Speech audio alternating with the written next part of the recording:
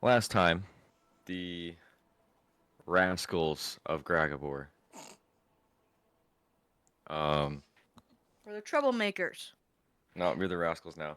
The No. troublemakers of Gragabor. Oh, Well, make sure you remembered your own name. You guys, we started in the Iniquitous 4. Nope, we started in the Masno Underground.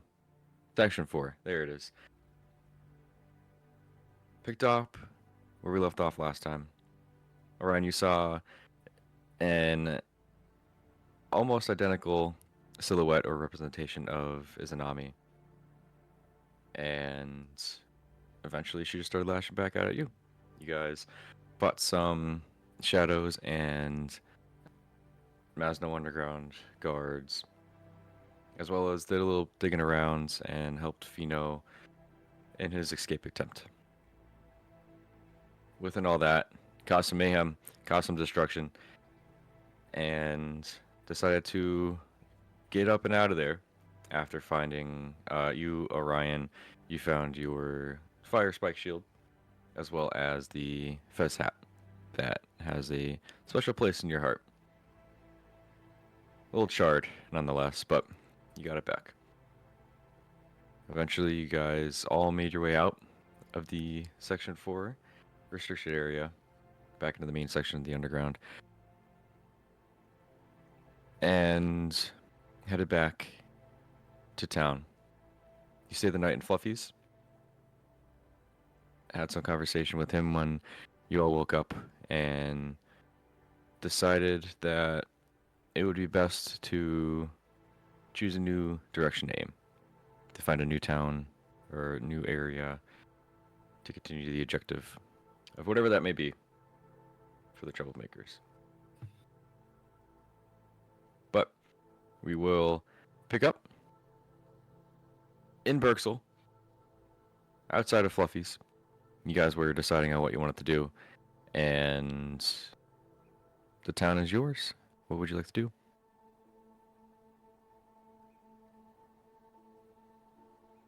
definitely something. Fred wants to do something. Let's go.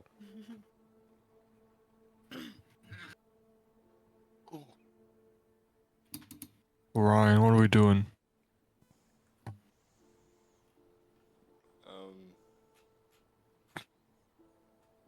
I mean, we should continue on with getting out of here, correct?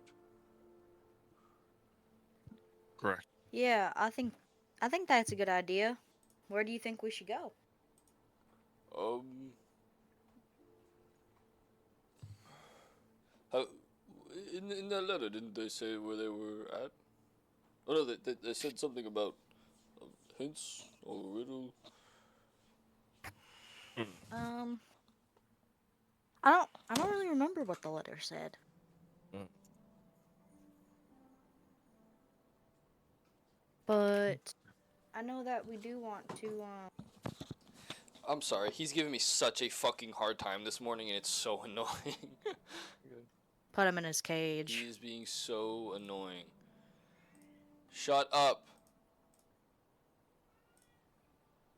I think I remember when we were supposed to go to a different city, Marsukam, wasn't that what they said? Um, I don't believe they said that. Mm, I think you said there was no sign of a naughty. but pull out the letter. Yeah, can you read it again, Fred? Yes.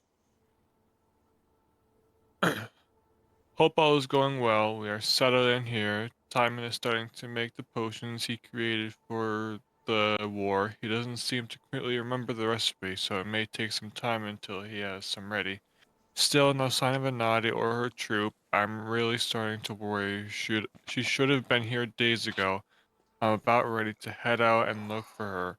One bit of good news, we have another friend that showed up. Captain Furman arrived a few hours ago with a cart of fresh fish. He said he has been out sailing for a few days in order to catch enough to supply us for weeks. If things were to go south, I'm happy he decided to listen to our request. Uh, Come here with us anyway. We are now prepared for your party's arrival. I'll right back shortly with a rail to direct you to our location. We can't chance anyone knowing our whereabouts. If the situation is as dire as I suspect, stay safe out there. Signed D. D nuts. Mm. Okay, so we don't actually know where they are because we didn't get the riddle yet. Yes. I But thought. Yeah. I did want to try to go to Marsukam, just for me personally. Yeah. There's someone there that I'd like to meet up with. That might be able to help explain some things from my past. All right. Um, but I'm not sure how to get there. I mean, we have the map, so we have the layout of the map from the nice Curval, well, not Curval, but the guards that that wrote it out for us to Yes. get there. So I was thinking maybe we could head that way and see. Oh no. Maybe we'll also run into a Nadi. She might be there. I don't know. Well, it looks Because we on. have to wait for them to write to us anyway, and we're kind of, done with whatever we were doing here. So I think maybe we should move on and Yep. wait for their next letter. All right. It looks like on the map too. We have to go back to Curval Hills, unless we take the water. I'm gonna go next to Orion and look at the map with him. I'm up. Yeah. I have it upside down. It's in the items tab of the Yeah, Discord. hate that you can't.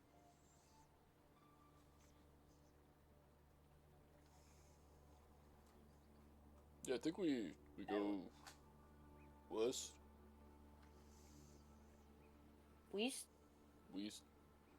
Is that how you pronounce it? Oh, it was Well, upside down. where- Yes, west. Where are we now? We're in Wait. Berks. Yeah, we are here. Yeah. On the right. So we're actually not going by Curville Hills at all. We just have to go west, and then we get to Marsukam, but we can get from Marsukam to Curville Hill. Huh?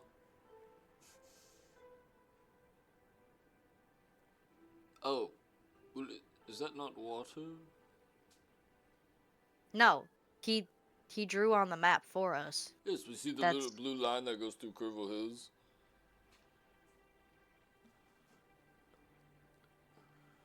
He did That- point out when he gave it to you that the solid line is following the paths, and you have to go through Curva Hills, or you could go through the water, which is more of a direct shot, but it's also through water, so it's up to you guys.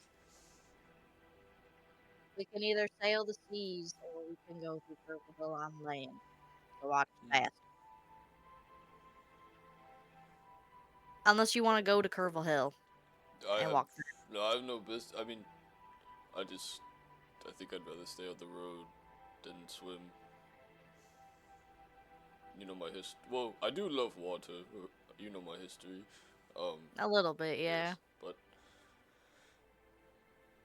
Okay, well, why don't we trek back through Curville Hill then, and maybe we can run into. yes. Maybe we'll get a letter, and maybe we'll run into D and Tommen. Do we if- have everything and everybody? We need Jackass. All right. Should be here somewhere. Yeah, you glance around, and behind you, back at Fluffy's, is Jackass tied up to the exterior, right by the front door. Alright. Is everybody present, player wise, guys? Yes. Yep. Cool. Alright. Well, gather your things.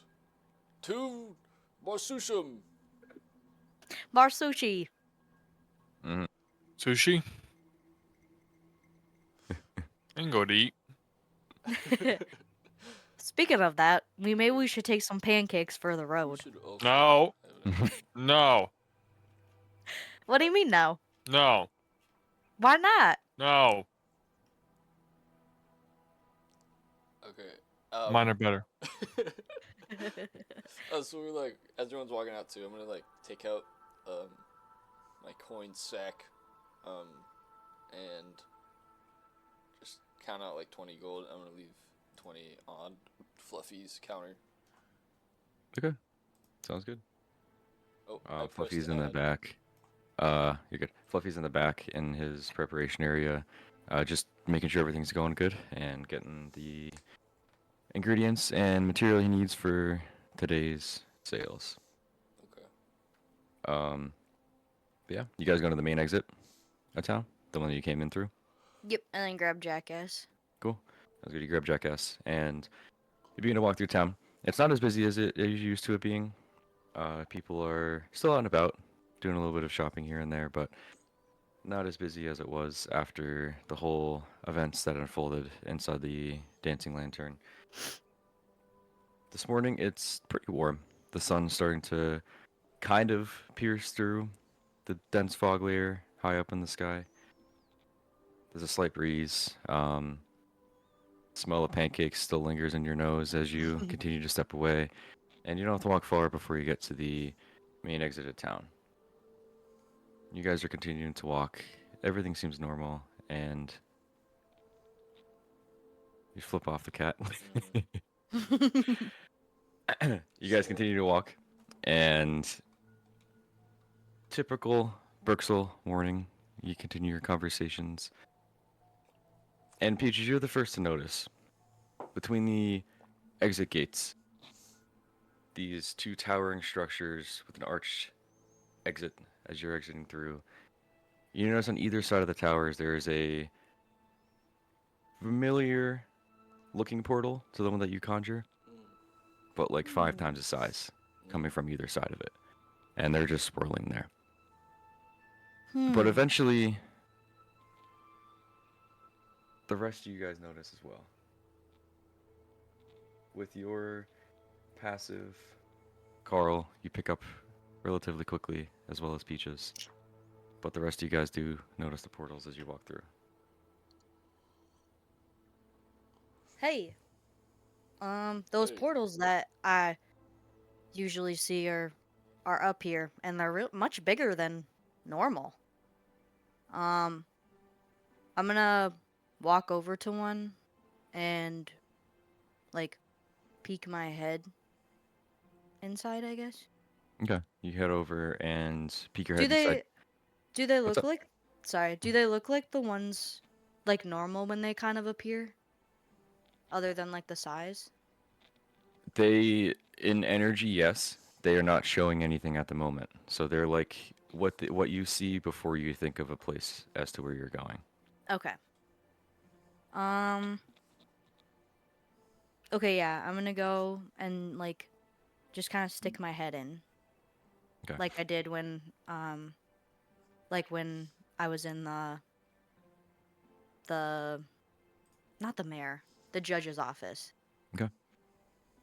You head over and stick your head in, and you don't see anything, but immediately your face, you can feel like this nip or this, uh, some sort of bite from the cold air that seems to come from the portals.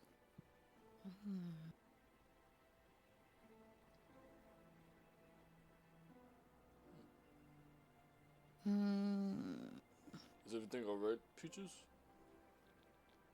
Yeah. Orion, can you come over here? Sure. What? Can you This is like that thing you could do.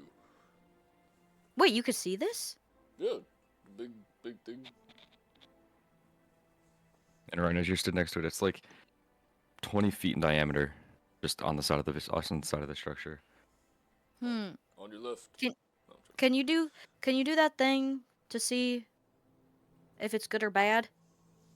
I mean, yeah, I could try. Before I do use my ability, I just wanna see if I can feel any evil intent naturally off this thing, or any like, you know. I mean, it's weird to me because I've never really seen this before, other than Right. Peaches doing it. But Yeah. is it like Um, any feeling initially? I'd say as you approach it, you don't get any connection like you did to the shadow creatures or the golden creatures that you've encountered so far. Okay. And then I'll um, hone in, close my eyes for a second. Think about the divine energy. Use my divine sense. Okay. PG, you see Orion close his eyes and try to focus in on what these portals may be. And as he closes his eyes, the portal almost opens up and it begins to swirl a little bit. Oh. And PG, you notice, like, I don't know, 10, 15 feet from the entrance in the portal, right from the mouth, a almost metallic or steel in make construct of not necessarily a creature, but more of an item or something that you're not familiar with it. There's on the center of it, it's like from your perspective right now, there's like a circle in the center of it, as well as some weird like tower spires that are sticking up from the top. Okay. It seems to be approaching closer as the light in the front, this oil lantern lit light, just continues to grow in size. Okay. Orion, you Yes. didn't. Do you sense anything? I sense. You don't sense anything, Orion. Nothing out of the ordinary. You sense the presence of Peaches in your familiar group, but there's nothing unfamiliar to you coming from within. I sense a portal. All right. All right. I guess I will go in. You look up, Orion? Yeah, after that, I'll be like, it's a portal. Okay. You look up and notice that the same thing that Peaches does, and it's like 5 feet from both you guys. So could I have both you guys make dexterity saving throws for me? Motherfucker!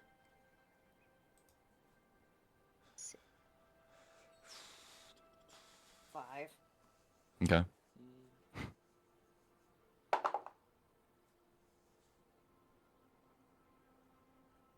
Hold on. 8. Okay. How far away from the portal are you guys standing? My head's inside. Yeah, and I Okay. was like right next to her. So. Okay, sounds good. Not in the portal. You're not Cool. in the portal? Before it. Fred and Carl, you guys watching this whole thing playing out? Okay. So you guys are stood there. You see Peaches with her head sticking through the portal, as well as Orion with his head down. And as soon as he lifts his head back up, you see this metallic construct of something start to pull through. And as it does so, you see Peaches attempt to turn back and run off. And it pushes through. And you see extruding from this portal, I mean, you guys both...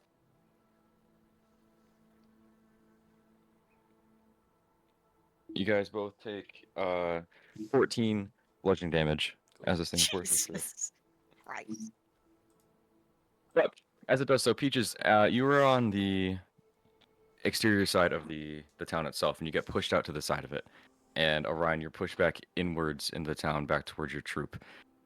You guys are separated from whatever this thing is, and extruding from this portal it has wheels on the bottom, and it Oh, cool. seems to be some sort of, I mean, what us humans would know as some sort of steam engine. Cool. And as it rolls through, you can see the wheels on the bottom, the cylindrical element in the center holding all the steam or the coal. On the front of it is a brightly shining oil lantern, and there's like exposed like tubes that are clear. You can see the water rushing through with some sort of arcane energy to it. And eventually it fully exits the portal, and behind it you can see it towing multiple train cars. It's dark in color. All of the metallic accents are, I mean, more of a golden or silver hue to them, some sort of combination of the both. The main base of the steam engine is a like black or almost dark blue coloration. The back of the train, all the windows are like not necessarily tinted, but with the glare of the sun that's piercing through the clouds, you can't really see inside or who the conductor is or who's driving this engine. Hmm. And I'm in the portal, and everyone's else is out. You're on the opposite side of the town. So your friends are within the town, and the train itself is just came to a stop, blocking the exit of the town. Hmm. So all of your friends are inside Berksel, and you're on the opposite side. Uh, Peaches, you do notice that the train cars, I mean, they're train cars. They seem to pass through, and what the maybe you could head back over to the other side. But with that, Orion, you are knocked on the ground right next to this engine, and it hurt like a train, dude. Yeah. Um, Fred and Oh. Carl, you see Orion lying there after getting hit by this metallic, maybe a creature, maybe a transportation vehicle. It's hard to tell. Hmm. Are we? All Oh, he did. aboard! This is the Polar Express. um. Okay. Am I able to like see them through the car train thing to like call out to them? Make a perception check. From where you stood right now, it's harder to see. If you were to go up to it, you'd be able to see it more clearly. 13. Okay. You could see. I mean, you could see Orion lying on the ground on the opposite side of this, as well as the legs of Carl and Fred on the opposite side, like through like the bottom half of the train, or like any gaps in between. Um, All right. I'm gonna try to cross through the train, like go onto the car. okay, And through.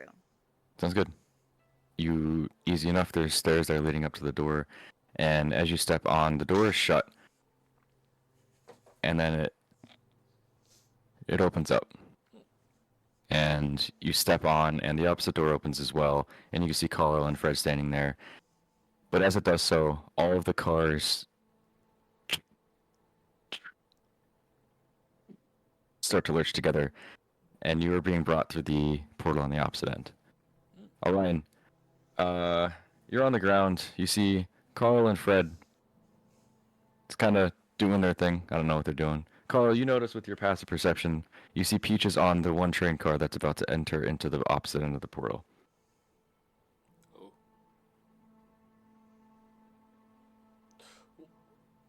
Would I have possibly ever seen a train before this? No, Okay. not at all. Not at all. That's why I tried to describe it, Yeah. but like it's a train, Yeah. so I didn't know how to actually do it without saying it. Someone put this boat on land.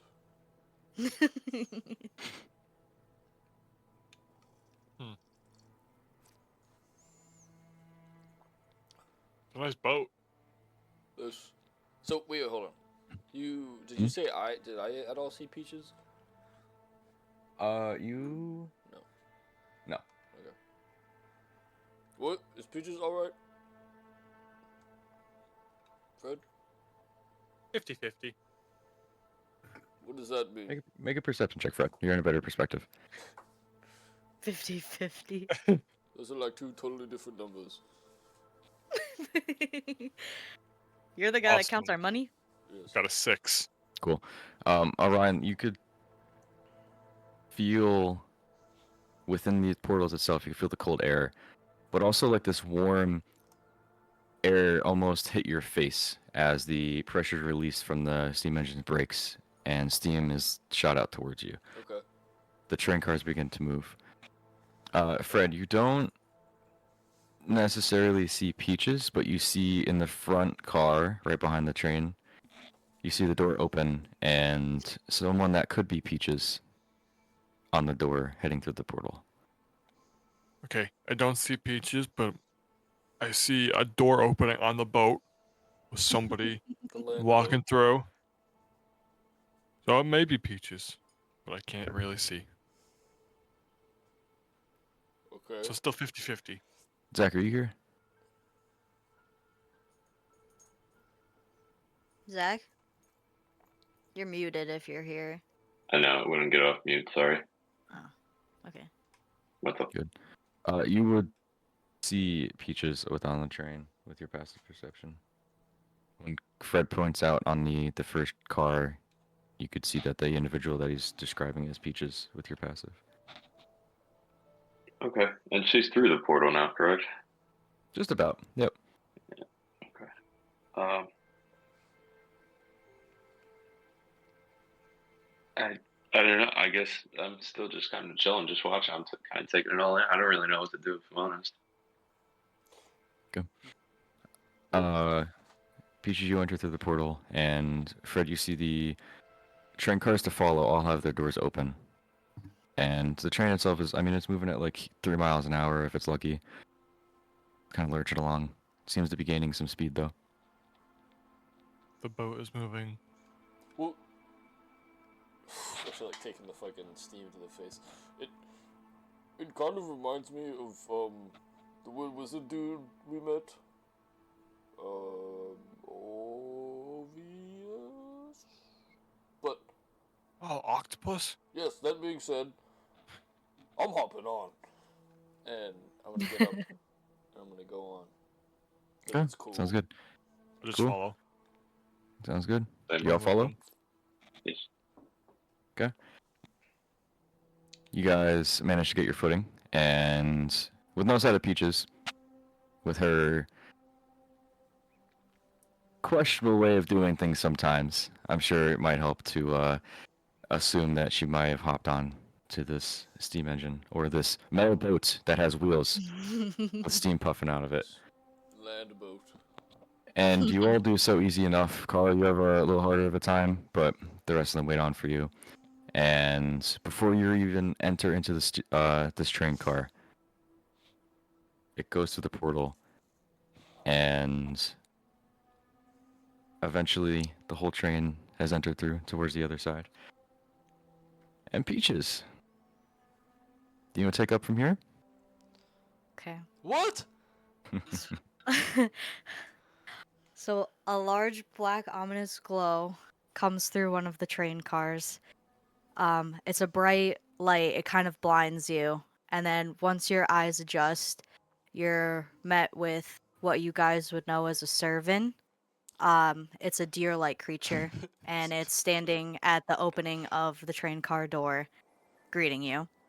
He's wearing a green vest, a red jacket, and a conductor hat. He stands about 6 feet tall, very lean, skinny. He has, like a typical deer, he has a brown, tannish fur with a white midsection. Um, and he says, "Welcome. This is Arctic Direct, a non-stop train taking only those chosen by Seltry, the polar bear folk emperor, to the frozen city of Siberia. You have been selected based off your feats and battles to help our city recover from the aftermath of a great chilling beast. My name is Buck. Welcome aboard." The And, Polar Express. and he steps back, waves up one of his hooves, and kind of gestures you all onto the train. Oh, Okay. Start Thank you. walking. thank you, You dear guys man. climb aboard. Of course. They are immediately get serving greeted with Wawa. An entire Wawa pizza. So as you guys get onto the This train, is so there's cool. little metal steps that you climb up. He's kind of standing back a little bit. As you enter through the doors, you turn to the right, and there's a light coming through the train car. It's open. You turn around, and who's Orion? Are you in the front? I think I Would you started have walking boarded first? first. I think Fred did. Fred, you boarded first. Yes. Okay. So as Fred, you turn, and you're the first one to see because there's not enough room to go side by side. But you'll turn and you see rows full of other creatures and humanoids. It's kind of bustling, even though it's a small little train car. There's a bunch of creatures in there. The walls of the train, they're frosted white with blue specks all around them, kind of like a snowfall. Uh, Big, large windows. They're tinted with gray fog, covering them from the mix of the warm inside of the train car and the cool, crisp outside. Um, the floor is like a marble brown and white tile, and the seats are booth-like, with a red leather and gold trim along the sides of them. So, there's rows on either side of the train car. There's one middle aisle, like I said, big enough for just like one person to kind of walk through. And herringons, which are rabbit-like creatures, um, are also in the red vests, like Buck was, and they're kind of hopping around, making sure everyone is comfortable, kind of like the servers on the train. Um, One makes his way over to you, and you can hear the jingling of a set of keys on his vest, seeing that he's kind of more important than all the others. And he comes up to you, Fred, and he goes, "Hello, my name is Lucky. Can I help you with anything before we start moving?" Hello. Do you have any waffles? Waffles. No, I don't think we have any waffles. We do have other refreshments and we have some food. I can bring you a cart over if you'd like to take a look. Yeah, sure. I have my own waffles anyway. I just want to see. Just see. All right. Pip pip cheerio. And he whispers to one of the other rabbits. You can presume it's to get the cart of food. Um, and he goes, "Uh, why don't you find your crew a seat? You can go anywhere in the train. Any open seat is good." And then he kind of hops away. I'm gonna turn to Orion and be like, What the fuck? pip pip. Did he say something about ice creature, Uh, polar creature? I'm Express. The Polar Express. Why are the animals talking? Ah, I just learned to deal with it. I don't know. I mean, they seem friendly. Yeah. I guess it's wabbit season. Duck season. Wabbit season. Um. Well, do you see Peaches? Should we? I want to make Huh? sure we didn't leave Oh. Peaches behind. Do you see her at all? Oh. Looking Jeez, I'm into gonna the look crowd. around. Yep. Peaches is nowhere to be found in the crowd. Uh-oh. Alright. She'll find her way back. We may Let's have go left sit. her. I'm sure she'll be fine. So, like I said, any seat is fine. You can see there's a few different people, creatures in their seats. There's a being like an elf, just a very short, 3 foot person, humanoid, dressed in red and green. He has bells all around him. Every time he moves, he jingles. He's also snoring in his seat with his head up against a window. It seems like everyone else is doing their own thing or talking amongst themselves, but there are open seats on either side. Alright. After you. All right. I walk and just find an empty seat. Okay. Closest one to me. Okay. Yep, so you walk up maybe about like 5 feet, and there are two bench seats actually in a row, one behind and one in front, that are empty. So if you guys want to take those, it'll fit 2 persons per bench. So Oh, I don't. 2 of you can sit together, and then one can sit in front or behind. Cora, would you like to sit together? Oh, Nice. Fred? You don't want to sit next to me? I would. However, I feel like Carla and I never get time to, Hmm. you know. I see. You I do see. notice, Fred, across from the bench that Orion and Carl are sitting in, there is an open seat. I guess we'll just sit over here then. All right, Nice. you guys all sit down. Lucky comes back over with the bar cart. It has some different types of refreshments. There's bottles of liquid. Some are yellow. Some are like a dark brown with bubbles coming out of it. They have some snacks, chips, pretzels, kind of like what you would see when you go to a bar. Okay. Hello, I'm back again. Would you guys like anything from the cart? What's on the cart? Well, we've got some drinks. This yellow drink, it's a mix of some fruit and water and sugar, and we put it on some ice and make it chill. This other drink, it's kind of got a little cherry taste to it, a little fruity taste, but it's more like a bubbly. And then we have just, water, and that is about it for this. Okay. I'll take a water. All right. He pours the water halfway full. Would you like some ice in the glass? Yeah, sure. All right, and then he fills the rest of it with ice, and he hands it over to you. And he turns to Orion and Carl. What about you, Chops? May I Can you have... make anything? Oh, yes. Go ahead. No.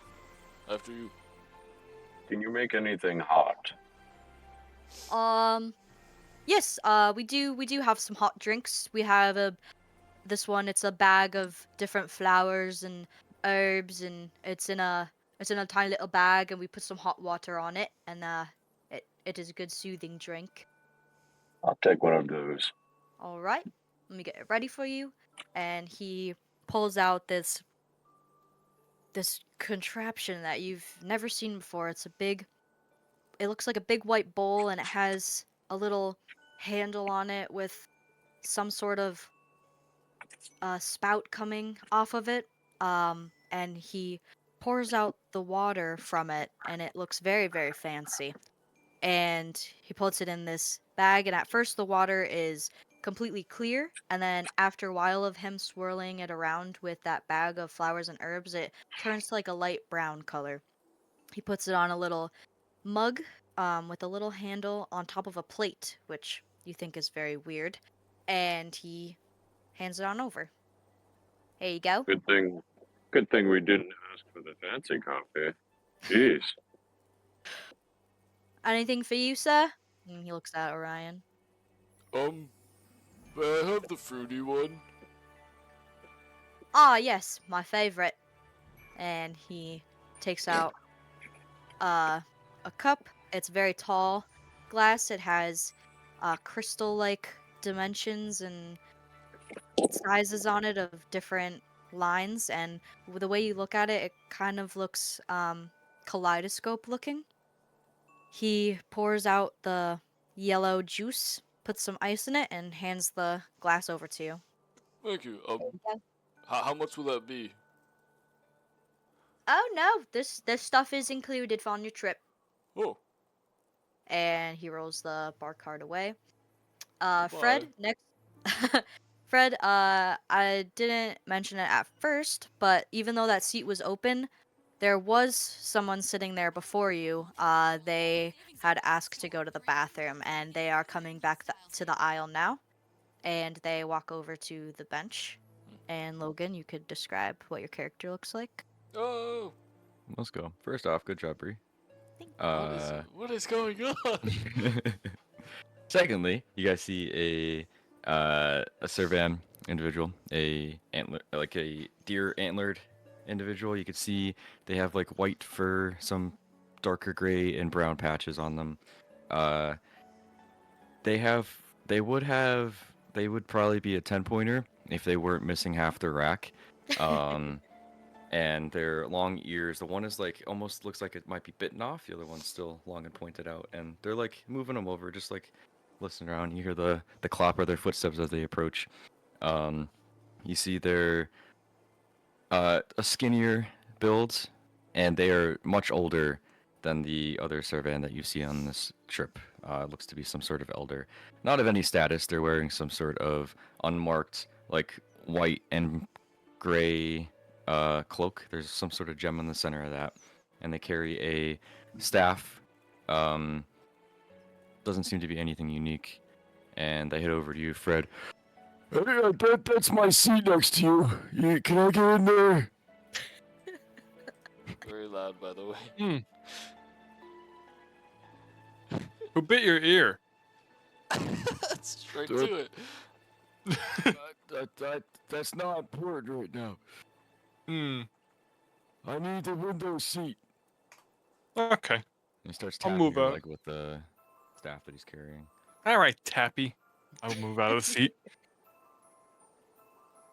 Alright. He scoots over, and as he does so, he smells, dude. He hasn't showered in a couple years. He goes over and has a seat next to the window, and places his staff in the center and his legs, and folds his hands on top. Well, you gonna sit back down or what? Okay. Is there a spot across from him? It looks like all of the seats are now taken up. This is the only open seat. Taps on the Okay. seat next to him. Have a seat. I'm gonna sit down next to him, but as I do, I'm gonna look all around and be like, "Oh wow." And then out loud, does he smell? It looks What? around Fred. No. Mm, Why would you say that? Answer. I thought that's what that meant. Sorry. No. I was trying to get a flyaway. One of the hares comes hopping down the aisle. He's just kind of looking back and forth into each booth, making sure everything is good, everyone's sitting. Then that Lucky, the main hare with the keys on his vest, comes up. He grabs sort of like a black device that has a string connected to a box, and he presses a button on it, and you can hear his voice kind of throughout the entire train. All right, we are getting ready to go. Everybody, please take their seats. We will have our servants come around and make sure everything's good. No one needs anything else before the train goes, and then we will start. One of the hares comes up to you. Do you guys need anything else, or are you okay? No, I'm good. I'm fine. Do you have anything that smells nice? I need your finest liquor. We could get that after the train starts. We do have a bar on the train. Okay, take your time. I appreciate it. Does she have a cart? The carts are gone now. That the train's gonna start moving. We can't have them out. Do you have Otherwise- anything that smells nice? Anything? I could look around. And she hops away. You notice all of the other herringongs are kind of getting up to the front of the car, taking their own seats that aren't like the bench seats you have. They're just kind of fold out chairs. They sit on those, and the train starts to move. You can hear the of the wheel starting to turn underneath you. It kind of has a little vibration, but other than that, you don't really feel anything start to go. It's very slow to start, but soon it picks up a lot of speed. Um, with the view from the large windows in the train car, you can see the trees start to whiz past, and then flakes of white snow start to trickle down as well. And it doesn't really feel like the train is moving at all, but everything outside of it looks like it's moving very fast. You hear that click click sound again. Um, This is your conductor. We appreciate your patience and willingness to help our city. We should be arriving to our destination in about an hour. You are free to move about the train. So everyone Awesome. I set up is immediately. yep, everyone starts to kind of, stretch and get their legs out. You could see one humanoid ask Lucky where the bathroom is, and Lucky escorts them behind you. Walks down the aisle into the train car behind to where the bathroom is. And everyone's just kind of doing their own thing now. You guys are free to do what you like. Is there any windows open? No, all the windows are shut, and there's no way to open them. Hey, Orion. Yes. Next time I do that, it does mean he smells, but don't say it out loud. Oh, all right. I understand. Do you have anything that smells nice? I've been told I smell nice. Okay. Well, I I'm have gonna sniff him. this, and I will pull out a potion of healing. Like, it might smell good.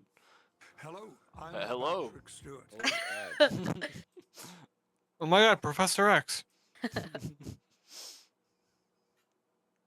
That one rabbit comes back to you, Fred, and she's holding a bottle of a pink liquid. She hands it over to you, and she's like, "Here, this is something I found that smells nice. Just make sure you don't use a lot of it because it's very strong." Okay, And then thank you. she hands it over to you and then hops away. Is it in like a glass bottle or something?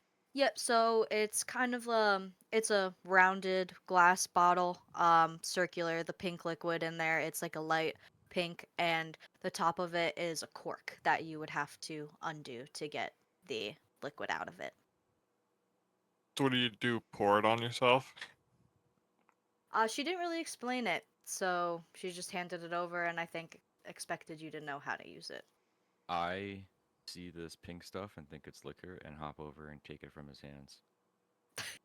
So, all right. I was gonna give Oh, it to you anyway. this is the good stuff. And I just chug it down. As you drink it, it kind of burns a lot, and it does not taste very good. It kind of tastes like chemicals. Oh, they must have got a new bartender. Super strong. Oh, and as I breathe out, I assume it smells pretty good. That's the only thing that smells good, Fred. Yeah. It kind of. You see It on his face, has he's like like trying to a. hide it. It does smell very good. It's like a floral scent. Smells like if you were in a field of flowers and you kind of stuck your head in the flower bed and gave a big sniff. Nice. Hmm. Oh, I gotta go wash this down. And he's like very distressed and tries to look for a bar. He's gonna go fart bubbles. Oh, Um, maybe his fart will smell nice. the hair comes back over. She was like, "Did that work out for you?" And she notices the bottle is completely empty. And just a look of shock comes on her face, and she goes, "Oh, well, okay." And then she takes the bottle from you, and she's like, I hope that worked out." But were you supposed to drink that? Just Uh, a. no, you're supposed to put it on your body, and it makes you smell good. I thought you knew that. I'm sorry. No, no, And no. Is there any side effects from drinking it? I don't know. I've never known anyone to drink it. Huh. Okay. I Okay. hope not. And then she hops very fastly away. Interesting. Did that guy say he worked here at all? Hmm. I don't believe so. No. He looks like Buck, so I was wondering if he also worked here. Also, I'm so confused. What did Buck say? Or the conductor said it too. He was like, "Thank you for your contribution to our city." It's like, we don't know these people. It sounds like we do now. Yeah. um.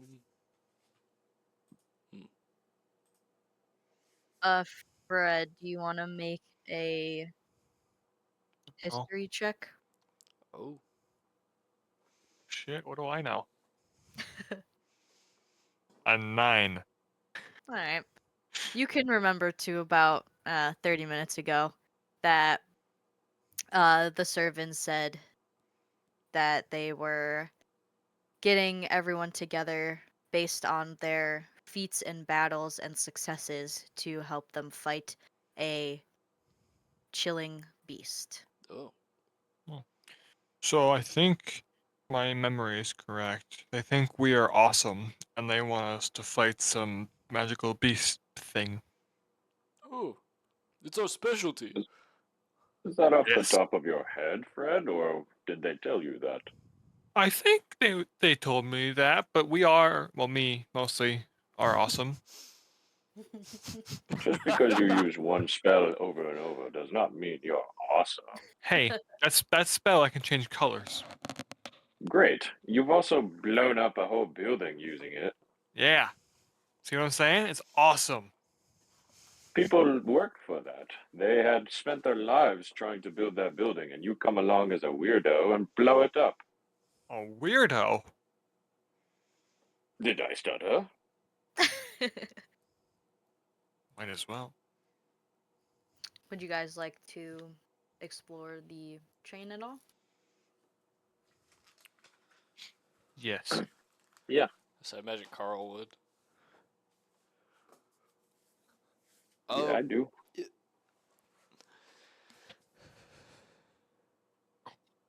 What are we doing? Cracking my leg. Oh yeah, that's nice. All right, I'm gonna stand up and start walking away from the seat because it probably smells. Which way would you like to go? Behind you or in front? In front. Fred, by chance, did you see which way that wonderfully smelling person went? Did he go forwards or did he go backwards? Would I know? You would have seen, yeah, him get up and go towards the bathroom, which is behind you, to wash up and try to Mm. get the taste out of his mouth. I think he went behind me. You should go ask him how he smells so wonderful to update your senses. Because by God, you have smelled so bad for so long. Oh, have I now? You have.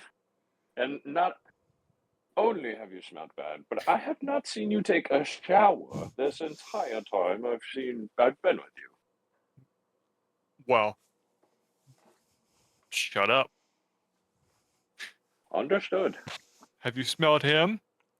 Probably smelled 100 times worse than me. The gentle fellow that you took his seat? He took my drink. I don't know if it was a drink. Me either, but like, it was liquid. Understood. Probably has Hey. explosive diarrhea. You should go check on him. Make sure he's okay. You know what? I want to Leave explore that to some you. more. Yes. All right. So, Fred, you start going up to the front of the car. Carl, you're going back to follow the servant. I'm just gonna look around back there. I'm not going to find that guy. Okay. All right. You guys are pretty close to the back part of the car since Fred didn't go very far to find a seat. He just kind of saw what was the first open. So you guys are like 2, 3 rows in front of the bathroom. Um, so you don't have to go very far to find him. Um, Fred, you start walking up. There's about like 20 rows. It's a very long car. You're going up, and you are shown a door. It is closed right now. Um, but it looks like there are people moving about in the front. Does it look the same as the one I'm in? Um, you can't really see through the window. It's like a foggy glass. But you could see shadowed figures, but you can't make anything out really. Okay. Well, not going that way. Those are ghosts. I'm gonna turn around and go back to them. Okay. You turn back around, go back 20 rows, and find your seat again. Did you talk to that guy? I'm not present at the moment, am I? Like I said, you were very close to where the bathroom cart was, and if you didn't go to the other train car behind you, you would still kind of just be standing in the back. Okay. Um, So he would be about 3 rows in front of you. yeah. And there is another cart behind us. Mm-hmm. I want to go to that cart. That what Fred said is actually not like it's null because I'm Okay. not there. Okay. Yep. So you would have turned around, and there is a door as well that is shut. Would you have opened it? Yep. Okay. You open it. It's a sliding door, so it slides over out of the way, and you are into kind of a smaller train car than you are in now.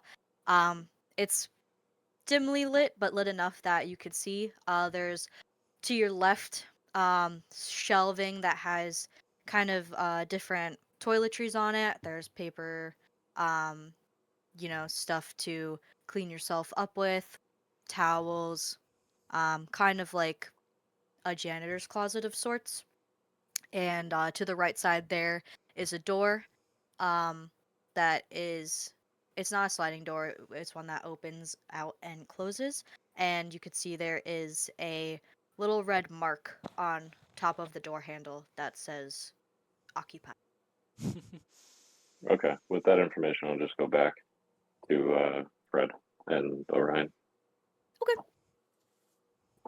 And you go through the sliding door again, and you're back into the train cart that you guys have been in. Fred, you wouldn't believe what they have back there to clean yourself. It is Oh, like a really? heaven. Yeah, it's heaven back there for you. Well, I don't think I smell those. I think the other guy smells. You should smell him. I think the cockroaches Although, underneath your seat have died from your smell. no, that's from the other guy. He's probably rubbing off on me. So I'll go clean myself.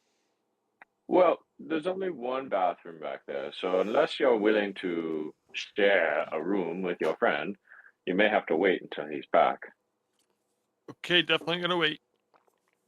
Okay. Train is still moving.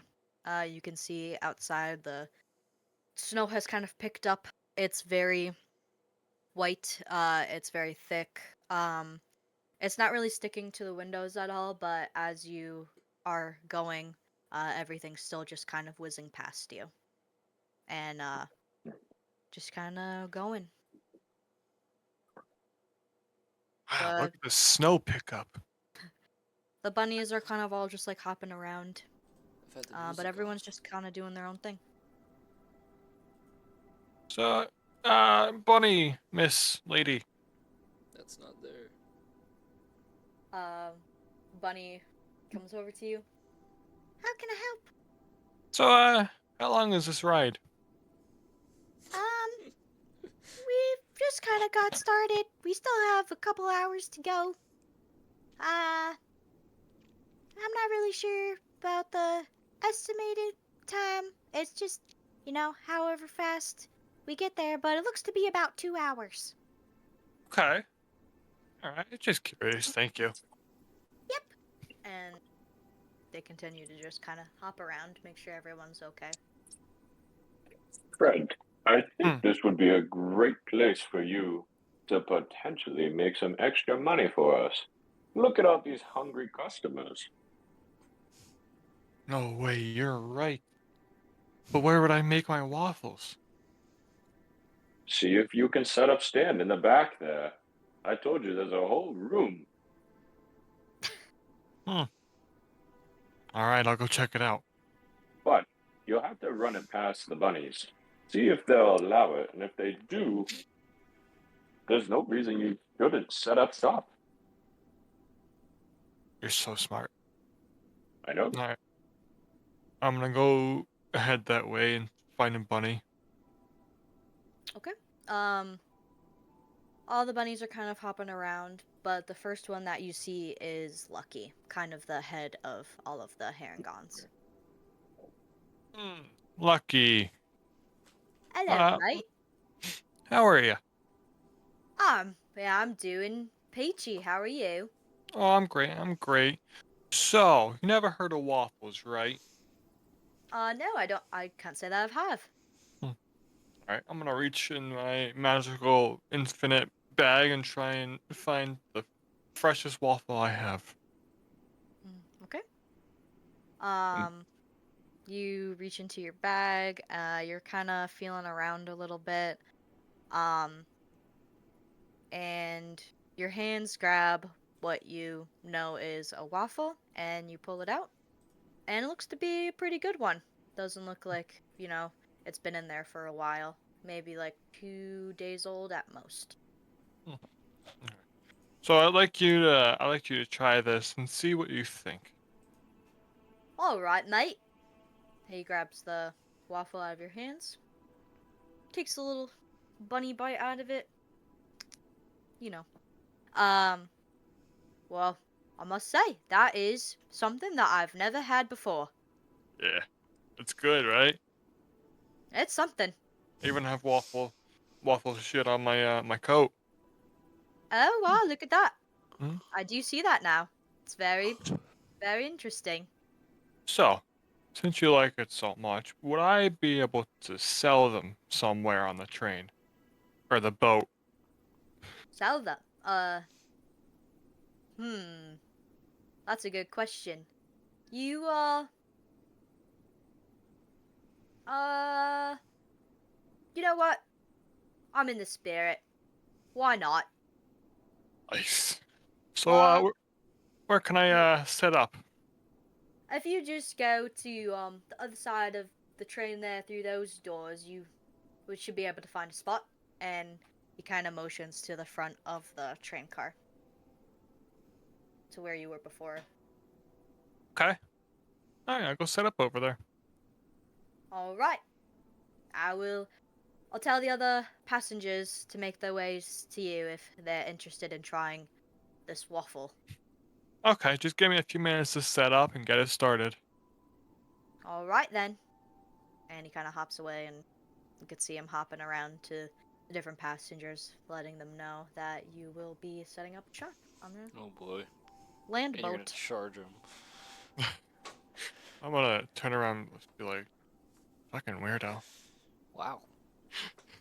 But it worked But, out. yeah, but do I pass the bathroom as I go by? Nope, it's the opposite way of Ah, the fuck. train. So the doors that you were at before that you turned around from. Alright. Well, I'm just gonna go and set up then. Okay. So as you go, you'll pass the cars, the seats in the rows, so you'll pass Orion and Carl. Um, you hear the door open from behind you, and the cervan comes back out from the bathroom before you start to really make your way to the front. Okay. And he is holding um what looks like to be another drink that is not the pink drink that he had before. Hmm. What's this drink? Oh, it's mine. I need some alcohol after that one. So, Hmm. hey, come have a chat with me at the seat. I got some questions for you. Hmm. Oh He fuck, just what was I gonna say? walks past you and goes back and sits down by the window seat. Did he smell? Dude, he stinks. That didn't work on him? Fuck. Nope, and his breath now, instead of smelling like flowers, just smells like any type of bar that you've been at, any place that serves alcohol. Alright. Well, as he passes me, I'm gonna yell like, yeah, I'll catch up in a bit. I'm trying to set up my my waffle stand. Go talk to Carl. He really wants to talk to you about whatever you have to talk about." And I turn around quickly and start walking. Do you try to stop him or do you just let him go?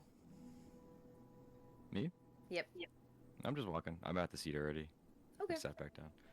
All right, Fred. You keep going up past everyone, all of the rows and different people. You could still see Lucky kind of hopping around back and forth, letting people know that you'll be setting up soon. As you walk by, he kind of points out at you, so that people know who to look for.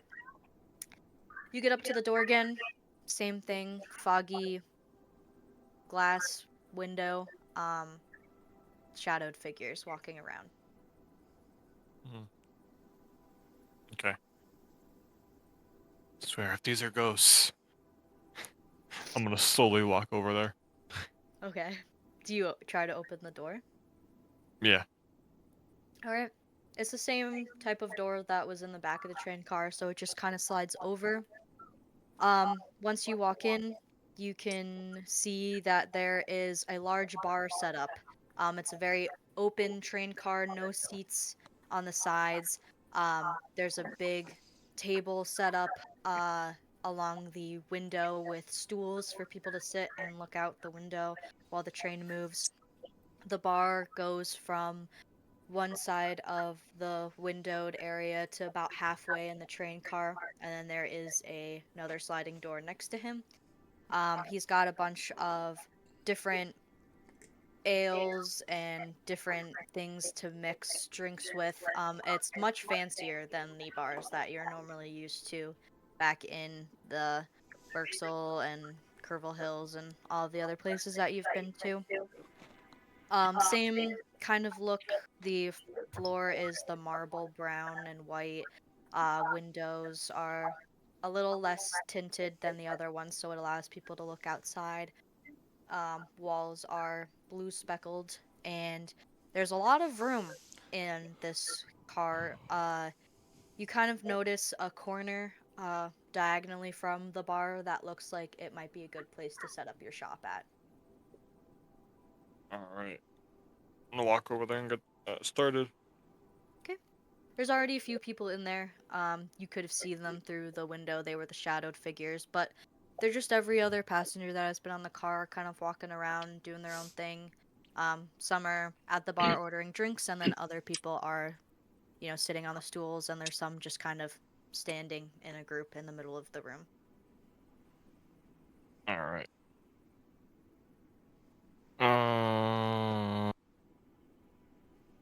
Just gonna pass them, get all my shit together, get all my tools or whatever, and get it cooking. Okay. So as you're setting up, we're back in the other train car with the cervan, Orion, and Carl. Are you guys doing anything? Orion's face is pressed up against the glass, just like staring outside. Whoa. And I'm just staring at him, staring out the window. And I'm staring at him, staring at him, staring out the window. Okay. One of the pairs comes up to you. Do you guys need anything over here? Orion, can you Yes. separate yourself from the glass for seconds? Yes. Lady Rabbit, Yes. what is this thing? A train. A train. Mm-hmm. Can you spell that? Train. Train. Wow! Very fascinating. Yeah, it's a very innovative way of travel. It's probably one of the most used in our city. It can carry a lot and get a lot of people places quicker than you would on foot or by carriage. It seems so. Very, very cool. Yes. Is there anything I can get for you? I also was told to just let you know that there's some guy selling waffles in the train car in front, but it is not a part of our train services, and there is a fee. Oh, I may have to go check him out. Is there anything I can get you? I'm okay. Do you guys have food choices? Yes, if you go into that front train car, Mhm. there's a place where you can get different beverages, and then you can put in an order for food, and Alright. someone will bring it out for you. Okay. And then, can you provide any more information on what we're supposed to be doing?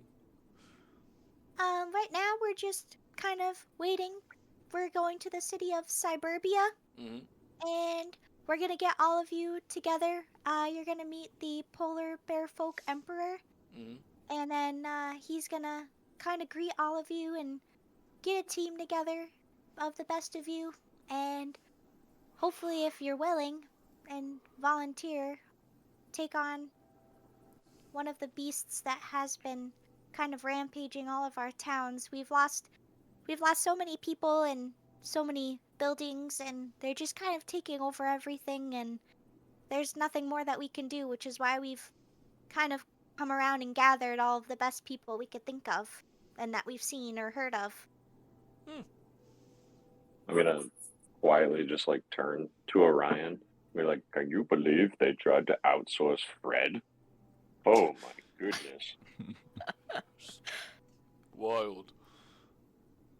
He knows so much, but only blast buildings. Yes. He's doing the opposite of what they need. Yes, well, lucky for them though. He has us, you know. So I think we'll be alright. Let's hope. Well, Rabbit Lady, Yes. you should show no fear, cause the troublemakers are here, and we shall. Speaking of which, we're missing one of us, but we will do our best. And this dear man, I can't say anything for him, but I'm sure he'll try. You Oh, know, thank dear you. man, we have never learned your name.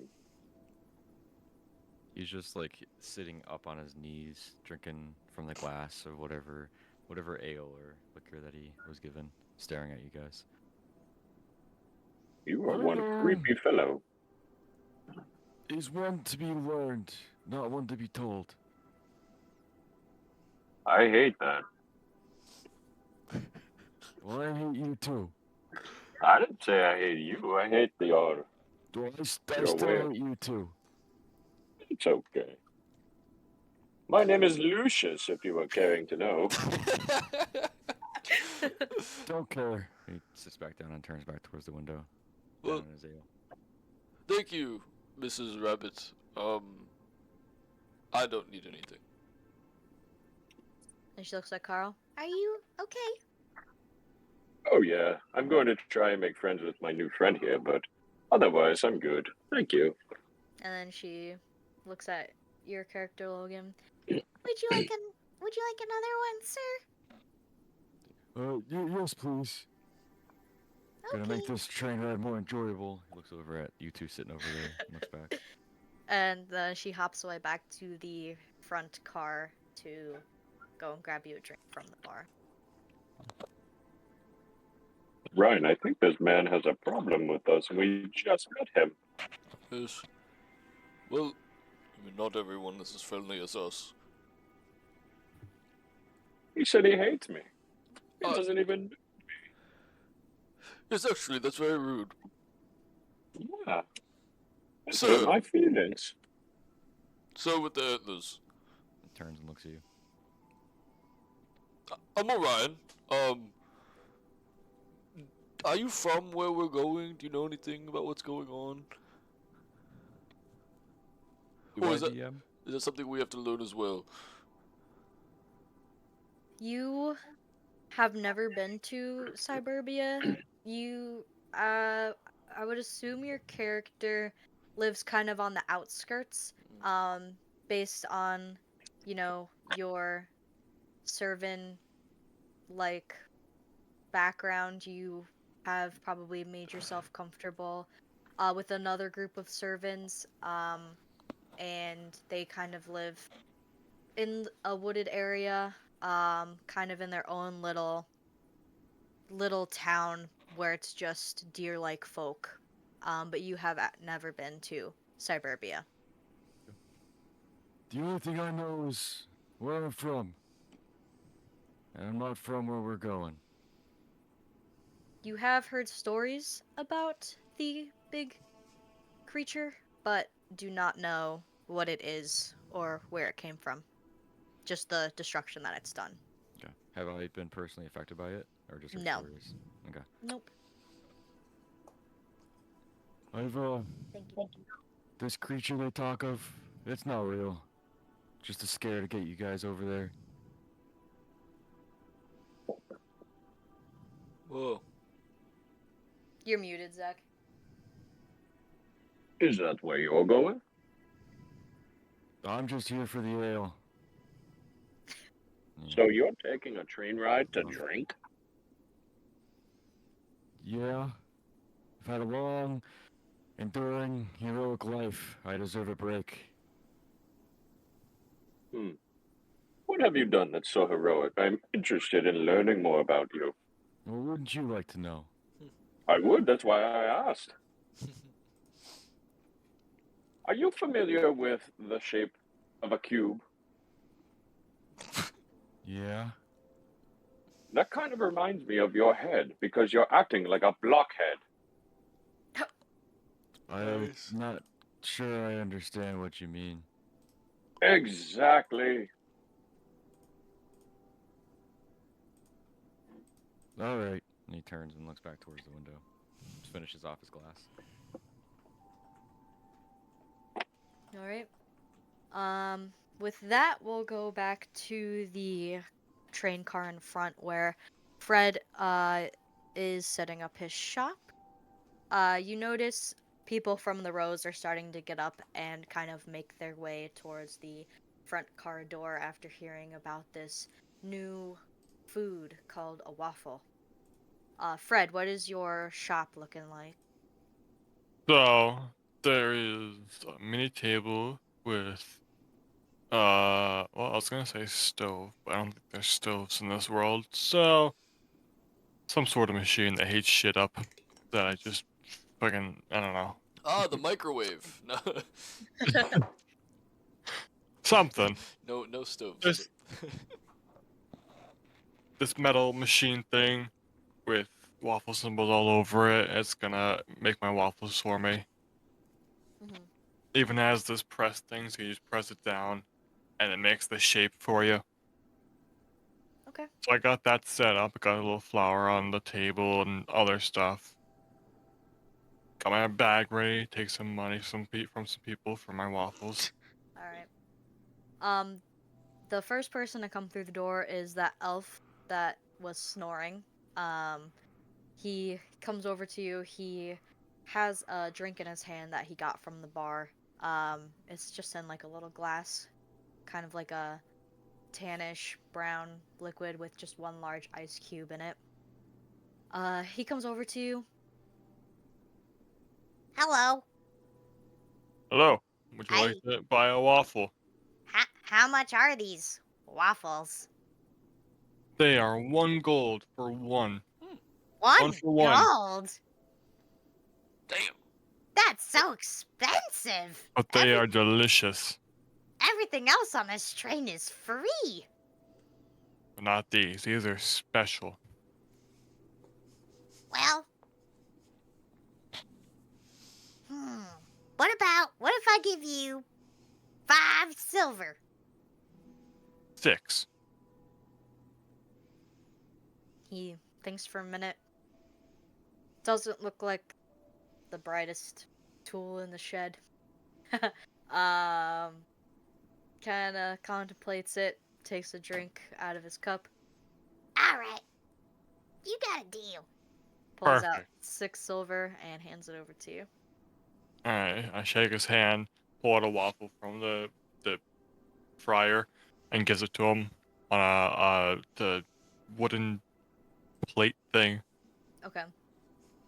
He takes it and immediately takes a bite out of it, and it is piping hot. You could just see, steam coming out of his mouth from how hot it is. Oh my goodness! Oh yeah. Why is it so hot? I probably should have told you. They are heated, so you gotta let it cool down a little bit, or burn your mouth if you'd like. Some people like to do that for some reason. Oh my god! All right, I got. You'll be fine. You'll just drink some water. Yeah, I need water. And he runs over to the bar and goes to try to get a water. Some people are now piling in through the second train car.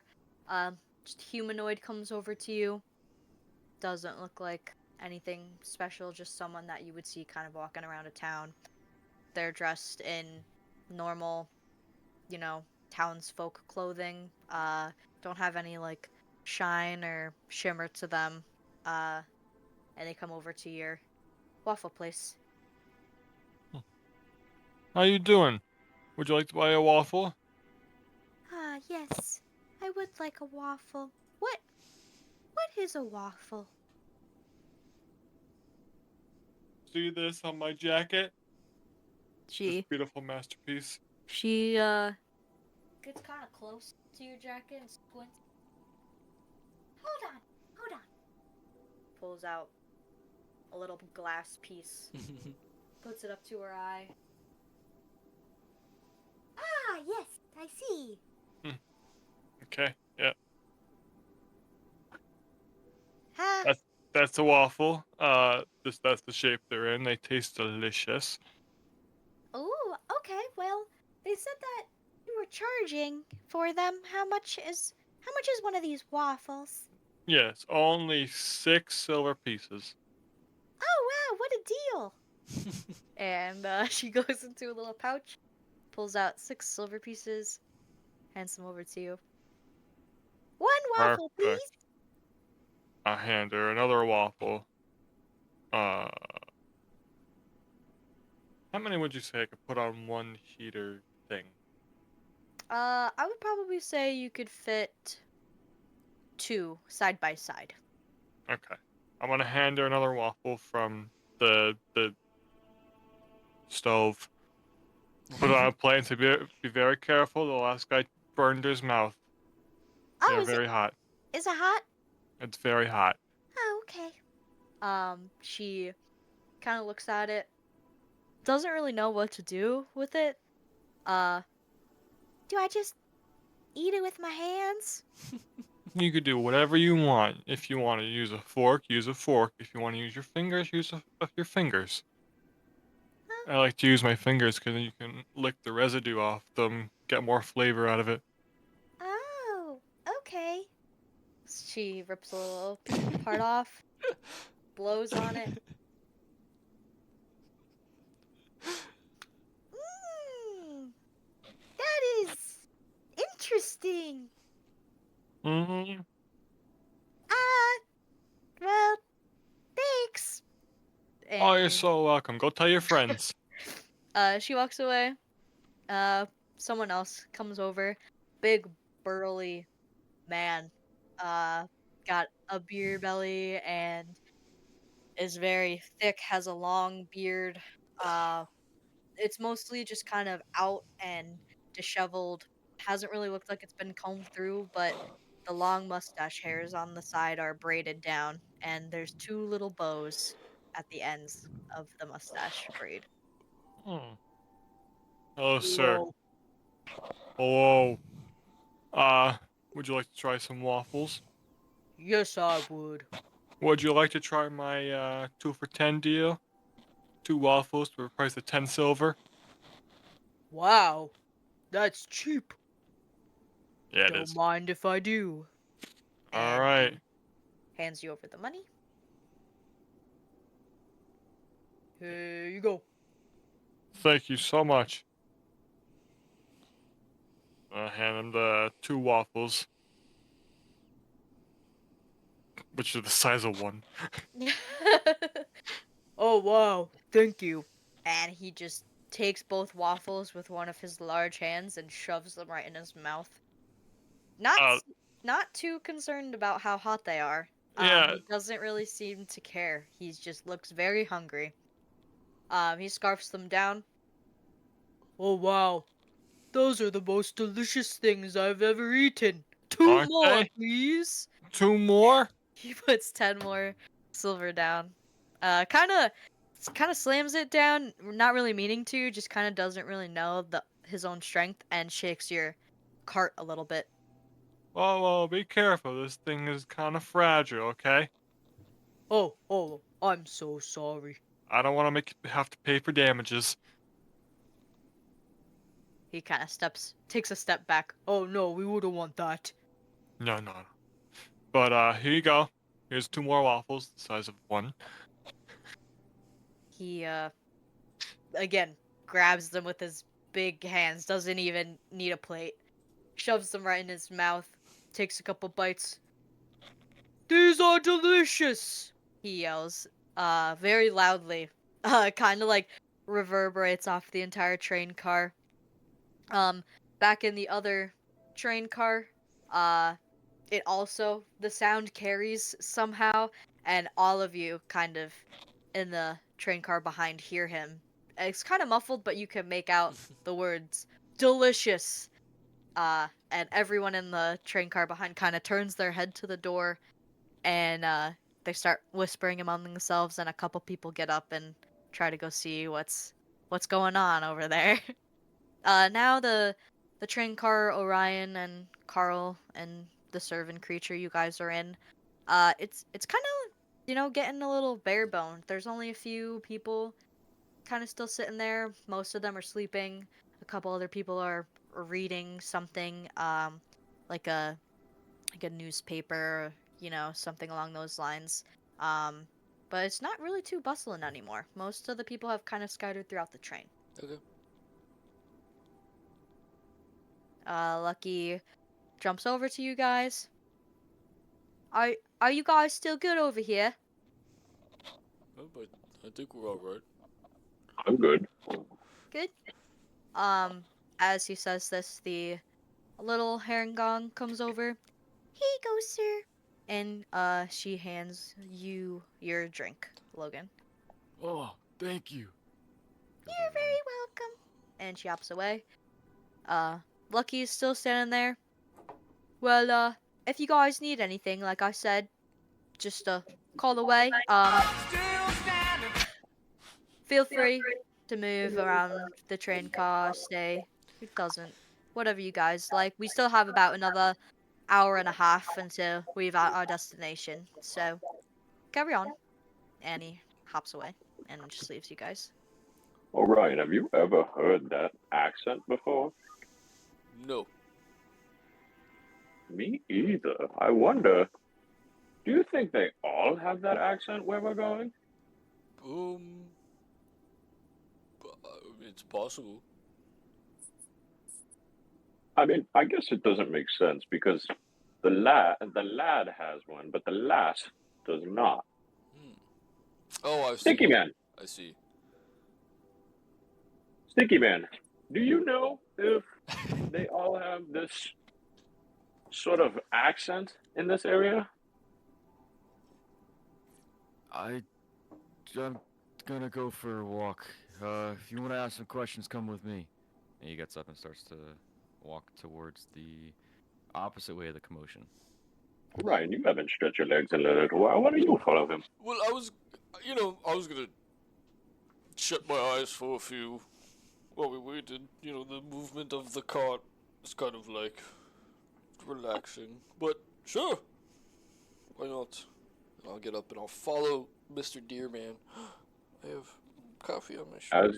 As the big bunny man says, pip pip cheerio. And pip ip cheerio to you. What is a cheerio? Alright. You guys go towards the back of the train car. Again, there's a sliding door. Do you go through it? Yep. Okay. You open the door, slides over. You're back in the room that looks like a closet with a bunch of different toiletries in it.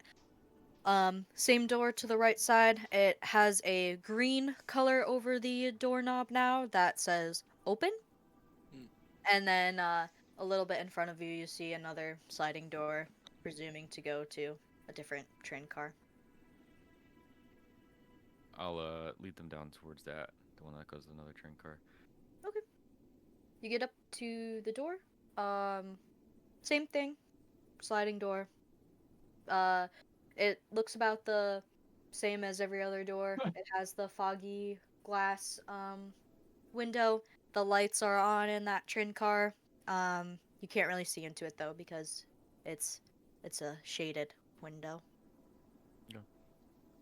I'll try to open the door and step inside. Okay. And as I'm like leading them through, now someone of my stature and my expertise usually doesn't hang out with folk like you. What brings you to this train? Why are you so chosen?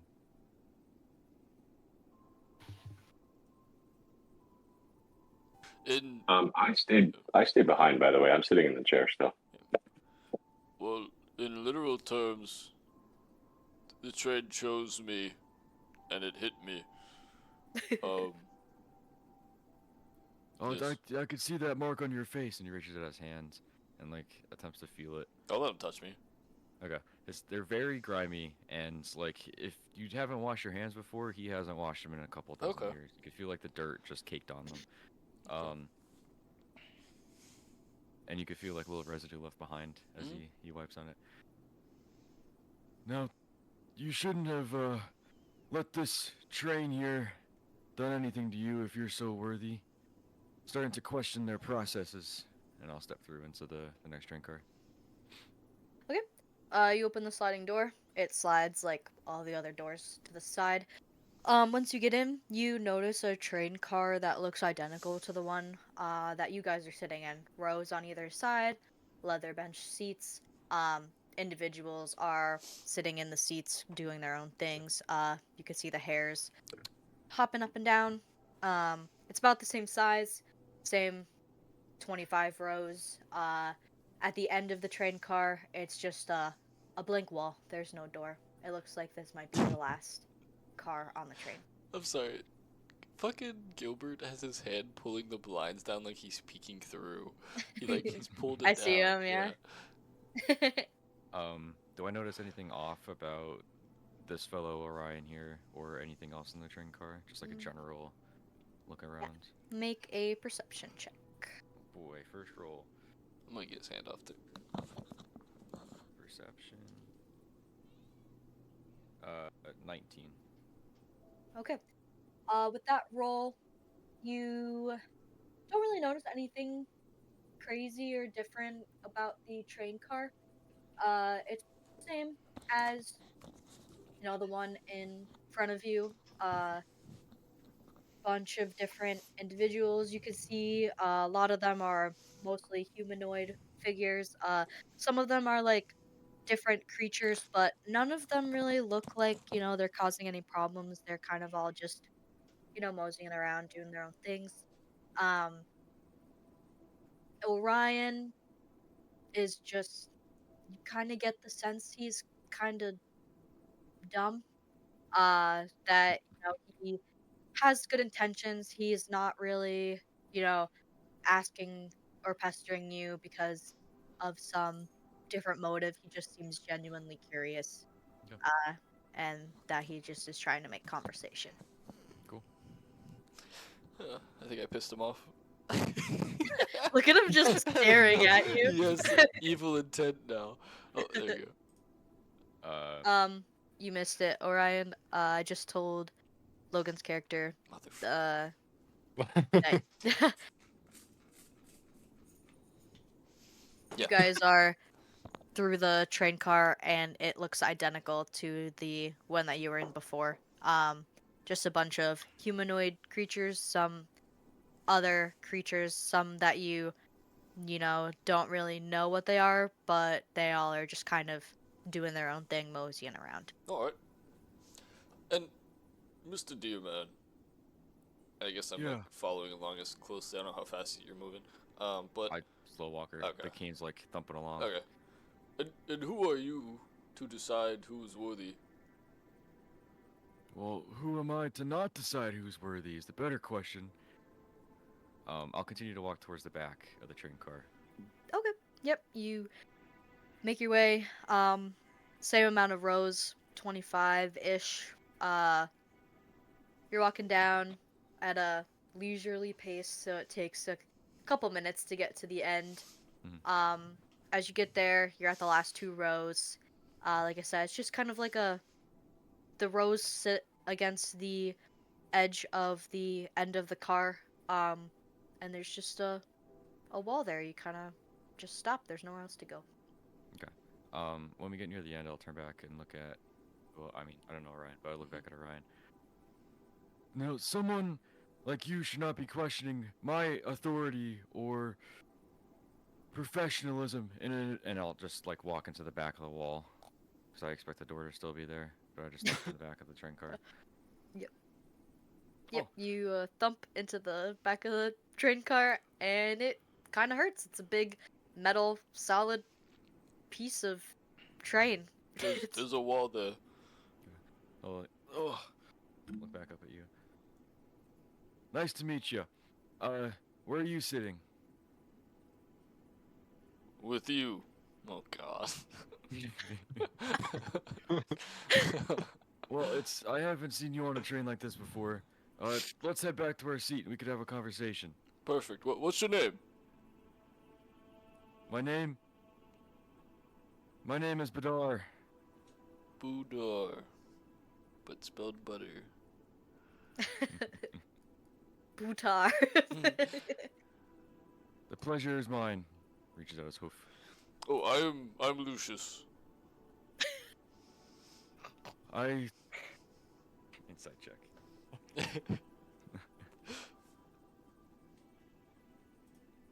Alright. Yeah, you wouldn't. Yeah, Nice to meet you, Lucius. Okay. I rolled like.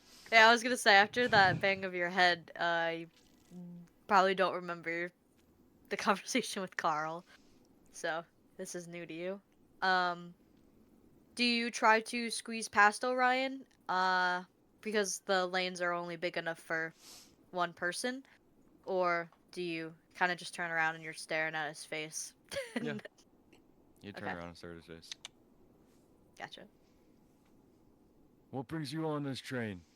Well, it just kind of appeared, and then I hopped on with some friends, and I think we're headed towards Winterville, and they want us to slay some mystical ice creature. I've heard folktale about that. I don't think it's real, but we could go help him out. Yes, it's a great idea. Are you okay? Yeah. Why wouldn't I be? Well, you hit your head pretty hard just a second ago. I don't think I did. And as he's feeling around, you can see a little bit of a lump on his Mm-hmm. like upper forehead. You're a very strange I'm man. sure it's fine. I need some more alcohol. I'm sure. Get me through this train ride. Alright. And, yeah, how about I show you where I'm sitting and we can, yes, we get a drink and talk more.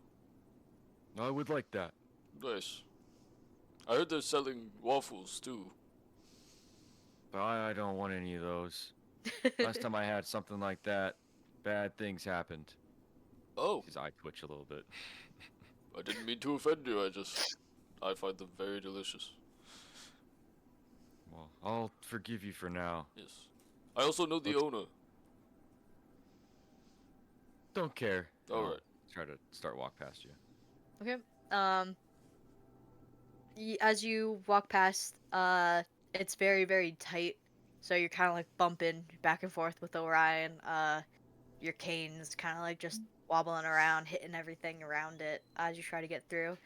Eventually, after a little bit of struggle, you're able to push past him. You kind of like push him back into one of the rows because there's not a lot of room to get through. And then you are in front of Orion now. Do you continue up through the train car? Yeah, I'll just continue to the door and back into the other one. Okay. Orion, do you follow? Yep. Okay. You guys walk the 20 rows again through the first train car, open the sliding door. You're back into the train car with the bathroom. You open the sliding door in front of that one, and now you are back into the train car that you were once in before. Logan, your character most likely does not remember where you were sitting. Jeez. So you kind of just walk in and kind of just stand there. Turn over my shoulder. So, Lucius, where are we sitting? I'm just up ahead. There should be there'll be a man who has a mask on. He's similar build to myself. Okay. Do I see him? Yeah, you look up, you see the back of someone's head. Kinda looks like the same build as Orion, but you can't really be too sure since you can't see the front of them. But there aren't many people in this train car, and they are the closest person to you. I'll head over there and sit down next to Carl. Yep. Carl? Oh my God, you smell terrible. Alright, nice to meet you. I'm gonna tell our friend here a nice story. What? Huh? I cannot get past the stench of you. So, it all begins like this. And I'll go on to tell like a bullshit, like 2-minute story, and then halfway through fall asleep and rest my head on Carl's shoulder. I may catch the stink if this man doesn't move. The stink? Yeah, he's knocked out. He's dead asleep, heavy sleeping. Does not look like he'll be moving anytime soon. Good God, this man smells bad. Orion, switch seats with me. Alright. Thank goodness. Do you just kind of get up and have Orion sit down, or are you gonna try to do it like in a way where you don't move the servant? So he's on the outside, correct? Yeah, you were sitting at the window, and he just kind of sat on the aisle side of the bench. Yeah, I'm gonna try and like step over him without disturbing him. Can you make a stealth check? Yeah, dog. I can, and I'll use the big die because I don't feel like Okay. using my small die. Give me that. My What do I pass have? is 12. I have a +10 right off the jump. It's an 18. Okay. Yeah, so you get up very slowly as not to disturb the servant creature. And as you get up and kind of like slide a little bit out, Orion, are you gonna come in and try to take his place? Sure. You said no? No, sure. Oh, okay. Can you also make a stealth check?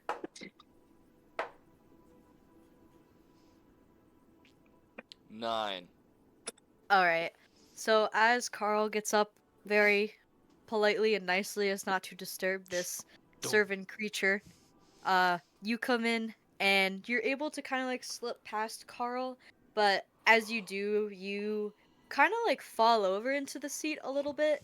You don't hit the servant creature, but you do kind of like plop down on the seat, and it does a little like jump up, and then as you kind of like slide into it, his head falls right back down on your shoulder, but he does not wake up.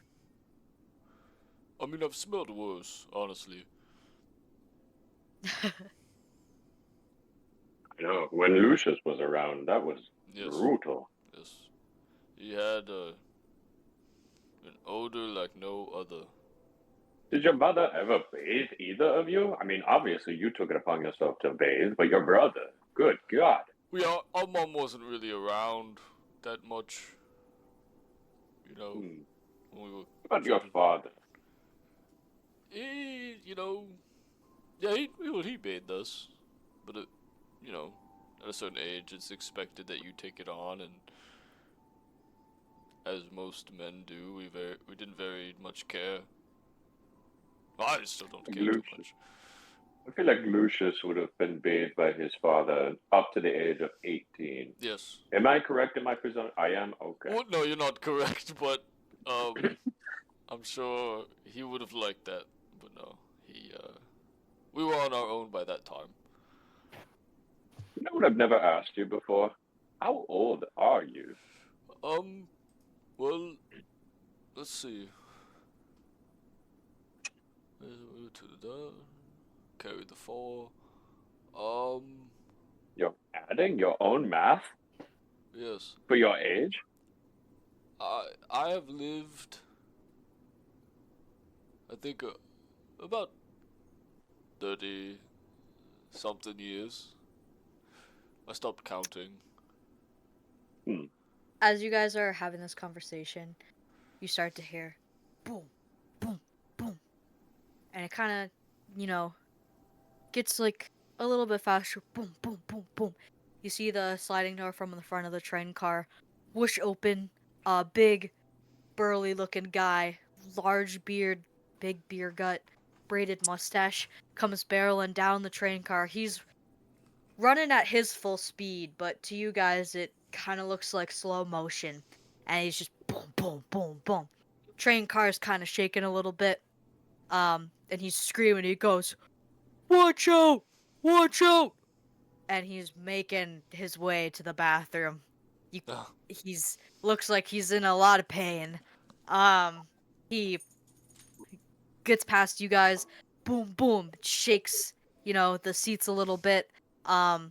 Probably shakes it enough where Logan, you might stir or potentially wake up. He's moving the train car a lot. He gets past you guys, slides open the door. He slams it so much that it bounces off the slide car and kind of comes back into place, and you just hear boom shut from the bathroom door, and just it is god awful.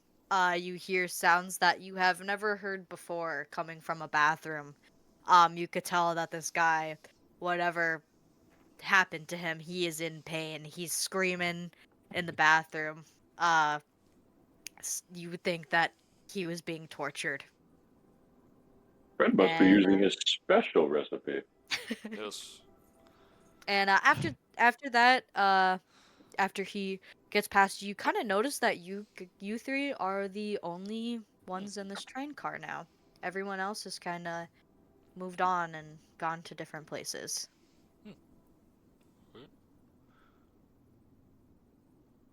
I hope he's all right. He'll be fine. We've all had Fred's food before. True. And to answer your question, I believe it's about 37 years. 37. You're 37 years old. Yes. That's great. I did not know that about you. Lucius was a twin, but were you the older or the younger? I was the older. Yes. You were the older. Yes. That's great. By like a minute. Wow. Yes. That minute makes a whole difference too. Yes. And just so you are aware as well, I know I said it, but our mother died giving birth to us. That's terrible. I did not remember that. I'm so sorry. No, I don't think it was ever mentioned. It's alright. You just asked about our mother earlier, so yeah. It's all good. How old are you? I'm 52. 52. I've been on this earth for not much longer than yourself. You look amazing for being old as shit. You're just well, until you said that last part, I was going to give you a compliment back, but My feelings have been hurt one more time in my life. Yes. I didn't understand you. 52 is Yeah. You. 52 is not that old, you jerk. I mean, life expectancy has not gone up. You know.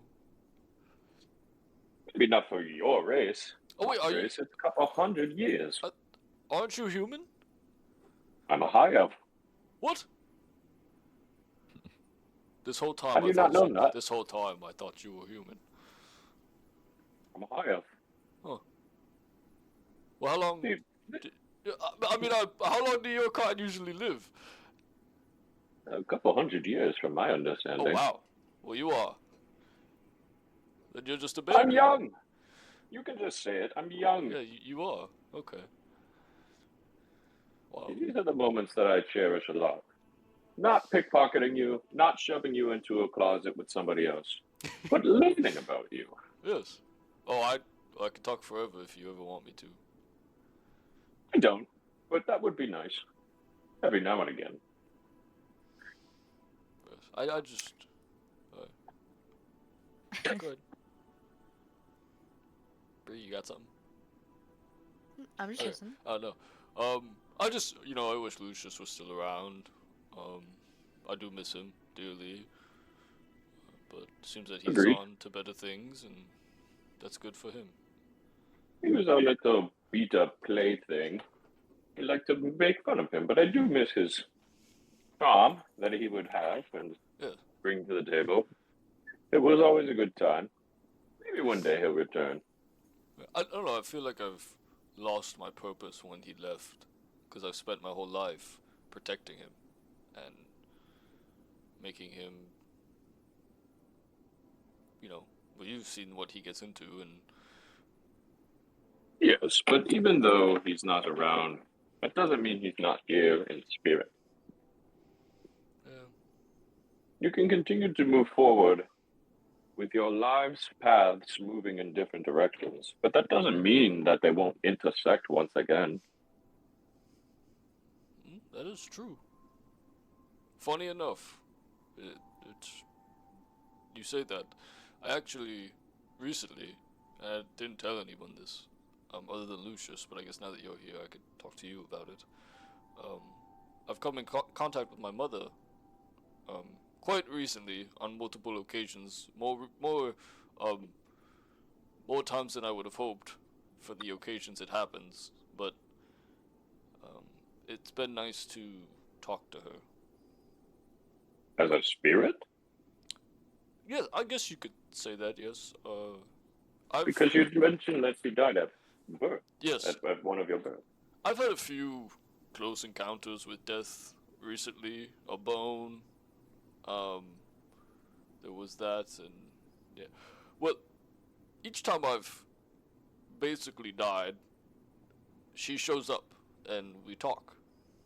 And I don't know if it's just my imagination or like me being delusional, but it feels real. Very real. That's beautiful. Yes. That's a wonderful thing to experience. Yes. She yeah. She writes letters. Can you describe her to me? Yeah, very, very beautiful. Like nothing you've ever seen. Do you have a hair color, eye color? Well, whenever I see her, it's not so much her. It's I don't know how to put this. Version of her. Because I don't really know what she looks like. Right. Yes. So That's interesting that you can see her without ever have seen her. So when I see it, it's more of like just her figure, and then whatever my mind puts in place of what I think she would look like. Can I ask how you know in confirmation that is your mother and not somebody else? Well, I guess you're right. I've said, or I refer to them as mom, and they have responded. Mm-hmm. But now that you mention it, I guess I've never. Yeah. It's something you feel. Sure, but I could come into your dreams and say I'm your father, and if you had never met me, you would be inclined to believe that, would you not? Yes. I just feel like, it's just one of those things that you know when you know. Do you know if your father's still alive? Huh. You can see like Orion's demeanor change. Get out of my cup, pussy.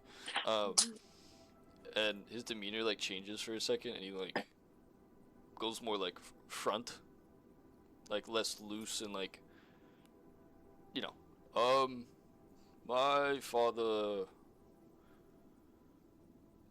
Yeah, I don't know. He left. Any idea where to? No. How old were you? Well, at that time, I was probably around 17. 16. Yes. Maybe he's not too far. Oh no, I'm And sure if he's not too far, well, say he's not. Maybe we can find him once we get off this portal train, and we can ask him about your mother. I'm sure we could. I don't know if I want to see him though. Maybe even seeing him, I understand it's a touchy subject, but maybe even seeing him would open up something about yourself you didn't know. Yes. It's a rough past for me. If anyone I'd want you to meet is Barry. You should meet Barry. He was a good friend. Was his last name McCockiner? Nope. It was just Barry. Barry. I mean, I'd call him Barry, just as it is. Barry Dragon Man. That's fun. I knew a Barry McCockiner, but I'm not familiar with anybody else. Oh, the McCockiner family? Yes. Nice. You hear the door kind of slam open from the train car behind you. The sliding door opens, and the big burly man is standing there. He lets out a big, oh, I wouldn't go in there if I were you. And as he walks by, it just smells more awful than the servant creature. It just kind of fills the whole back of the train car, and it is disgusting. It smells like someone had died. And then he walks up a couple rows and just takes a seat, just plops right down, and immediately falls asleep and starts snoring very extremely loudly.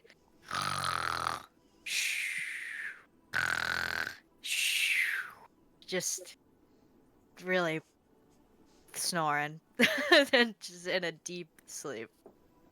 I'd be interested in knowing how Fred's doing up there, if he's got the power to knock this man out.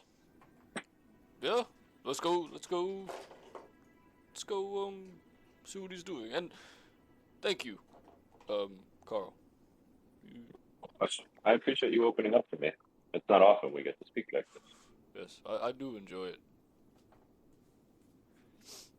And, do you wake up, or try to wake up Poohdare? I'll just try and let him fall on, Boudar. Boudar? Sounds like Pooh Bear. No, How do you pronounce it, Logan? Badar. Poohdar? No, Badar. Badar. Yeah. Okay. Butter. Butter. Yeah. I'm gonna attempt to have Boudar and have his head like as he's on their shoulder, like, and put him on the bench. Does this wake you up? Or do you still sleep? But I'm gonna roll back over and go back to sleep. Okay. Alright, you guys make your way to the front of the car. And do you open the door into the train car in front of you? Yeah. Okay. You open it up. Seems like everybody is in this bar room. Everyone's kind of hanging out. It's really loud. You can hear a few different conversations. You take it in. Uh, the marble floor, it's the same color, the brown. The windows, you could see clear through. There's stools set up with a table. Kind of everyone's filled the stools up looking out the window. There's a big bar going from the left side to about like the middle of the train car, and then a door to the right that looks like the same sliding doors that you've seen. The bar is bustling. There's a bunch of people surrounded it. Has different types of ale. Looks like everyone's holding a drink, having a good time. As you go through the door, you look to your right, and you could see Fred's shop set up with a bunch of people standing around it, all kind of like you see everyone kind of like chewing these waffles. Some people are grabbing a plate, blowing on it. You see another person shove one in their mouth and like kind of wave their hands in front of their face with their tongue sticking out. You can tell these waffles are very hot, fresh off the press. Um, but everyone seems to be having a good time, enjoying themselves.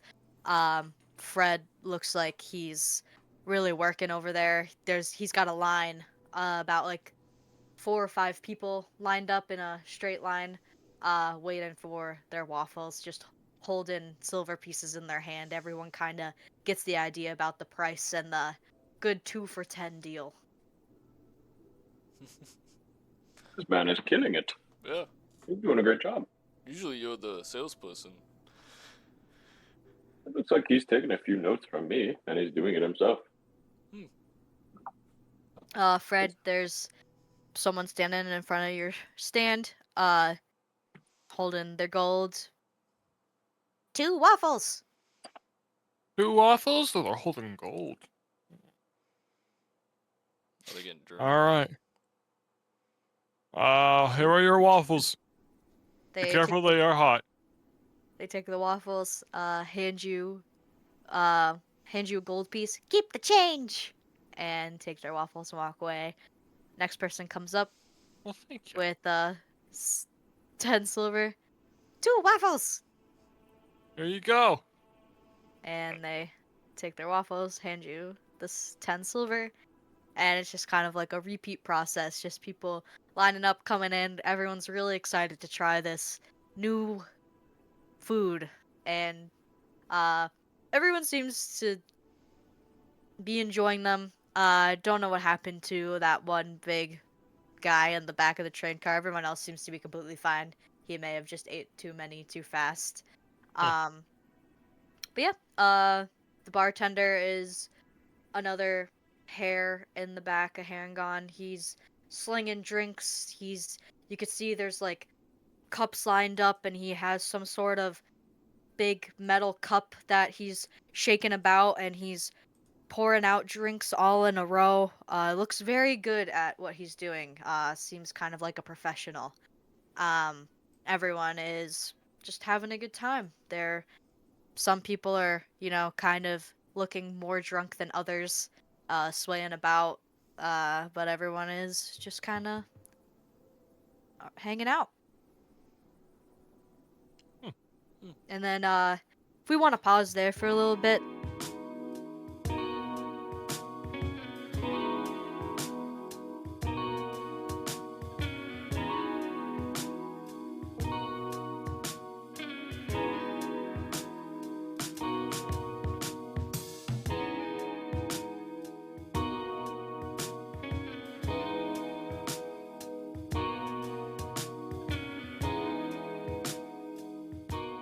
All right. Um. Yep. So you guys are in the bar train car. Orion, you go through first. Carl, did you follow Orion? Okay. You guys step through. Taking it all in.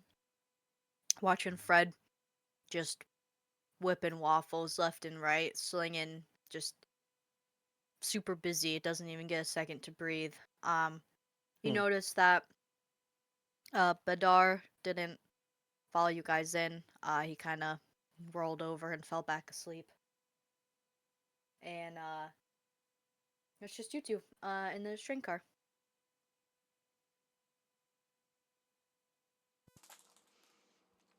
Can we see Fred? Yeah, yep. You look over to your right. Like I said, the bar is in the top left corner of the train car. There's the sliding door next to the bar, Mhm. and then across from the door diagonally from the bar, it is Fred's station set up. There's people surrounding it. It looks like he's being pretty successful, but you can still see his little shop setup. It takes up pretty much the entire corner. He has a little heating contraption.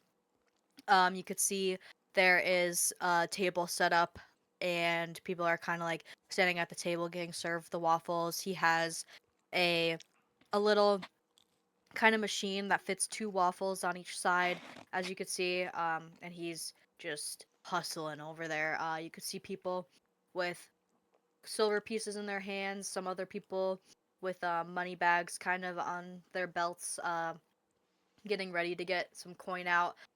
You could see people standing in line. Like I said, there's about 4 or 5 of them lined up. They're all kind of like looking over each other's shoulder, really antsy, wanting to see what these waffles are. Hmm.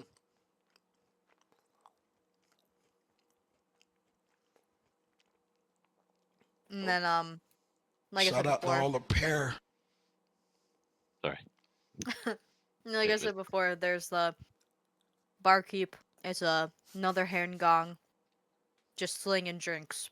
He's just doing all these fancy tricks with his silver cup, and he's just pouring them out, sliding them down the bar.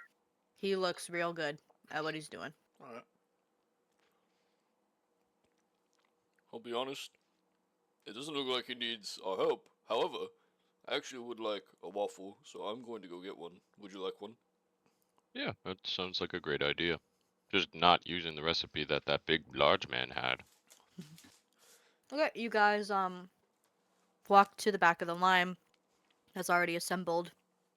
You can, as you get closer, you can hear people talking about this new food. Um, everyone's really excited about it. You hear one person in particular saying, "I've never heard of these waffles, but oh boy, am I excited. I hope they taste as good as they smell and look." Hmm. And the line starts to move up. Not too fast, but you can see like one person goes up, takes like a minute or two, gets their waffles, leave. The next person goes up. Eventually, the person in front of you goes up to the table. You can hear them jingling their silver in their hand. "I'm here for the 2 for 10 special." Yes, yes. Oh my God, excuse me. Yeah, here you go, here you go. Okay. There's another. Oh God. Fred is really struggling. It seems he has been doing this for probably a good 30 minutes. Just slinging waffles left and right. He's getting pretty good at it though after doing it for, such a 30-minute amount of time, but like back to back to back, he's probably given out at least like 100 waffles. And Oh, he seems to be getting really, really good at it. Fred, so you do I get that much money in my inventory then? we're not done yet, but eventually, yeah. Mm. You take the waffle batter and you put it in the contraption. It steams up, pick it up. It looks almost perfect. The texture of the waffle. You flip them out, put them on the wooden plate. And then the dog screams because he's so excited for these waffles. Um, the dog-like creature is They're very free for excited. dogs. She hands you the 10 silver and just takes the waffle, smells it, and "Oh, I'm so excited!" And she kind of scurries away real quick to try to find a place to sit. Next, Orion, you are now at the counter with Fred. I'm gonna look over to him like, yes, 2 for. Oh, it's you. All right. Yeah. Hey, How are you? I'm good. How are you? A little Um, busy, but I'm all right. Do you need any help? It doesn't look like you do, but I can always use a hand if you want. Well, how about this? You make me 3 waffles, and I will help you. Or I'll get you next. All right.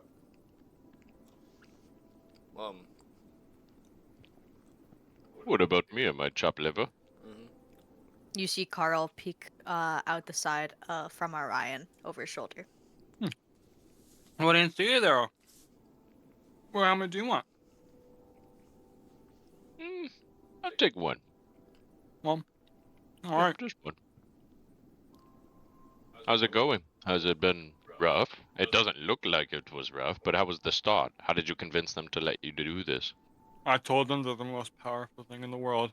They're amazing. Even wearing a jacket full of waffle, whatever the word is for it. The design of Well- waffle on my jacket. Did you mention that it was powerful enough to get them in the bathroom? Uh, Or did you that leave was that not part me. out? That was not you. me. That was Okay. not me. I understand. No one but that guy has had to go to the bathroom because of them. That big burly man, definitely. He was. I mean, it looked like he was running in slow motion, but for him, he was probably sprinting.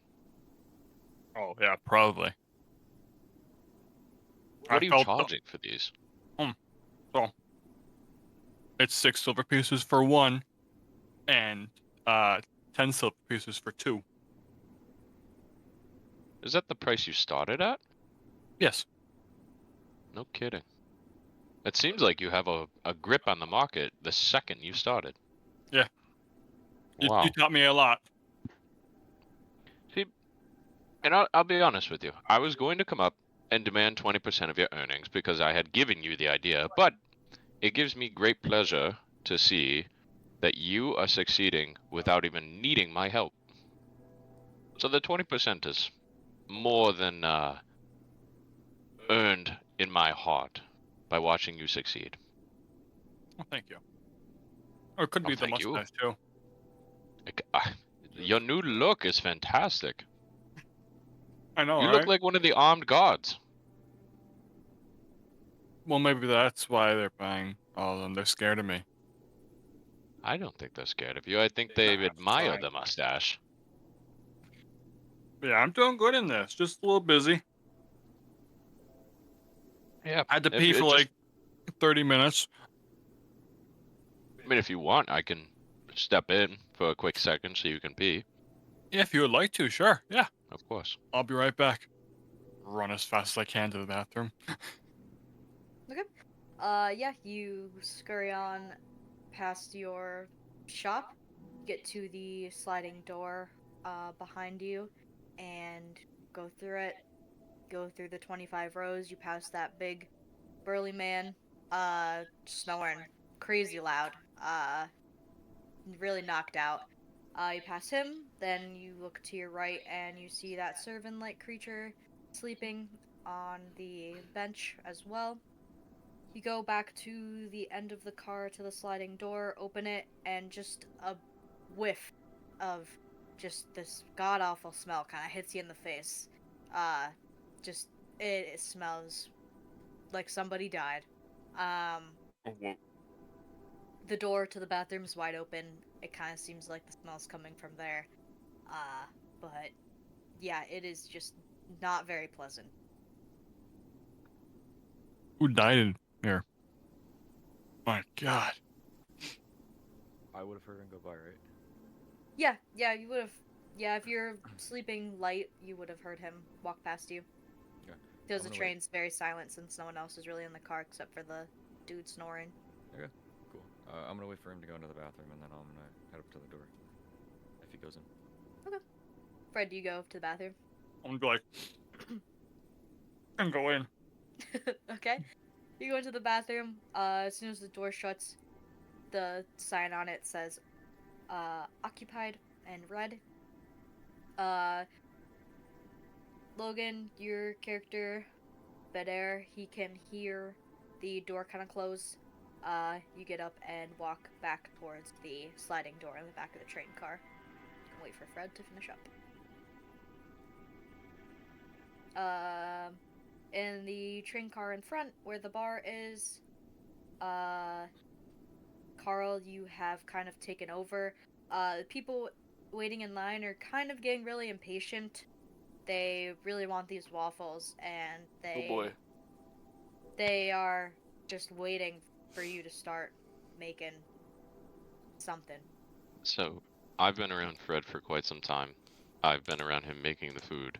Would I have a grasp on how he's made it? Make a performance check. Nice. 14. 14. Yeah. You can remember how he makes them. You just from watching the couple people in front of you to what he was doing, you kind of have an understanding of how to make them. You're not really sure about like the timing of it or have like the motion down about how he was doing it, but you can put the batter in, set it up, and it Nice. looks like a waffle. Can I help you?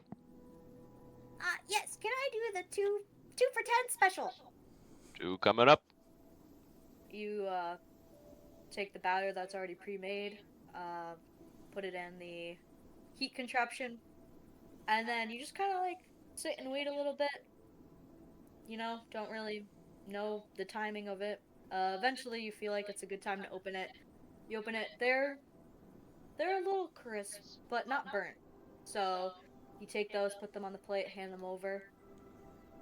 Here you go. Here's 2 waffles for you.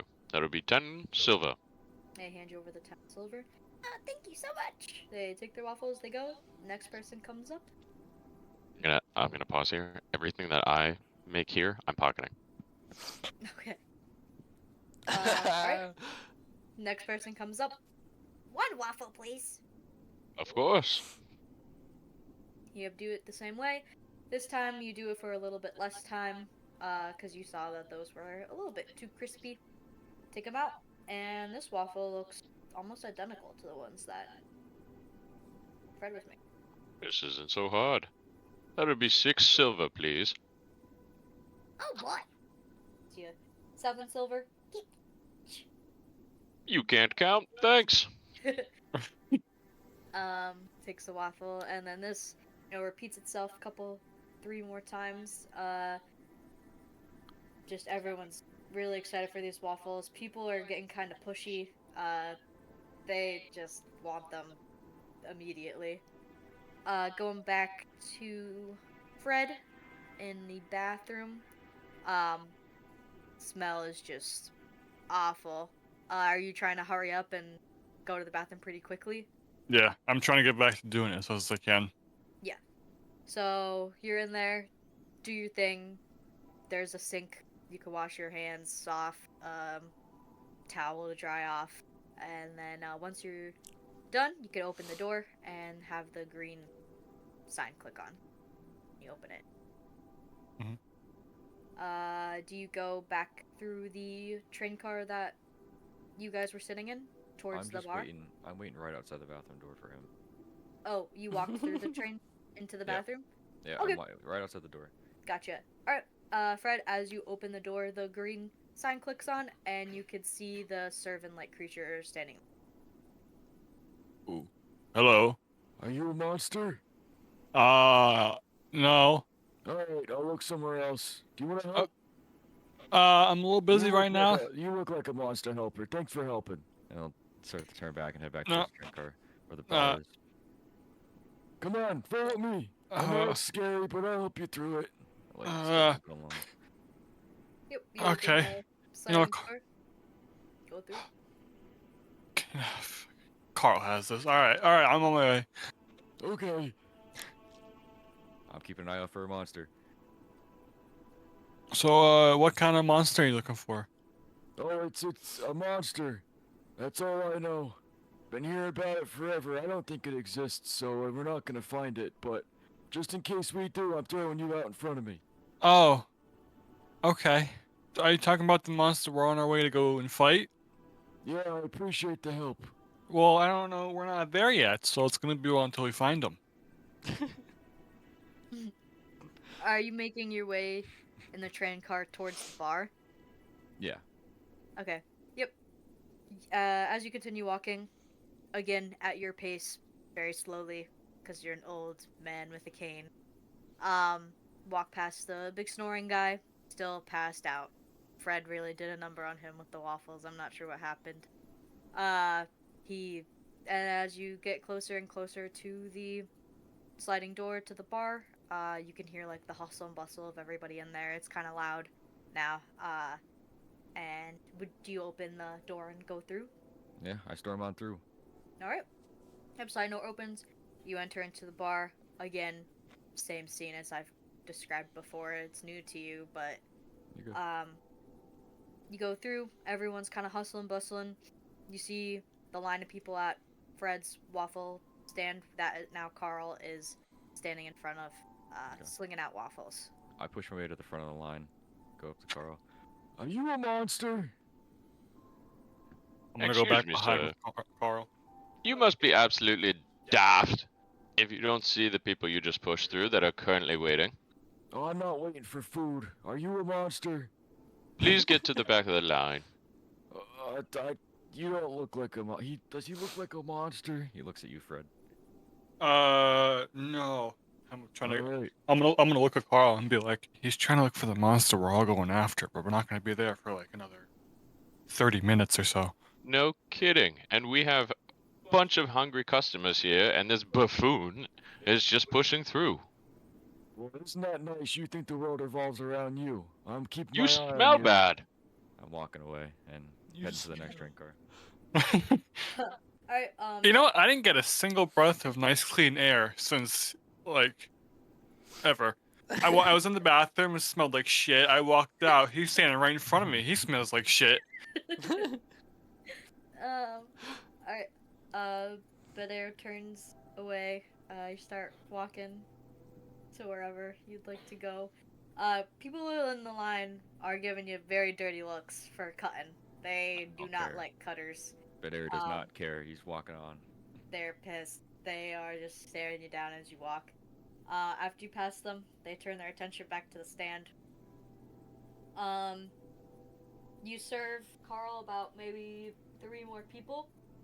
You get 57 silver in total.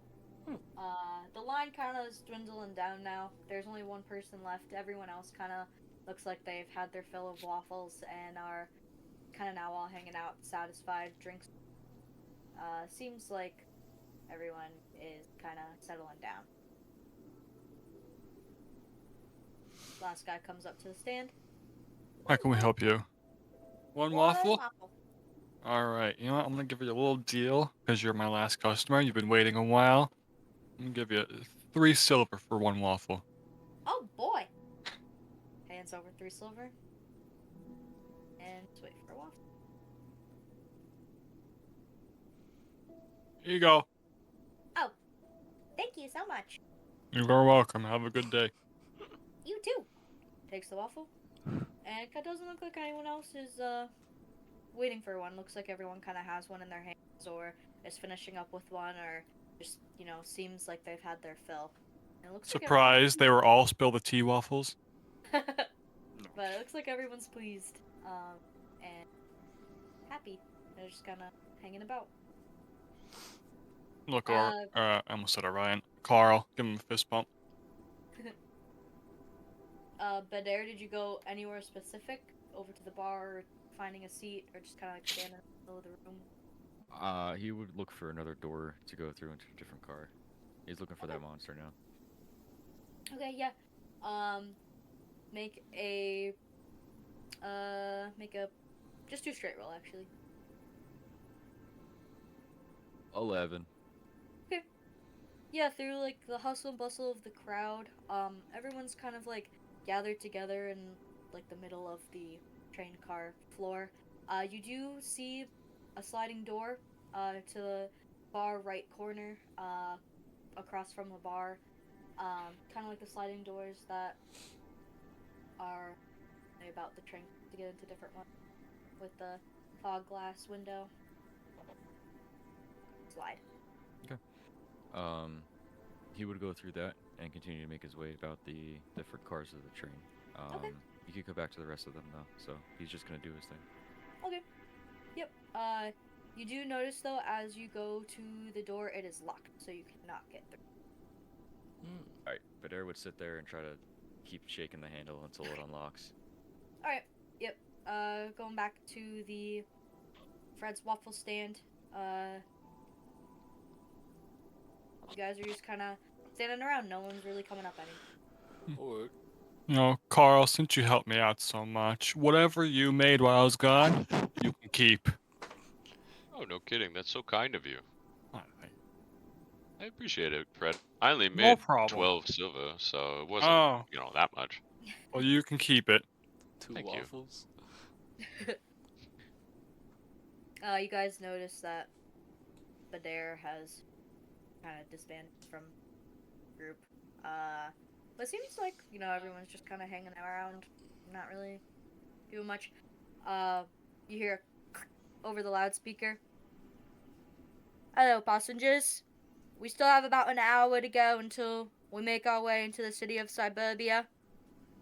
I'll come back on here in about 45 minutes and just let you know when we're getting close and to take your seats, but feel free to keep moving about the train. Pip, pip. Okay. So there's no one else around us but the group? Yep, yeah, just kind of your group. There's, people scattered around the floor, but no one's really surrounding your cart. Alright. I'm gonna start cleaning everything up, putting it all away. Mm-hmm. Yeah, you do that. You kind of, get your table all situated, folded up. That hot machine, you kind of put it away with everything, fold it all up however you normally put it away. Seamless, kind of easy because you've done it a few times now. And then your shop is disbanded. Nice. Are you guys doing anything, Orion or Carl? Or you just kind of standing around? I'm gonna attempt to help Fred, even though I have no idea what I'm doing. Take down his little shop. Gotcha. Okay, alright. Oh, alright. See these little buttons on the legs of the stand? Yes. Push them in and fold in the legs.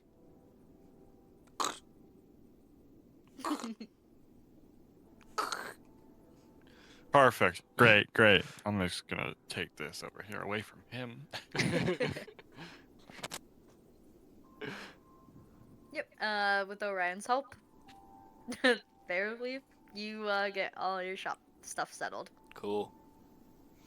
Then, I'm gonna head back to my seat, and yep.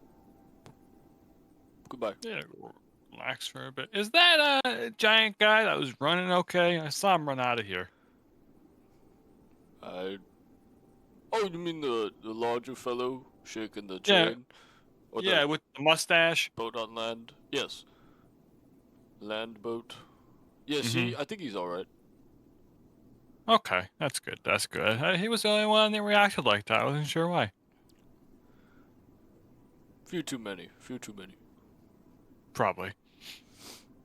Anywho, I'm gonna go back to my seat. Hopefully it doesn't smell anymore. Alright, sounds good. Orion, can you make a perception check? Oh, natural 20. For Alright. 22. Alright, sounds good. You notice as you are putting the shop away, after you, try to fold over the legs, you get back up, and you see the servant creature, Bedair, over by the sliding door, trying to, open it, but it's not seeming to open. You can kind of tell he, doesn't really look like he knows what he's doing, but also that the door isn't really budging. You could see, through the crowd of people with that roll, you kind of have, a straight line to him, if you wanted to help him. Yeah, I would walk over, brush him past whoever. Hey, Mr. Atlas? I can't open it. It's not working. Yeah, it's locked. I need to get through there to find the monster. Huh. Is he on the train? Are you the monster? Or on the boat, land boat? No. I am a friend. Okay. And he keeps trying to shove the door open. Yep, you see him kind of try to jimmy the Yeah. door, and it's not really budging. You take a closer look at it. You could see it's still like the sliding door, but it looks like there's a little keyhole on the side that it looks like just a turn key would go into and open. But otherwise, the door looks really securely locked. Okay. No one's really kind of like watching you guys. They're all doing their own thing. Just talking amongst themselves, ordering drinks at the bar. Hey, do you remember the seat I showed you earlier?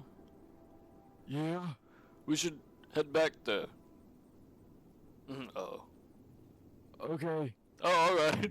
Let's do this way, right? Is there glass on this door, or is it like a solid wood door? Nope, it's Oh, the no. same exact door. It has like the fogged glass on it. Same thing. You can't really see through it, but it Okay. looks like a door to like another train car. Alright, I know how to get to my seat. Stand back. And he holds his hand with his staff and his other hand towards the glass on the door, and he casts Shatter. What? Which is a 10-foot sphere. Loud noise erupts from a point in choice. I'm gonna go right at the door. So if Orion, if you weren't, Badare would be within the 10-foot sphere. Any creature within the 10-foot sphere has to make a Constitution saving throw. All right, go ahead, Orion. 22. That's a success. Barely. DC was Actually, 20. Actually 24. I didn't Yeah, add you're the plus 2. Perfectly good. He's such an evil laugh. Badare fails. I'll take 14 thunder damage. And so does the glass in the window. Does that break? The glass seems pretty sturdy. It is like a very thick glass. It doesn't break entirely, but it does crack. Big crack goes from the top left corner down to the top right corner, and kind of spider webs around the entire glass, but it doesn't necessarily shatter. Okay. Alright. Now this is how it works. He walks over with his staff and taps it on the glass. It taps on the glass, continues to spider web. You see a little bit of glass shards kind of fling off to the side, but it doesn't break. I don't think you should be doing that. Would I hear the loud Gotta noise? find the monster. Yeah, but Through all of the noise, Fred, and all the hustle and bustle of everybody, you wouldn't really hear anything, just because it's so loud in the car. Hmm. If you want to try to make a perception check, I will. It is a 9. okay. You did notice Orion kind of weave off into the crowd. You couldn't really see where he was going, but you noticed that he is not with you anymore. Okay. I'm gonna go towards the way he went. Okay. Yep, you start to make your way through the crowd. Everyone's kind of, pushing, and you're pushing and shoving through everyone. They're all like, hey, whoa, watch it. Eventually you make your way past the middle of the train car where the majority of people are standing around. And then you are about like 10 feet away from where Orion and Badare are standing at the door, and you see a big crack in the window, and Badare's staff, he's holding it up, can presume that he has tried to smash the window. A bonk. Hey! hey, What are you doing? We're finding the monster. You're helping. Come over here. Break the glass. No, we're not there yet. Come and break the glass. No, I'm not gonna break property that isn't mine. you're useless, aren't you? Yeah, I am. Bashing on the glass until he's attempting to break through. If it works, that's up to you. But that's what he's trying to do. I gotcha. Yep, you continue to hit the glass. More glass, window shards are flying left and right and kind of just going everywhere. You do make a decent chunk out of the window. A very small hole begins to appear in the bottom left corner. Not big enough like where you could stick your hand through or anything, but enough to kind of like if you get really close and put your eye up to it, you can almost kind of see through. Fred, he may know something we don't. Yeah, I'm a professional where I come from. You have to trust the process. And I'll look down and peek through. I'm gonna go up to Orion and be like, "Oh, he's a crazy old man." Very likely. You look and peek through. You don't have to roll for this because the glass is still spiderwebbed and a little shattered. You can't really make anything out. The only thing you can really see is that it looks like the train cars that you have been in before. The ones that you guys were sitting in, the one train car behind where the bathroom is, it just looks like the same rows are set up. This one isn't as lit as the other ones, just because you can assume that there really isn't anybody in this train car. But you can't really see anything, just that it is a train car. No monsters in there. Alright. Show me back to my seat, lassie. Yes, sir. I'll guide you by like Okay. hand. I'll Back follow with Orion. back to our seats. Yep. As you take his old, gray, smelly hand, you kind of, Orion, get the sense that there may be something around. Not necessarily evil or bad, but you do kind of get the sense that maybe this deer-like creature's onto something. Mm-hmm. And then continue to guide him. Hey, I'm gonna like whisper into his ear. Hold on, let me make sure my mic picks this up. I don't think you're crazy, just so you know. You don't think I'm crazy? No. Well, I'm glad. Let's go look for monsters somewhere else. But like, hold on. You're very active for your age. How about we I appreciate. How much appreciation goes to you? we should go rest though for the coming battle. Okay. I could use some more ale. See? Sir, Moose thing, sir, why are you even looking for a monster? I thought you said you were only here for the alcohol. That's none of your business. There's the monster in the ale. All Gotta right, get it back. all Gotta right, get it back. all right, crazy old man. Do you guys continue to push past the crowd of people and go back to the train car you were in before? Yeah. Okay. Yep, as you go through the people, they are kind of all just doing their own thing. Most of them kind of look a little worse for wear. You can tell that they've kind of been drinking the entire train ride now, and they all are kind of, not 100%. So it's kind of easier to kind of push past them. They all kind of just like, whoa, and get out of the way. They're all clumsy. You get back to where Fred's shop was. Carl is still standing over there. You go to the sliding door to go back into the train car. You notice Lucky is standing at the door. Oh, hello, folks. How are you doing? We are fantastic. We're monster hunting. Train seems clear though. Oh boy, monster hunting. Well, that's something. You could see him take out the key that is on his vest and lock the sliding car to get back Mm. into the train car you guys were just in. We're kind of keeping everybody in this bar for right now. There has been an accident in the train car behind you, where you all were sitting in. One of the big men that are in there has made an accident on the seat, and it is not a very good smell right now. So we're gonna try to clean that up as fast as we can, and once we get that done, you guys can start piling back into the train car. But for now, if you guys could just hang out in here, enjoy Insight yourself check. some drinks. Insight check. I'm see if he's lying. All right, go ahead. Are you saying that that man soiled himself?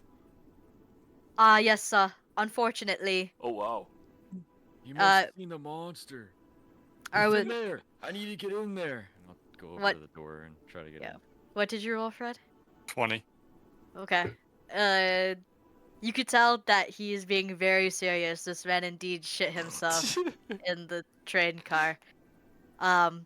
Again, Badar, you're trying the door. It is locked the same way the other door is locked. The not moving, not budging. Sorry. No, go ahead. You mentioned he had a keychain on his belt, right? Like when you first described him. Yep, it's Okay. in the pocket of his vest that he's wearing. Can I try to steal it? Yeah, quick sleight of hand check. +0, baby. Let's go. Oh yeah. Yeah, that makes sense. This makes sense. Natural one. Okay. Yep. So he is right in the middle of locking the door to the sliding car. As you reach out to the keys, he sees you as he pulls back from the lock and just kind of quickly puts them in his pocket, holds his hand in the pocket, and is like, "Oh, pip pip, cheerio," and hops away. He's hiding the monster in there. You think? Yeah, he has to be. I don't know.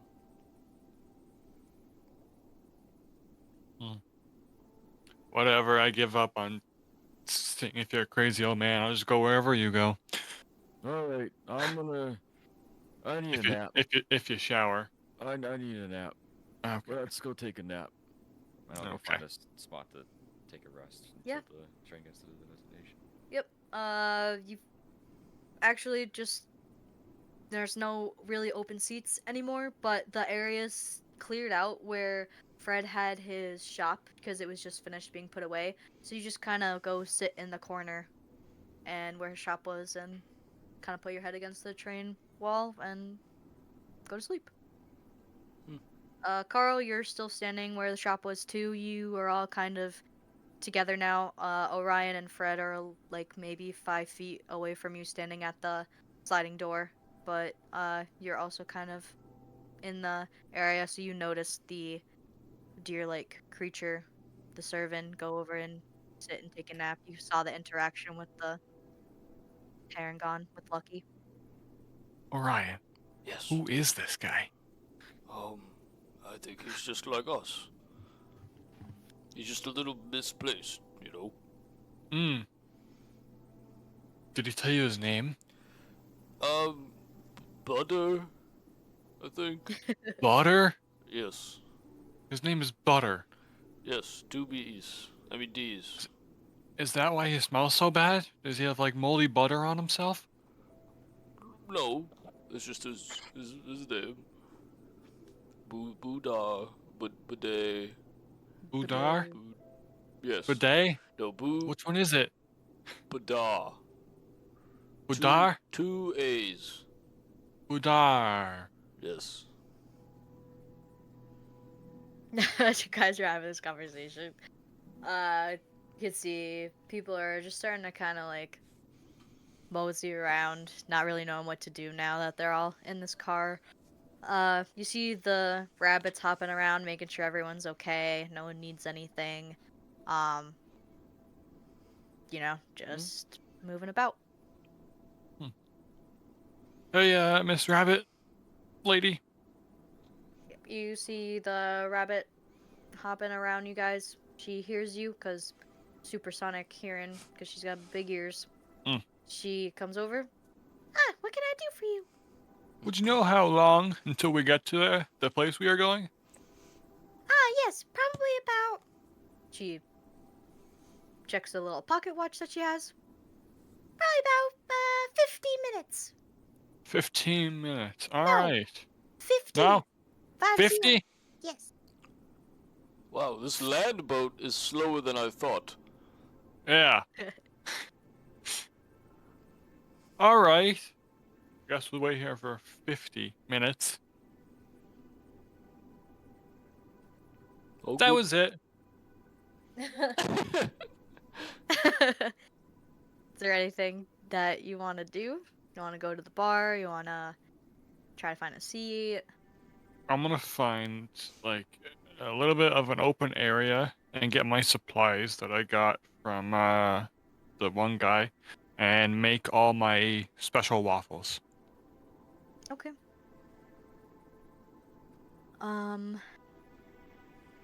You realize as you go to start to make these waffles that some reason it's not working the way that it normally does. And then you kind of get the feeling that you can't really make your special waffles on the train. Huh. Well, this isn't supposed to happen. Ryan, you see this? I'm watching you attempt to cook, if that's what you're suggesting.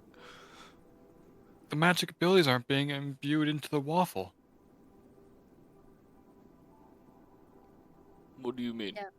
I'm making my special waffles and they're not working. Can you excuse me for 1 second? I'm getting a phone call. Okay. Thanks.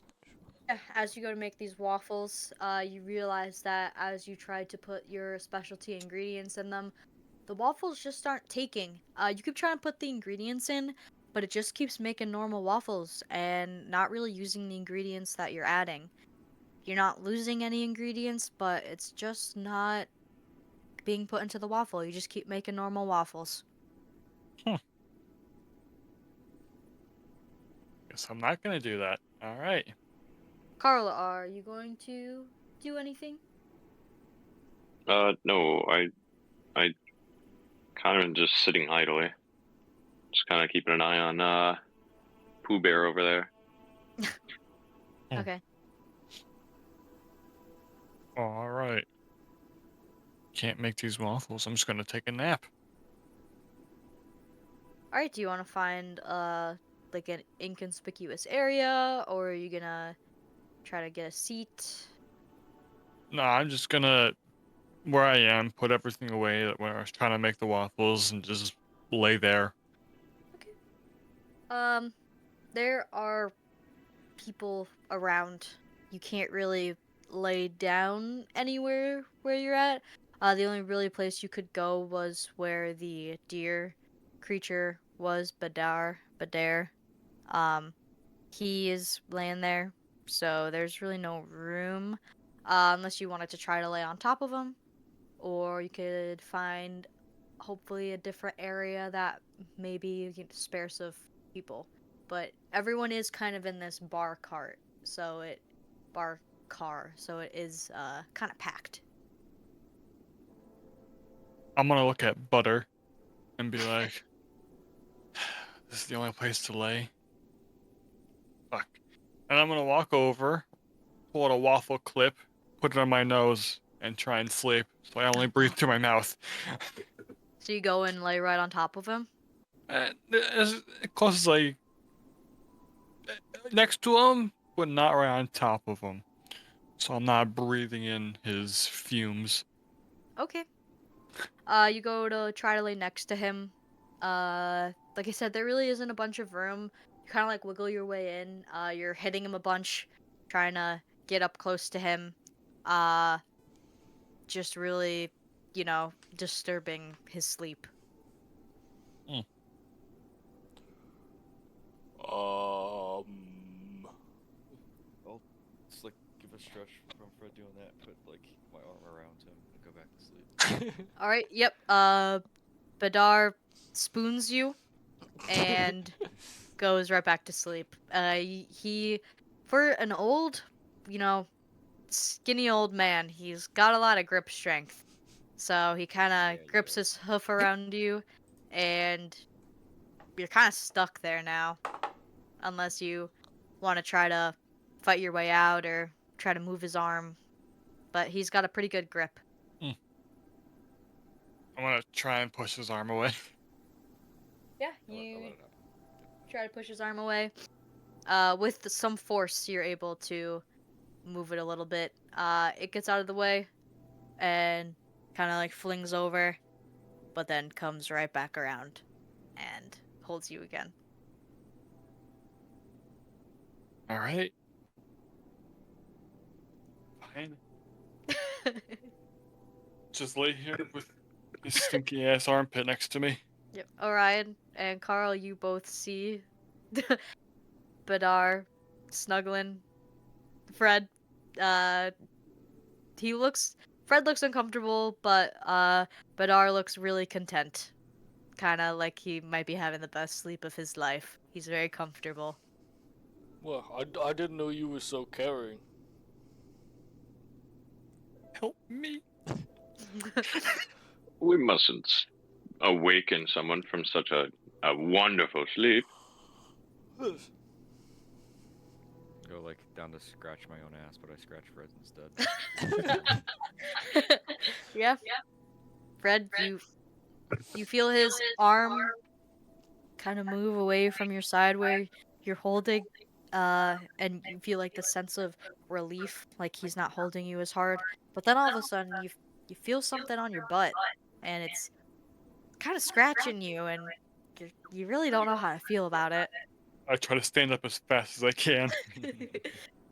Yeah, you get up, and Bedar just moves his arm back over to where he's sleeping and stays Go in the fetal snoozing. position. Yep, there you go. Goes in a fetal position. God. Ryan, what are you doing? What do you mean? Are you trying to? You just relaxing for now? You want to try and do anything? Oh, actually, and you're gonna see me like reach into my like chest plate and pull out papers, like a thin stack, right now, and I'm just gonna like pop it down on like my knee, and I'm just gonna start scribbling away. All right. What are you scribbling? Just future plans. What kind of plans? And he's like turned away while scribbling. He like looks back. He's like, well, I have this idea, right? And he turns towards you, and you can see on like his lap the paper. It just has like a bunch of like markings on it, but it looks like it's like shapes, and like you know what I mean, like just different shapes. Like, I was thinking, right, and I talked to Carl about this earlier, about like my purpose, and I've been thinking of possibly maybe starting my own monastery, and like my own house of worship, and I'm just writing down ideas and the layout, stuff like that. Well, that's interesting. Yes. When you go to write, are you just kind of like crouching down in this position, Well, like where you were standing? I thought I was sitting. That's my bad. You could take a seat on the floor if that's what you wanted to do. There's a spider. Yeah, yeah, sure, that's fine. Okay, yeah. You sit down. You have the paper on your leg, writing down, I assume.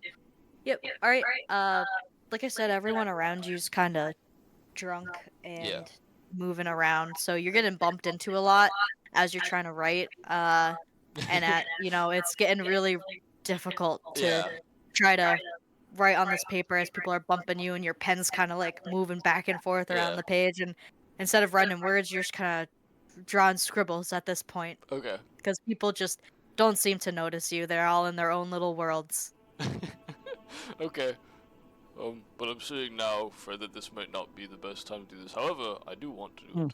But maybe I'll just hang out for a little If bit. you want, You could try to find like a different place to go and sit, maybe where people aren't really around, or No, I'll just stand up and just they said we're confined to this area now. I think so. If somebody shit themselves or something. Well, just stay on guard. Something feels off. Okay. Make sure you're looking out for other people as well. Make sure you look out for this butter guy. Yeah, I think he's all right. He's friend. As you say that, Orion, you again feel that weird pull. Like again, you can't tell if it's good or bad. It just kind of feels like it's calling you a little bit. Um, it seems like it is coming from that door that you were at before. That's where it was the strongest. But you know, it doesn't really do anything other than kind of give you a weird feeling. Yes. I don't feel right. If that makes sense. My faith, my spidey sense is going off. You know. Spidey sense. Yes. Interesting. Yes. You know, some insects have like a sense of danger. Yes. I feel like I've acquired that throughout the years, and right now it is telling me something is wrong. Not preferably, exceptionally, over there at that door. Do you want to investigate it? I mean, I can't see any harm in doing so. Should we Do first, though. tell Butter? I think it's better he stay ill-knowledged about this. Yeah, that's probably for the best. All right. I turn around and start walking that way. Okay. Fred, you go. Orion, do you follow? Yes. Oh, Carl, Yes, would you like to assist? that sounds like fun. Alright. Yep. Fred, you're leading the way to the door. Again, people are just wobbling about. It's really easy to kind of push past them. They don't really care what's going on. You make your way over to the door. You see the spider web cracks all throughout the glass window from when Badare was trying to break in because he is a crazy old man. Um, you see like the little crack in the bottom left of the window, that is a little bit open. You can't really tell from where you're at what is behind the door. Orion, you now feel that pull a little bit stronger. And it doesn't really look like anyone is paying attention to you guys. They're all kind of just having a good old time, kind of like they're on a vacation. And they're just slinging back drinks and just commotion. Now, see, I think Buddha was onto something. You sure? Yes, I don't think he's crazy, because there's something going on here. Okay. Past this door. I'm gonna, feel the glass and see how fragile it is. Oh, it's... Yeah. You don't even have to roll. You feel the glass. It seems pretty, decently thick. You can tell that Badare tried to break it really hard, and it didn't really smash anything. Like I said, you could see a little chip in the corner. That did break off a little bit of glass, but it looks like the window is pretty much still intact otherwise. Okay. Now I want to try something. It's up to you if you let me do it. Oh boy. But I'm gonna call it an Eldritch Punch. It's just basically an Eldritch Blast, but I use my fist. Good roll. Roll the hit. Which one? The Eldritch Blast or just unarmed strike? Do a an unarmed strike with advantage. Okay. It is. It's a 15. Okay. So, do you want to describe what the Eldritch Punch looks like? Kind of like Iron Fist. I raise my fist, starts like a red kind of flame, Mm-hmm. and I just punch it. Okay. Yep, you raise your fist. Red flame kind of engulfs around your fist. It's fiery. It's bright. You raise your fist up to the window and you punch it very hard. The glass spider webs even more than it already is. A little bit of glass shards kind of fall off and break apart, but it is a very thick window. You could tell it's going to take a lot to break this.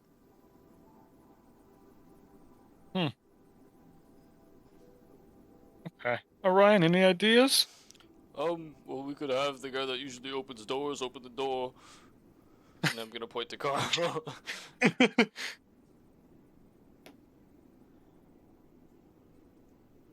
Carl. You're muted. Hello? Hello? My lips just were so sealed I could not open them. I'm so sorry. Oh, good. It's that walk by. It was. It was made of concrete. Yeah, I can help with the door. That's easy enough. What are you going to try to do? I have my thieves' tools. I can try and pry it open. Or lockpick it, I guess. Yeah, you want to roll for it? Yeah. Can you just tell me what do you want me to roll and just tell me the number? It should be up. I'll be right I'm back. just thinking about tank, I'm sorry. Alright. Okay. Could do a performance? Do you want me to roll for you? No, I have my die. It's I think it's a -1 for performance.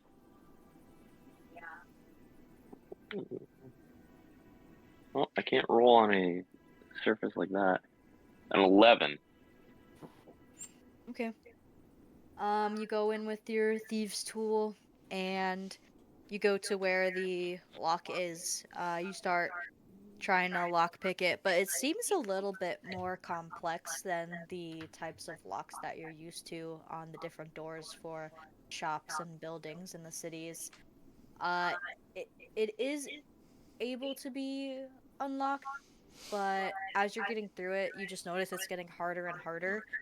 And eventually the little prongs in the lock stop, and it doesn't look like it's gonna be opening.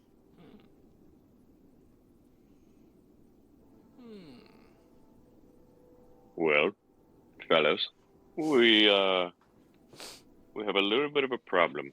I cannot seem to get it. You do notice as you were lockpicking, the door seemed to be getting a little bit loose, but it is still locked and attached to the sliding rods, so you still cannot open it. I'm getting a little bit of it, but it's not enough to get it all the way open.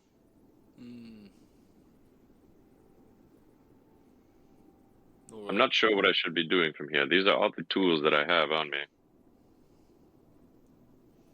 Where's that rabbit with the keys? Do you want to make a perception check? Sure. 6. You look around, there's a bunch of people. You're staring through the crowd. You can see rabbits hopping around. Can't really see Lucky.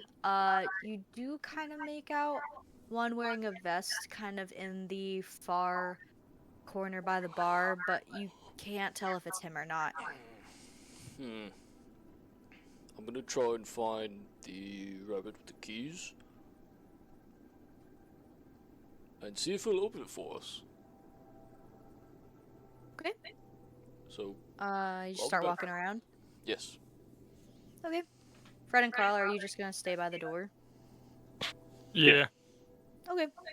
Orion, you start to walk around through the crowd of people. Eventually, after some looking, you do come across Lucky talking to one of the drunkards standing around, a little bit maybe too intoxicated. And you could see Lucky kind of talking him down and motioning him over to go have a seat. Excuse me. Lucky, was it? Yes, sir. How can I be of assistance? Would it be possible, I'll point back, to open that door back there? He looks to where you're pointing. Ah, that actually is not open right now. We didn't need that train car for the people, so we have kind of locked it, just so we don't lose the head count and get anyone lost since it is a big train. We're just trying to confine people to the back two cars. They are starting to clean the area, where the accident has happened. So it should be ready to go in a few minutes, but for right now, if you just want to stay in the bar area. Oh, alright. It seems like there might be something wrong, coming from that section. Oh, I assure you, everything is okay. You could see the keys jingling from his vest pocket. As he stands there talking to you, he seems pretty confident that he doesn't think anything bad is happening, as he is the head of the train function. Yeah. But let's say there wasn't, let's say something wasn't okay. How would you know? I have a good sense of hearing and smell and intuition, so I would know if there was something bad. And we've checked the train before all of you boarded, and there was nothing out of the ordinary when we were doing our safety checks Mm-hmm. before the train started. So I mean, if there was something going on, I would have been alerted. Alright. Carry on. Thank you. Yeah, he hops away from you. Now like a little bit suspicious. He kind of makes his way, hopping over to the bar. He goes past Carl and Fred. Uh, just kind of like stares at the door a little bit. Okay. Well, I've done all I can do. Walk back up to Fred and Carl. As you walk back up the door, you again get that pull feeling. It is just, it really feels like that it's calling you, Mm-hmm. and you can't shake it. Alright. I need It's something. only him that feels it. Yep. I need something from the both of you. Okay. I'm just gonna break the door down. I need you to block for me. What do you mean block? Like cover, maybe if someone tries to stop me. Okay. You're gonna be able to break it down? I guess we'll see. All right. I'll cover you then. I'll block you then. Thank you. Okay. Yeah. Hold on. Carl, do you help? Oh yeah. Hell yeah. Alright, yeah, so you and Fred kind of get in front of Orion as he gets ready to break down the door. Are you doing anything special, Okay. Orion, or you just brute So force? it's a sliding door. Yes. First things first. I'm just gonna try and yam it open before anything else. Like just yam it like sliding as hard as I can. Yeah. You want to just do a straight roll for me? Straight roll. Yeah, there's like a roll to hit kind of thing. 4. Okay. As you try to slide it, it is wiggling a little bit more than it Yeah. was before. You can tell that this door has taken a big beating, Mm-hmm. but it doesn't really slide. Alright, fuck this. And I'm gonna take 2 steps back and then run up and just slam into it with my shoulder. Yep, you don't even have to roll that time. Okay. You run up to the door, slam into it. The way that you hit it, your shoulder perfectly connects to the corner Oh yeah. that was shattered. and it breaks open even a little bit more. Now, so much that you can kind of reach your. It's big enough for a hand to fit through.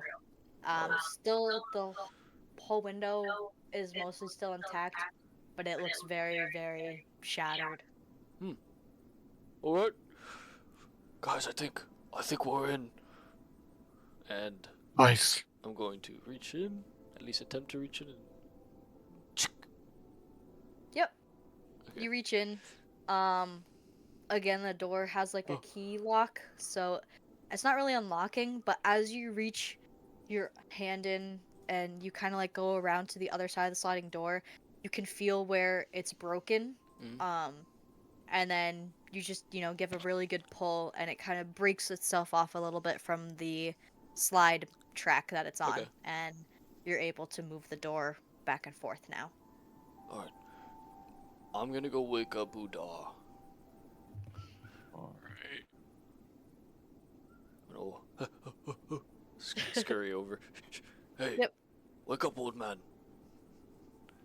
Oh, We're are you the monster? No, we're hunting monsters. You need to come. Oh, okay. And I struggle to get back up to my feet with the staff in hand. Yep. I told you you eventually weren't get up. crazy. I know I'm not crazy. Well, others would disagree.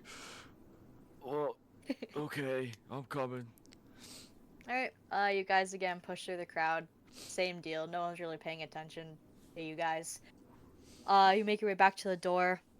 That pull is even more now, Orion. Oh, shoot. It's just like a constant uncomfortable feeling. Mm, You go up to the door, and again, it's kind of flimsy, and you're able to move it around if you'd like Okay. to try to open it. is everybody ready? There could be something bad behind you. I'm ready. You just see me put a fist up. It's gonna be all flamed. And I'll just Ooh. blast. Very cool.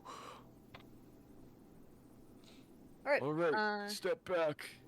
No, it's I want to try. If you go for it, I want to try and stop go you. for it. Yeah, Okay. I want to try and grab the staff. Considering he is very old and slow, you are able to stop the Wow. staff. Can we roll? Can we just roll? Oh, yeah, if you want to roll, I you want to could, do contesting rolls. Alright, yeah, sure. We'll make it fun. Logan, if you wanna, just both of you do a straight roll, no Well, modifier. Logan, just roll. you can roll 2 or higher and you'll be fine. 14. You Okay. beat me. So slow I couldn't hit it. Badare raises his hand up and goes down to hit the door. As he does, Orion, his hand kind of like grazes over the staff, but just misses. And you go and your staff makes contact with the door. The glass shatters even more. The hole gets a little bit bigger. And looks successful that Hell yeah. you've smashed a big portion of the glass. We're almost through. No, One more time. we're through. And I'm gonna open the door. Okay. Sounds good. You open the door. It's like a not as bright as the other train car. It looks the same though. The 25 rows. You notice, it's the same marble flooring, same white walls, blue snowflakes, tinted windows. It does feel a little bit colder in this car. You can Okay. kind of assume they haven't really been heating the train car up since no one has really been in there. But it is a big chill, kind of like a wind chill. A bit colder than the outside, you would maybe assume. There is a flickering lantern on the right wall. From where you're standing, it looks empty. There's nothing really in the train car. You do still feel a large pull, calling you into it though, if you want to step inside. Yes. Okay. Stay If you on walk guard. Yep, you walk in. A big gust of wind kind of hits you in the face. It's really cold in there. From where you're standing, you don't seem to see anything or anyone inside right now. If you'd like, you can do an investigation check, see if you can see anything. I don't think that's very good. It's 6. Okay. Yep, you walk in a little bit. You notice there the flickering light, with the amount of 0 dark vision that you have, Yep. you can't really get a good look at anything. But like I said, it doesn't seem like anything's out of the ordinary. You do feel a massive pull towards the front of this train car, though. Okay. I'll turn around to my friends. Guys, Yeah. can you see anything? I'm gonna look. Yep, Fred, you step in again, feel a chilling cold as you get into this train car. Would you like to roll investigation and see if you could see anything? Yes. He has dark vision as well. 13. Okay. With that roll, you notice the same thing. It's kind of dimly lit. You do see the flickering of the lantern on the right wall. And with your dark vision and that roll, you can see a shadow dancing from the flicker of light. You can make out what looks to be a tip of a pointy hat on the left side of the car. And it looks like there might be someone sitting in here. What the fuck? Orion, there's some guy dancing. There's a shadow. Oh, that must be the monster. All right. I don't know. It might be a gnome. What did you say, Logan? I'm walking towards it. It's about, Okay. I can't see it. I don't have dark vision, but I'm just walking towards that train car. Okay. Yeah, this dimly lit car, you're walking towards the lantern, the only light that you see, going pretty slow. Do the rest of you follow? Or are you kind of letting him go off by himself? No, I'm gonna go see what it is. I just be like, all right, let's go. Okay. You guys start to follow. Again, walking very slowly because Badera is not a fast walker. As you get close, you do notice in the light, it is a figure. You can make out. You have never really seen this thing before. It hears you coming and it jumps out from the car, and it is a little snowman-looking thing. What? It's about 5 feet tall.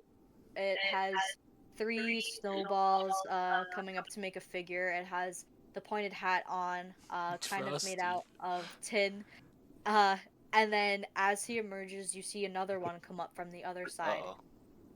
And they are both standing back to back in this train car. And if all of you could roll There it is. initiative. Great. What are these rolls today, dude? Holy shit, dude.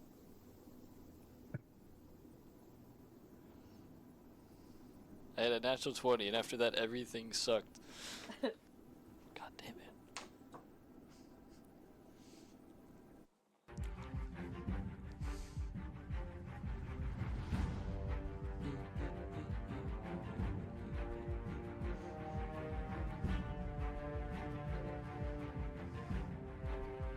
Orion, what did you roll? I got a 1. Oh, great. I did way better. I got a 3. Nice. Hopefully Budar can clutch up. Carl, what did you get? You're muted. I got a 12. Okay, Badar. 17. 17. Hi, Hank. Hi, Hank.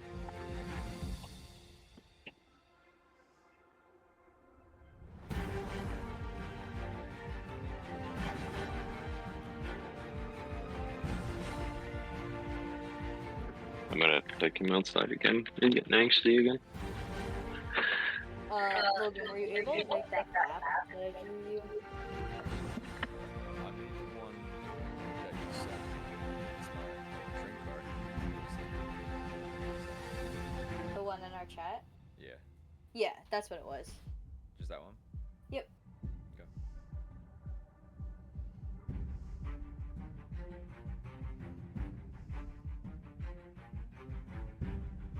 Here we go.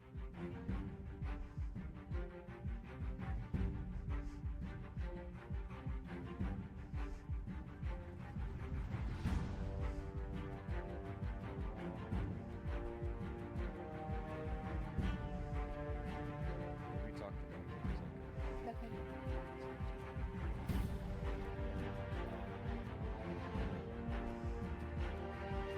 Okay.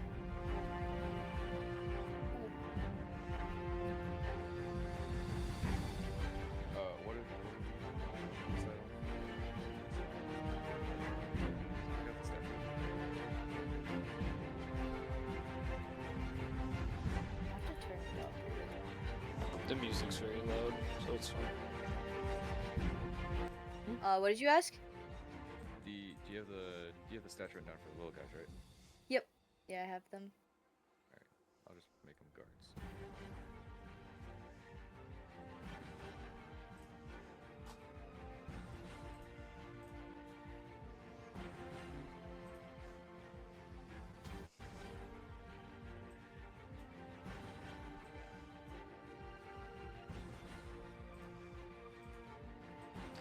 Oh Alright, yeah.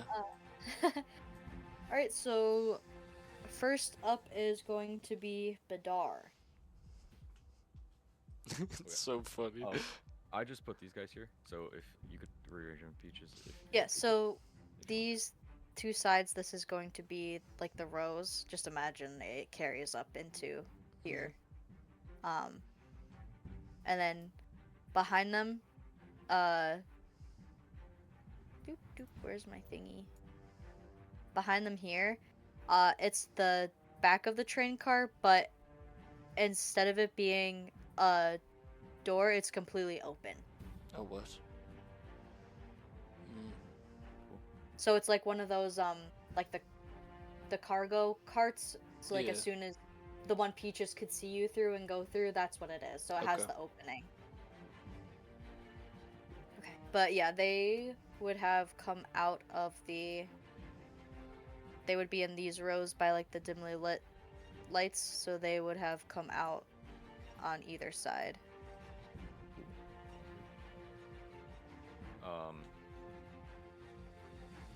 Would Badar have seen everything that's happening?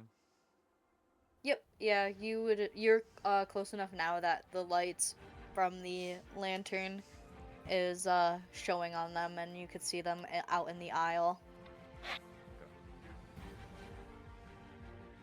He'll step forward, Oh, these must be the monsters.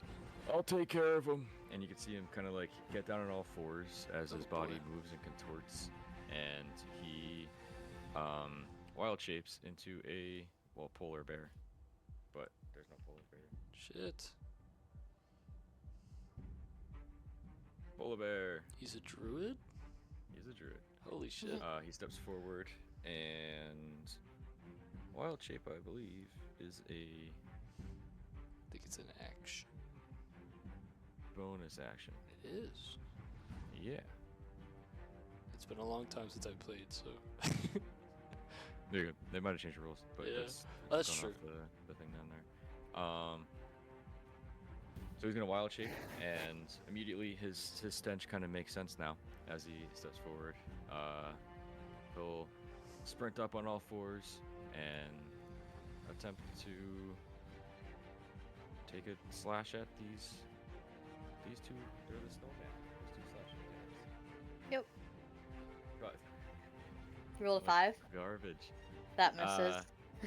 No, I rolled a 6 total. That also misses. Okay. So And you then, go ahead. sorry. No, go ahead. Okay, You first finish. one's a 5. First one's a 6, and then the second one was a 21.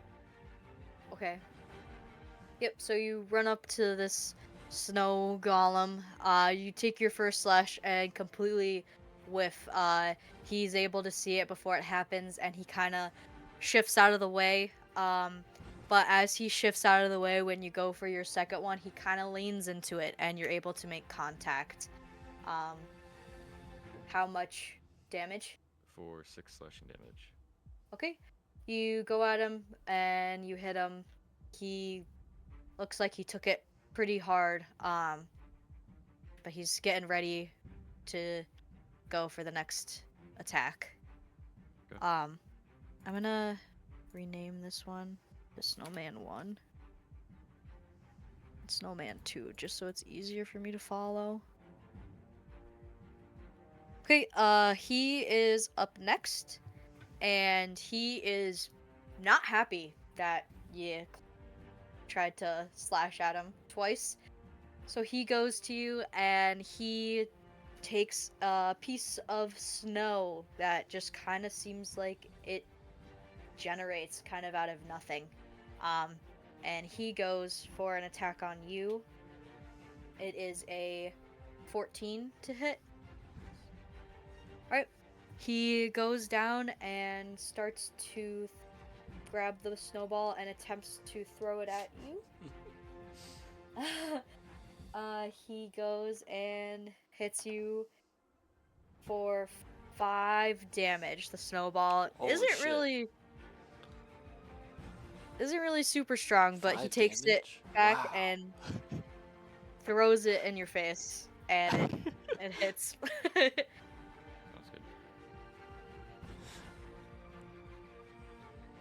good. That will end his turn. Next up is Carl. Yeah, I don't know what's going on with that other AirPod. I'm gonna move in front of Snowman 2 here. Okay. And I'm probably just gonna try and swing with my sword. Yep, roll to hit. I want to make sure I don't have anything else. I don't have any. No. Okay. Yeah.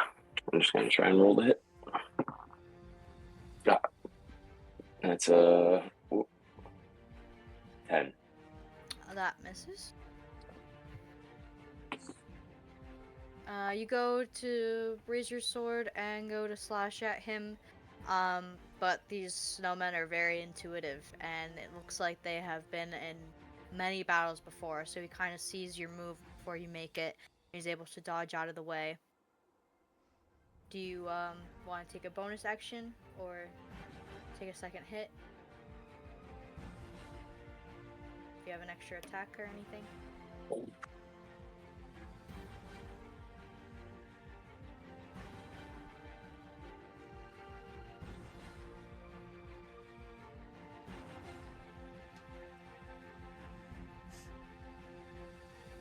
You're muted.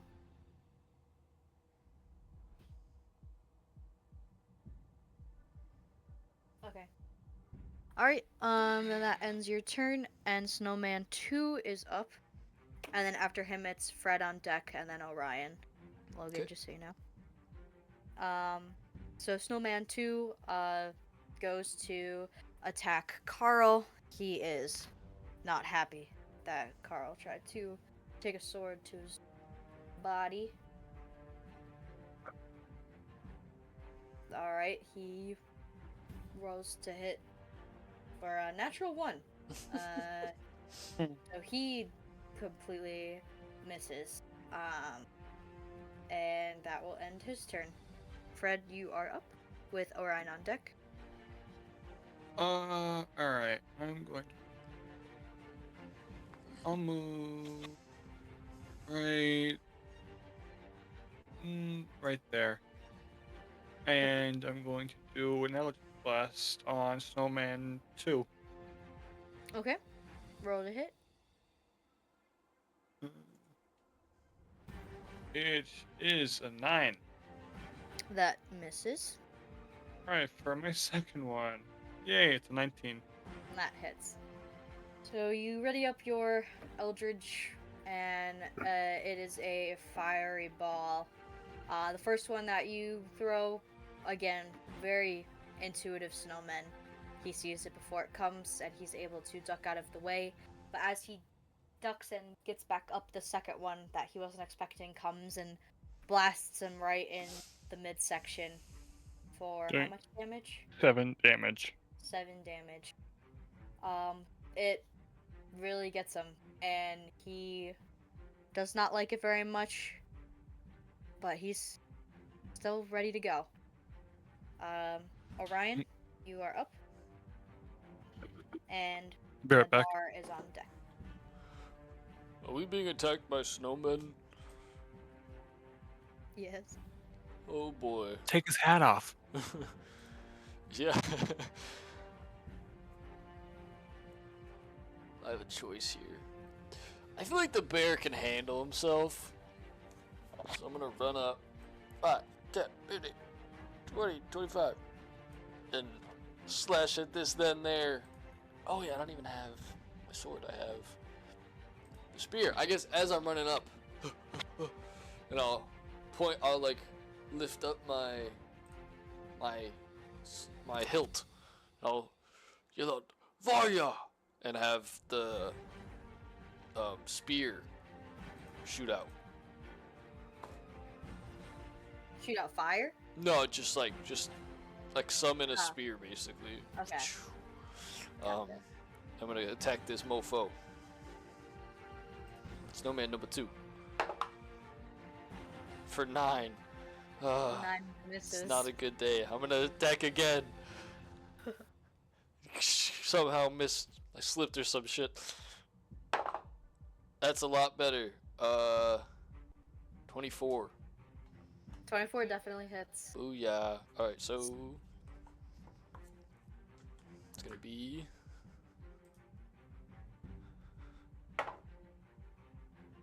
that's 5 piercing and then 5 radiant damage. Okay.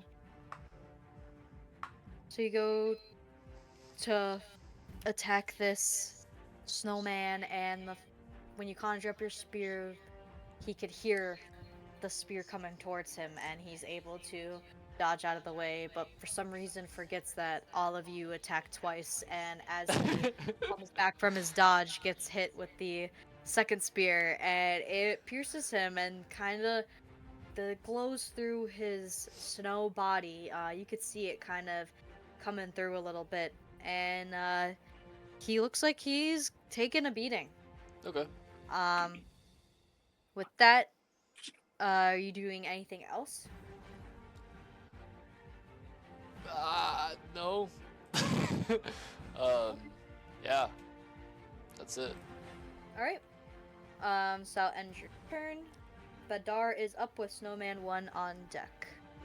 Dar's gonna take 2 slashing, 2 attacks back at things. Bear sounds. 1 for a dirty 20 to hit, and the other one for 10 to hit. The second one misses. First one, 6 slashing damage. So you go to Snowman 1, go with your attack, and it makes contact. Pretty good contact for the first one this time. But as he remembers, you do 2, and he successfully avoids the second one. But from that first one, he is looking worse for wear, but looking still good enough to fight. Motherfucker. All in my turn. Okay. With that, the Snowman's up. Carl, you're on deck next. Snowman 1 is really furious. This guy keeps hitting him twice, so he's gonna go and try to throw another snowball at his face. Hits him for... does a 13 hit. 13 hits. Okay. He conjures up the snowball, throws it right in your face, and you take another 5 damage. Okay. Logan, are you able to turn your mic up a little bit? I have you at max. I can barely hear you. No. Oh, damn. This will end Snowman 1's turn. Carl, you're up, and Snowman 2's on deck. I swear, if somebody takes a screenshot of me eating this, they're getting I'm beat. not. Although I did. definitely should. So you're eating dry ramen. I'm gonna yell out to anybody or everybody else. Does anybody have a torch? No. Oh, I have a torch. I just didn't scroll enough. Can I? Because if I step back, he gets opportunity. But does that end my turn? No, not if you step back. You would just get an attack on you, but you could still take your turn. Okay, so I'll take a step to the right, so I'm still within range of him. So that, but also not within range of Orion anymore. And I want to light my torch. Okay, use your action to light the torch, and now you are holding a torch that is lit. He doesn't get an opportunity attack because you're still in his range. You didn't step out. I believe that's how it works, right, Logan? Okay. So now you're just standing there with a torch. Do you want to use a bonus action or anything? I want to light my sword on fire. Oh shit. Okay. How would you do it? Do you have something to have the fire attach the sword, like oil or gasoline, or how do you light it? Or do you just stick it on the torch and just make it really hot?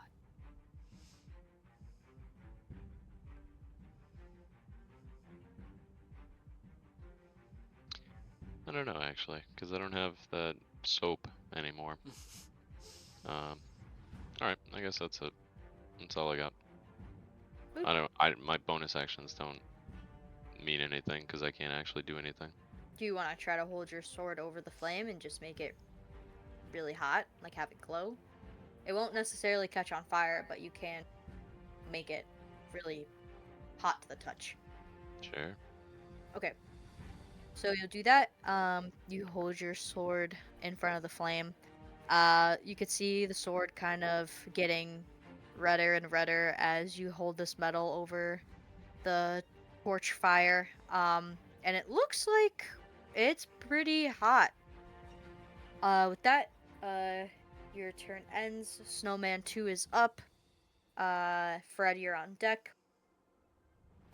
The snowman is attention is on Orion now. Since Orion was the last one to attack him. So his back is to you, Carl. He doesn't really notice what you're doing as he goes to make an attack on Orion for a 5 to hit. That does not hit. Alright, this snowman, he looks to have, instead of snowballs, it looks to be some sort of sharp ice object. Kind of what you might know as an icicle. He holds one in each hand, and he goes to try and stab you with it, but as he gets closer to you, it doesn't really look like he has figured it out yet. And he's kind of like a little bit wobbly, and he just kind of whiffs it right past you and misses. He goes with the other icicle, and it's an 18 to hit. That hits. Alright. He is able to make contact and does 5 damage to you. Okay. And that will end his turn. Fred, you're up. Orion, on deck. I'm going to move to right here. And I'm going to use my dagger. Okay. Of course, a natural 1 plus 5. That misses. And then... Look at that! Another natural 1. Which also misses. So you go up to Snowman 1 with your daggers. You slash, and this one has kind of picked up on the fact that you guys make 2 attacks, so he's able to dodge both of them. And do you do anything else on your turn? Curse at my daggers. What? Curse at my daggers. Oh, it's their You fault? fucking dick. Okay. Okay. Do you want to make any movement, or are you good? I'm good. Okay. Alright, Orion, you're up. Bedar is on deck. Alright. After being hit by this thing of snow, I'm trying to stab it in his eye. Okay.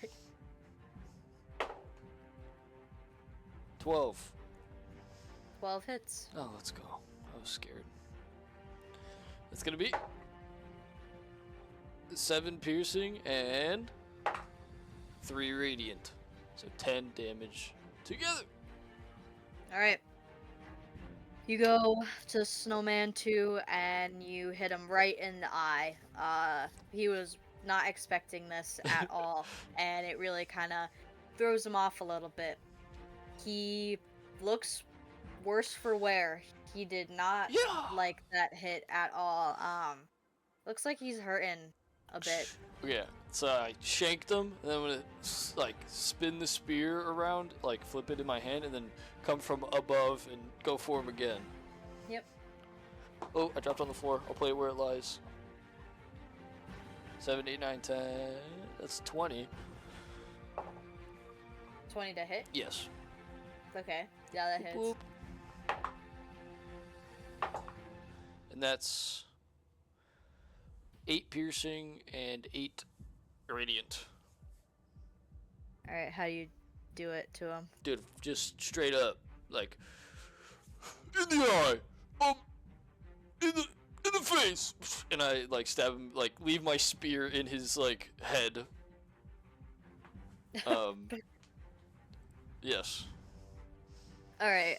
Yeah, you hit him with everything you got, and he takes it and just Oh yeah. falls to the ground and is nowhere. Steve knows a thing or two. No getting up. He's not getting up. He's done. You hear him.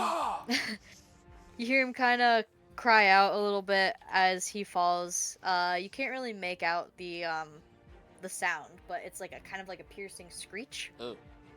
As you hear Oh this, no. 2 Oh no. more snow men come up from kind of the abyss of this openness. Alright. And they are pissed that Yeah. you hurt their buddy. You want some as well? And I'll point at them with their with my hand on the spear that's in the snowman, and I like take it out. Yeah. And that's my action. So I'm just gonna like ready up for them now. Alright. And that will end my turn. Okay. But Bidar's on now, and Snow 1 is on deck. 2 more slashes. Slashing down. First one, 14 to hit. Yep, that hits. 4 slashing damage. Mhm. Second one is a 17 to hit. That hits. For 7 slashing damage. Okay. You take 2 slashes at this snowman.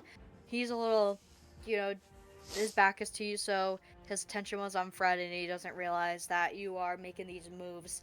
You're able to make contact with him, and both of your slashes, ching ching, go right into his snow body, and it looks like you cut him up pretty good, honestly. A bunch of snow kind of like falls to the left and the right of him. It looks like he's getting, really kind of hurt. His body's not looking too good. He can't really withstand the hits coming at him. But he's still doing his best and is looking to fight. I'll I'll just get on my hind legs and prepare for 2 more attacks, but still on my turn. Alright. Snowman 1 is up. Carl's on deck. He turns around and focuses attention on Badar, just because he made the attack surprise slashes at him, so he's not too happy. An 11 to hit. 11 just hits. Alright. He turns around and gets a snowball ready from whatever snow he has left. 8 damage. Oh boy. Bear's looking hurt. And he gets another snowball ready to make an attack as his turn ends. Carl is up, and Snowman 3 is on deck. The red around Summit 2, he's dead. He's dead. Okay. He did. Stepping towards 4 then, and I'm just gonna swing on him with the sword. Okay. Oh, good. A natural 1. Oh boy. Alright, you go slash and hit him with your sword, and he knows it's coming, and it just completely misses. Do you have extra attack? If you get a natural 1, it doesn't matter. Correct? Alright. No, you still have 2 attacks. You just missed for the first one. But you have 1 attack per action. Yeah, but I'm saying, like, if you get a natural 1, even your bonus multiplier doesn't, or your bonus, like the +7 doesn't matter. No. Right. So no, I have nothing else. Okay. Alright, Snowman 3 is up. Snowman 4 is on deck. Snowman 3 sees Orion completely Fuck you, Snowman! completely just destroy his bud. He goes up to Orion with a 12 to hit. Get that weak shit out of here. Alright, he jumps up from the bottom of the train car and is a little bit wobbly, but he still tries to lunge forward at Orion and completely misses with his ice dagger as he didn't have the best balance. And then looks to his buddy across from him who is staring Carl in the face after Carl tried to make an attack with a 16 to hit. On me? Yeah, that hits. Oh. No, on me. Fred or Carl. That hits. Alright. And he does 5 piercing damage with his icicle. And he's just looking pissed. That will end his turn, and Fred is on with Orion on deck. Okay, if these daggers fail me again. 15 to hit. That hits. Yay! And that's 3 damage for the first one. And then that's 6 to hit. That misses.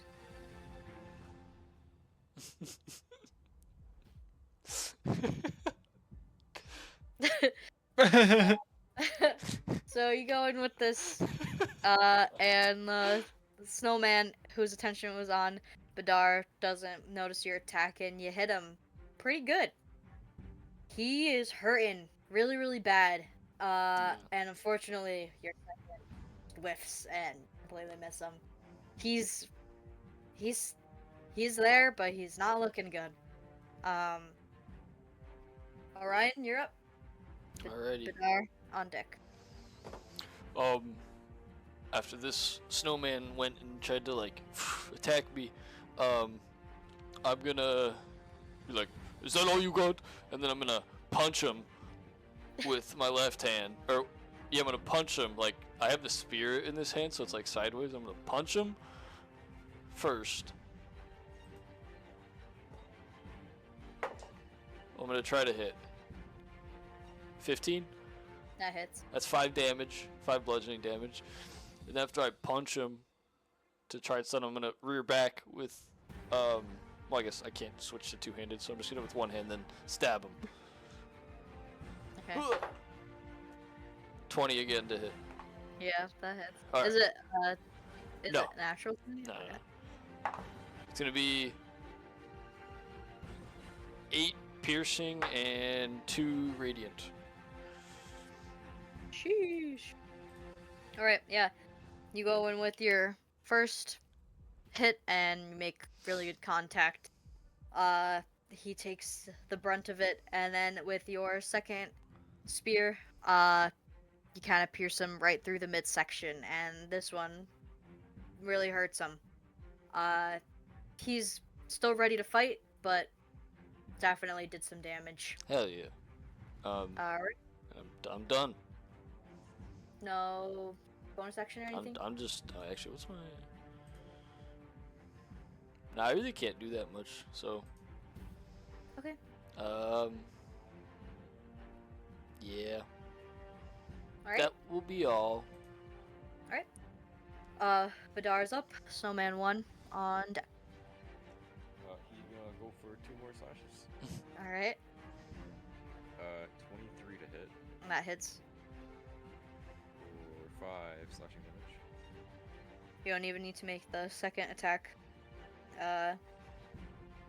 Just your first one is enough. How would you like to perform it? Mr. Polar Bear Man gets his paw and like slashes, and as he slashes through like the middle section of the snowman, it like connects and attaches the paw for a split second before getting launched to the side of the train car and splashing all over the side of the wall. That's gruesome. Alright, yeah, you totally destroy this snow figure. Again, as he dies, cries out a little bit, and then you also see another figure kind of pop up from the Oh. bottom of the train, kind of getting face to face with Fred here. He jumps up.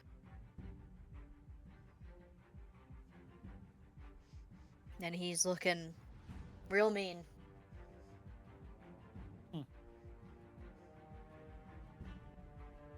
With that, it is Carl's turn. Snowman 3 is on deck.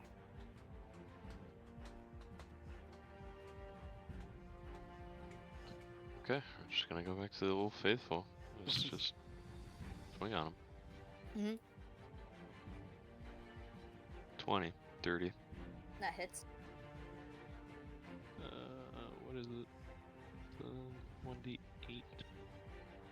That's 12. Let's see. That's 5 damage. Alright.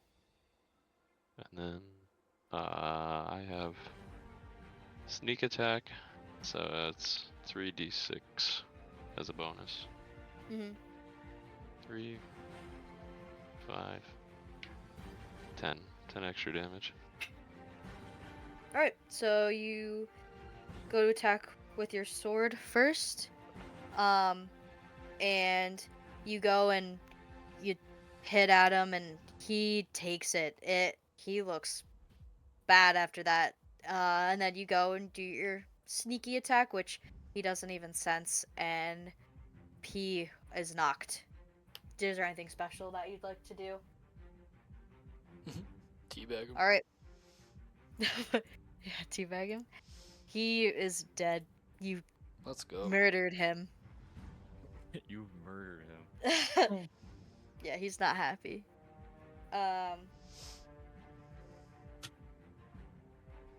Snowman 3 picks up on this and he's so angry.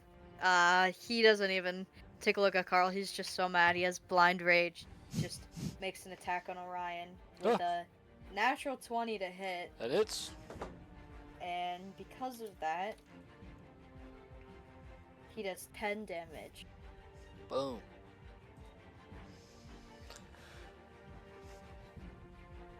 Yeah, so he just takes his ice pick. He's kind of figured out how to use it now, and he just goes and stabs you right in the side. Ugh. And that will end his turn. I've always hated the winter. Fred is up. Orion's on deck. Alright.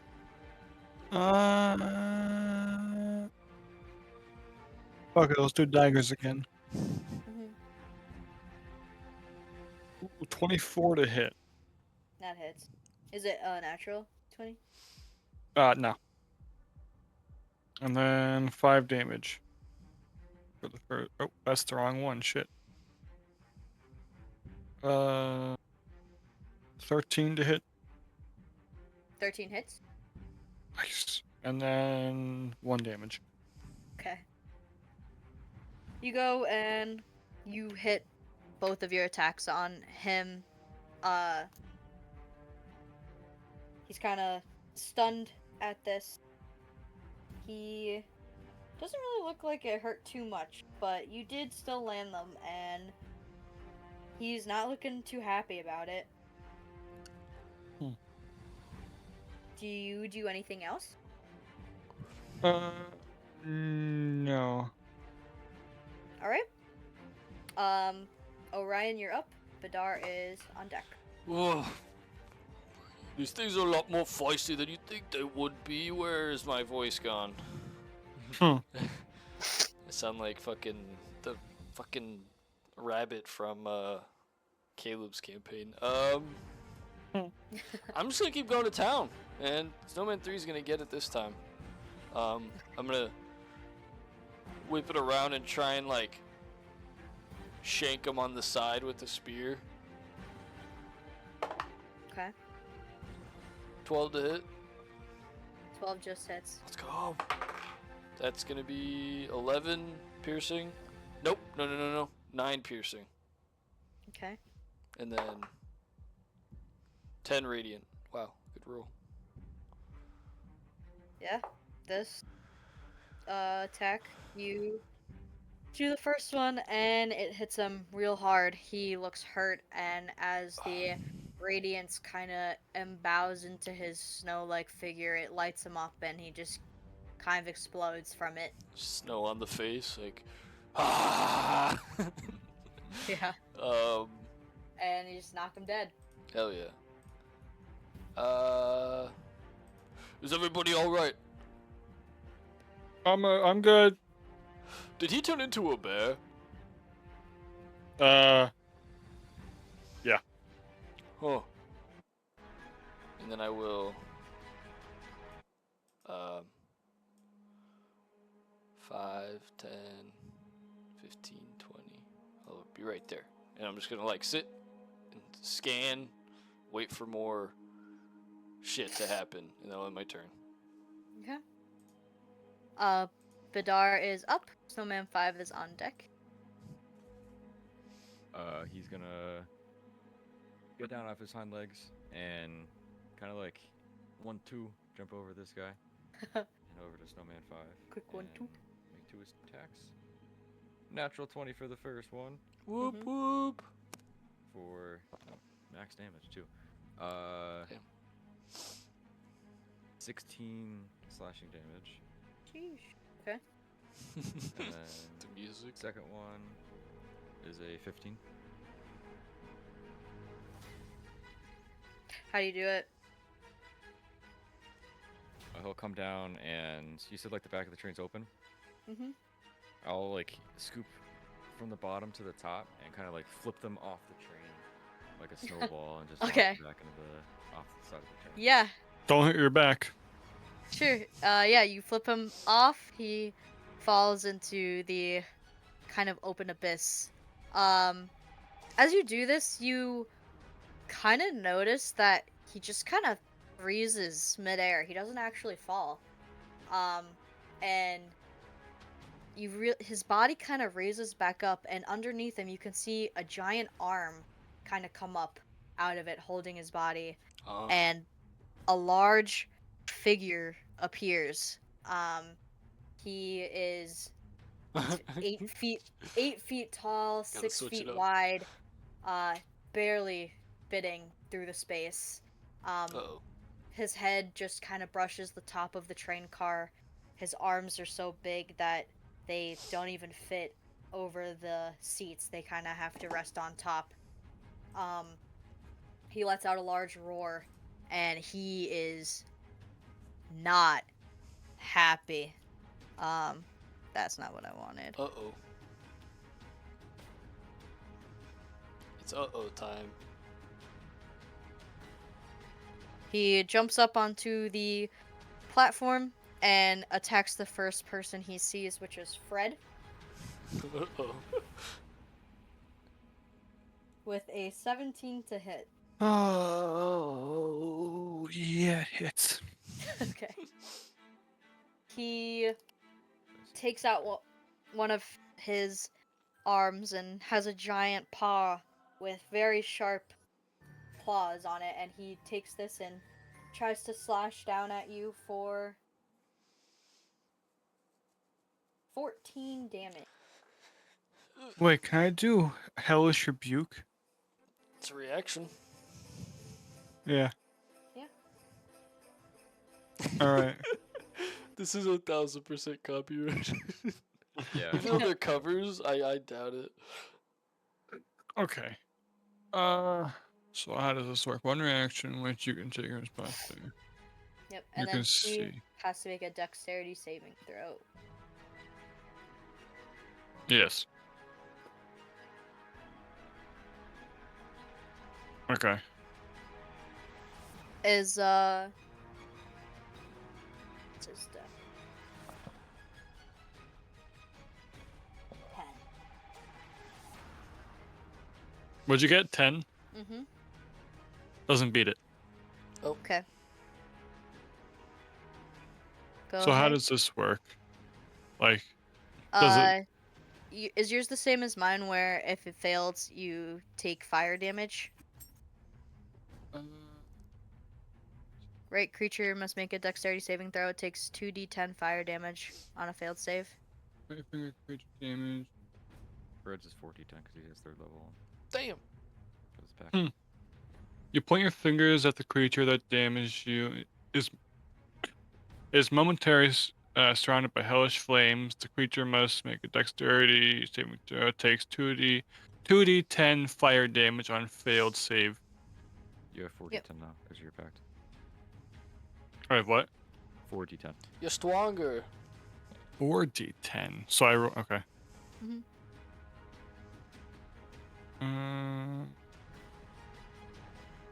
2, 3, 4.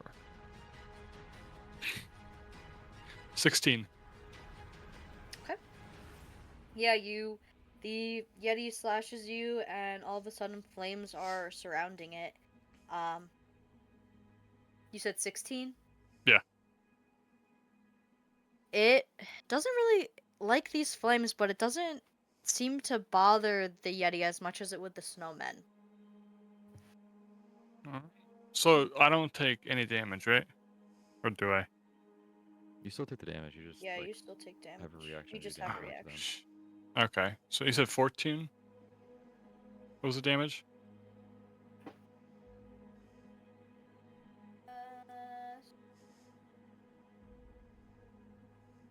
I think you said 6 14. plus 6. Yeah, 14. Okay. Perfect. Alright. With that,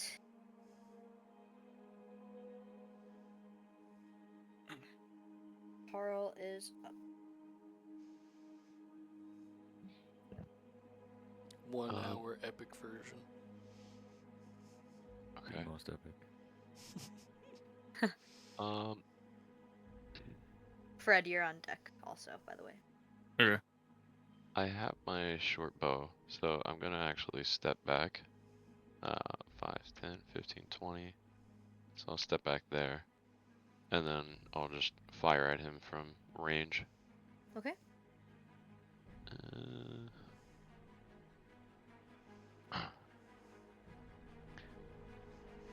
15. 15 just hits.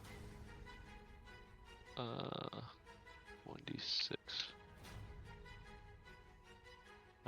3 initial damage plus 4, 7. So 4 initial damage, and it's piercing. Okay.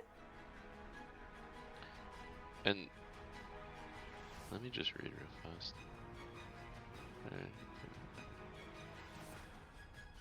With a finesse or ranged weapon. Okay, so I can.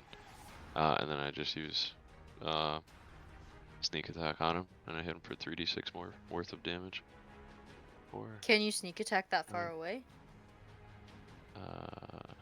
12. You're Yeah, it's once per turn you can deal an extra 3d6 damage to one creature you hit with an attack with a finesse or ranged weapon. If you Okay. have if you have advantage on an attack roll, you don't need advantage on the attack roll if another enemy of the target is within 5 feet. Oh, then I don't actually. So I just do 7, and then that's the end of my Okay. turn. Alright. Do you want to... You have some movement still left? Do you want to move any more, or are you good there? Okay. Alright. I'm good there. Fred, you're up. Orion on deck. Alright. I am going to back up to right here and do my Eldritch Blast. Okay. Eldritch Blast! 11. 11 misses. And an 8. 8 also misses. Oh boy, what a crazy spell. So you go to start your Eldritch Blast, but after you cast Hellish Rebuke and the attack, it's not as concentrated as you normally do it, and both of them don't start up, and just nothing happens. Great. Great. Yeah, anything else? No, that's it. Alright, Orion is up, Badar is on deck. Fred, you know you're supposed to hit him, right? I know. I'm going to, like, hold my spear at my side. I'm gonna close my eyes, concentrate, and then I'm Fart. gonna call to the gods. Yeah. Grant me of the fighting spirit, and I'm gonna cast Sacred Weapon. Okay. And for the next minute, my weapon is considered magical. It emits. You'll see it like. You'll start to see it like slightly generate a light in the area. So yeah. Okay. And that will be your action? Yes. Do you have a bonus action that you can do? That would be my action. Yes. For my bonus action, I want to. I have some options. I'm gonna run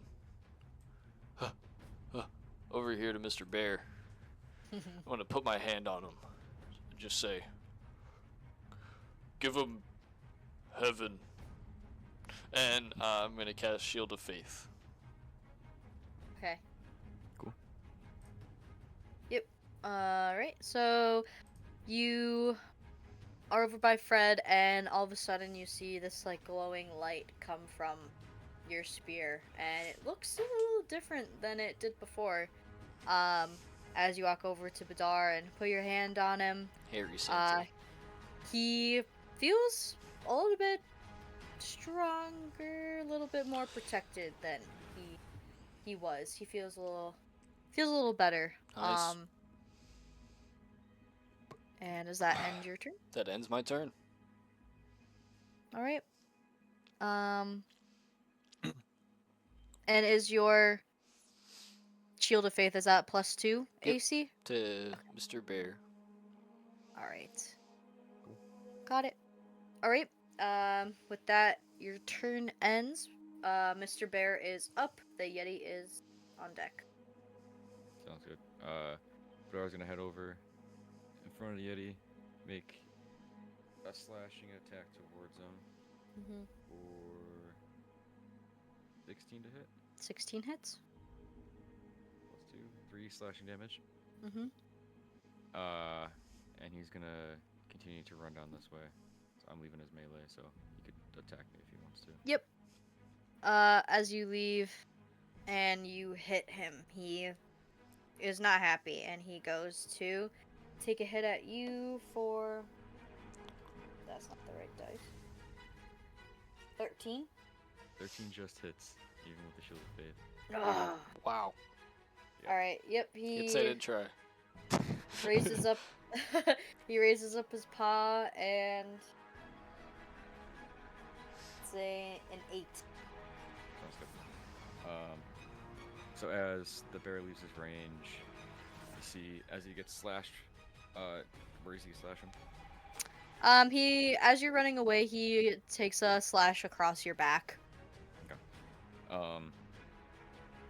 Yeah, as the bear's running away, he takes slash across the back, and the bear kind of like quinces up a little bit, and eventually his form drops, and he continues to run out as Bedora's normal self reappears and continues to run this way. Guys, I think we found the monster. He goes over there and turns and holds his staff and his hands out towards the Yeti. End his turn for now.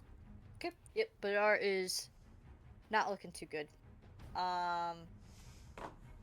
Yeti now with Badar gone focuses on Orion as Okay. he is the next closest thing. With Come at me.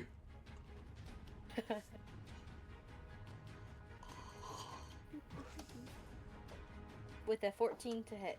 Does not hit. Right?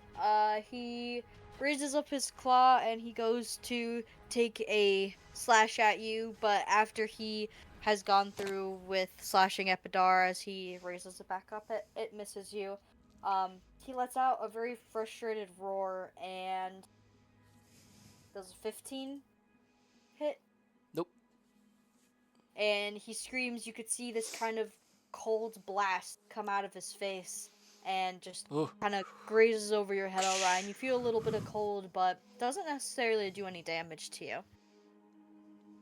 I know I'm cold haunted, I guess.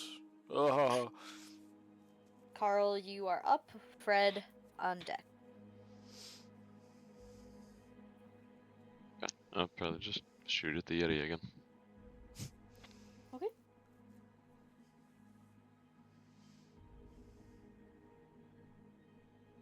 That's a 10. 10 misses. I don't have anything else in the arsenal then. Alright. Orion, you are up. Badar on deck. Alright. This should do a good amount of damage now, actually, I think. Oh no, it's just... Okay, so it doesn't do anything that crazy. New powerful spear in hand. Just gonna start at his fucking calves. Okay. Which now I have a +9 to hit, so hopefully I actually fucking hit. That will be 28 to hit. Yeah, that definitely hit. Yay! And it will be... That'll be 8 piercing, Mm-hmm. and then 4 radiant Mm-hmm. on the first one, and then right again, but a little bit higher this time, towards the hip. I'm gonna strike again. Okay. Wait, I'm an idiot. That's 25 to hit. That still hits. Whoop! Alright. That's gonna be 5 piercing Mm-hmm. and 9 radiant. Alright. trying. Putting the hurt. Yeah, so you go up to him and you just start gung ho, and you're just slash, and it's stabbing into him. The spear's going into his body and coming back out, and you can see like blood kind of spewing out, but he's still ready to go. He is not happy, Oh. and he is ready, and he's looking strong and angry. I forgot I could Divine Smite, but I'm not going to do it. Alright, and then I'm going to use my... Is it a bonus action? Yeah, and then I'm going to use my bonus action to just try and fucking shove him. Like an unarmed strike. Yeah, I have a feat, and if I take the attack action on my turn, I can use my bonus action to try to shove a creature within 5 feet of you with my shield. Okay. So Go ahead. I think it's a strength thing. Actually, I think it's up to you how you want to do this. Yeah.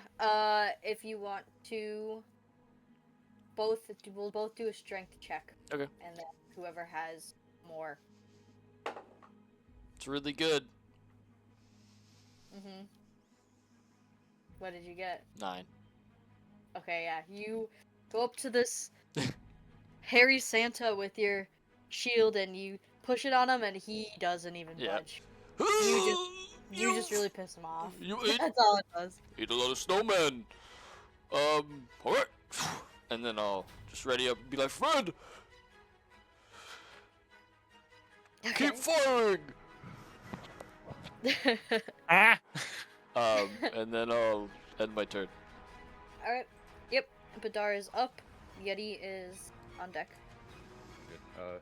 Bador's standing there, who's in the air. He takes his staff out and starts swirling it, and the snow that's on the ground and on the wall starts to condense into like a storm cloud. And above his head, he holds it above his head and then points his finger, and there's a loud crack as it like launches through. He's going to at third level cast lightning bolt. So Third level? can I have a dex save from the Yeti? Mm-hmm. I'm not in that. No, you're good. Okay. Straight line. DC's 13 only. Yeah, his dex is 13. He got 13? Okay. So we take half damage for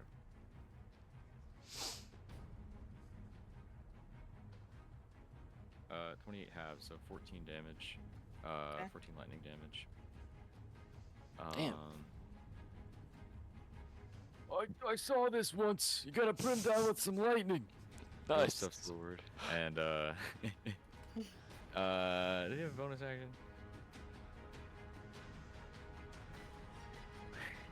We'll save that. Alright, that'll end his turn. Alright. The Yeti is up, and since Orion is still there, Yep. he's gonna go for another attack on you with a 16 to hit. Just not it? Did not? Nope. Alright. He goes with his claw and he whiffs and again gets super frustrated that he is not hitting you and goes to do the cold breath, and with a 5 to hit Oh, does jeez. not get it and is so pissed and screams, and cold just kind of comes out of his face, and it just is a chill, and you're just standing there a little bit colder now, but no more hurt than you were before. His turn ends. Carl is up. Fred is on deck.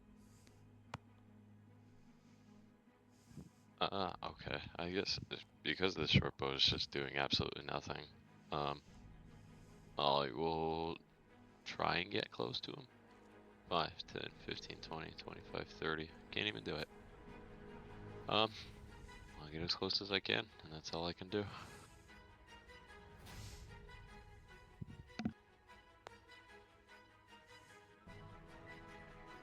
Don't you have dash?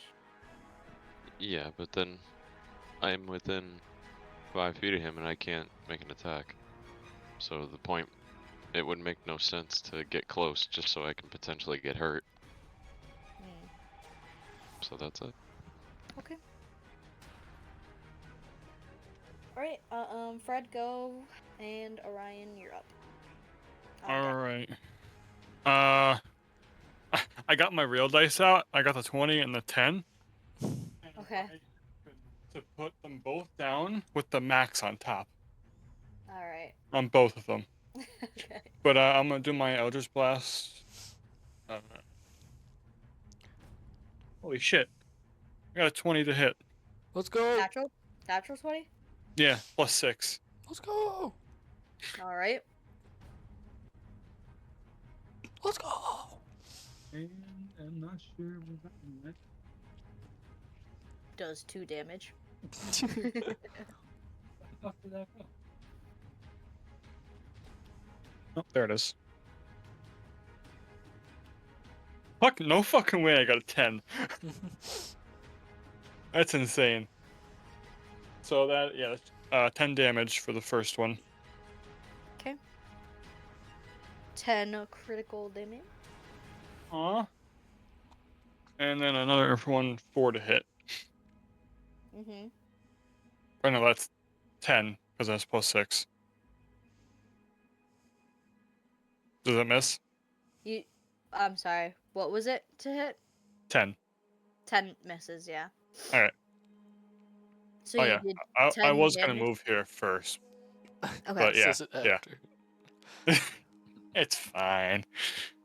But Alright. yeah, that's gonna be my turn. I have to call my dad back. Okay. Yep, you release your Eldritch Blast on this big hairy Santa, and it hits him right in the gut, and it hurts.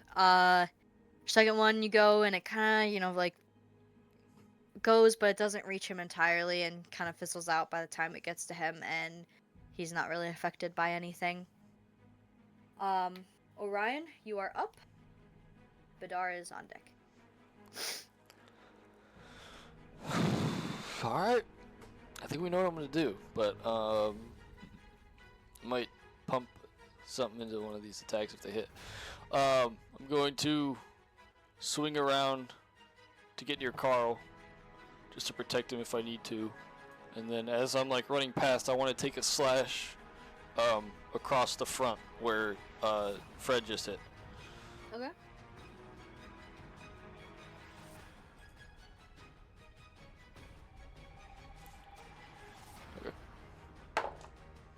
That's cocked. That's a lot worse, so that's okay. That's 18 to hit. 18 hits. Oh, let's go. It's going to be 6 piercing, Mm-hmm.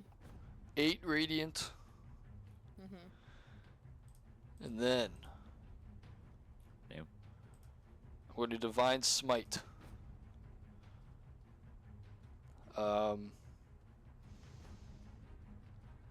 Yeah, I'm going to divine smite, which will be an extra.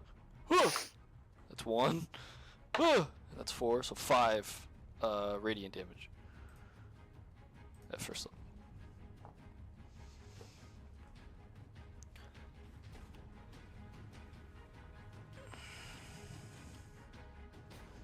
Okay.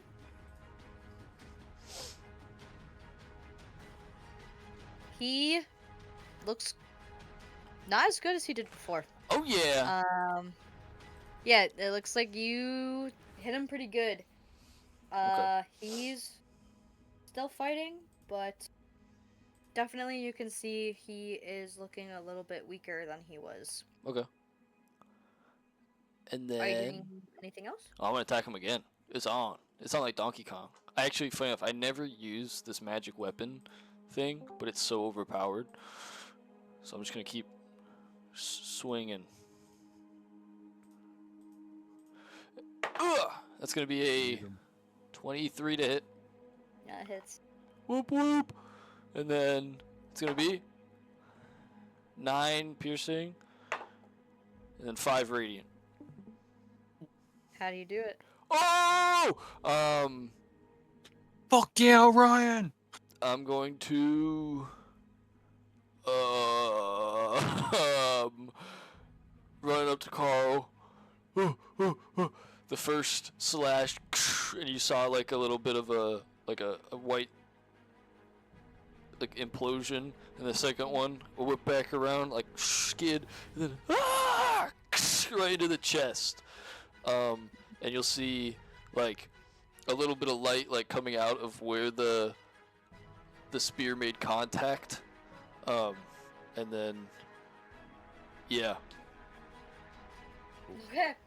Yeah, you make contact with the Yeti, and he is no longer abominable. He is Very dead. vulnerable. Yeah, he's very bombed. He takes your damage and just kind of falls to the ground. He's so close to the edge that actually, as he drops, the train car shakes a little bit and his body kind of rolls down. I want to make sure to get my spear.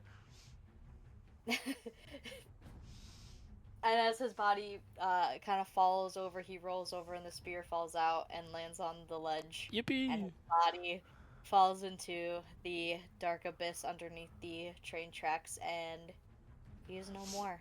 And you are all now out of initiative. How much longer we're gonna be on, but I have to leave at 3:30. Yep, the train, you can feel it has now actually stopped while you guys were in the middle of your fight. You look out to the window from the sides of the rows of seats, and you can see kind of everyone piling out onto a platform.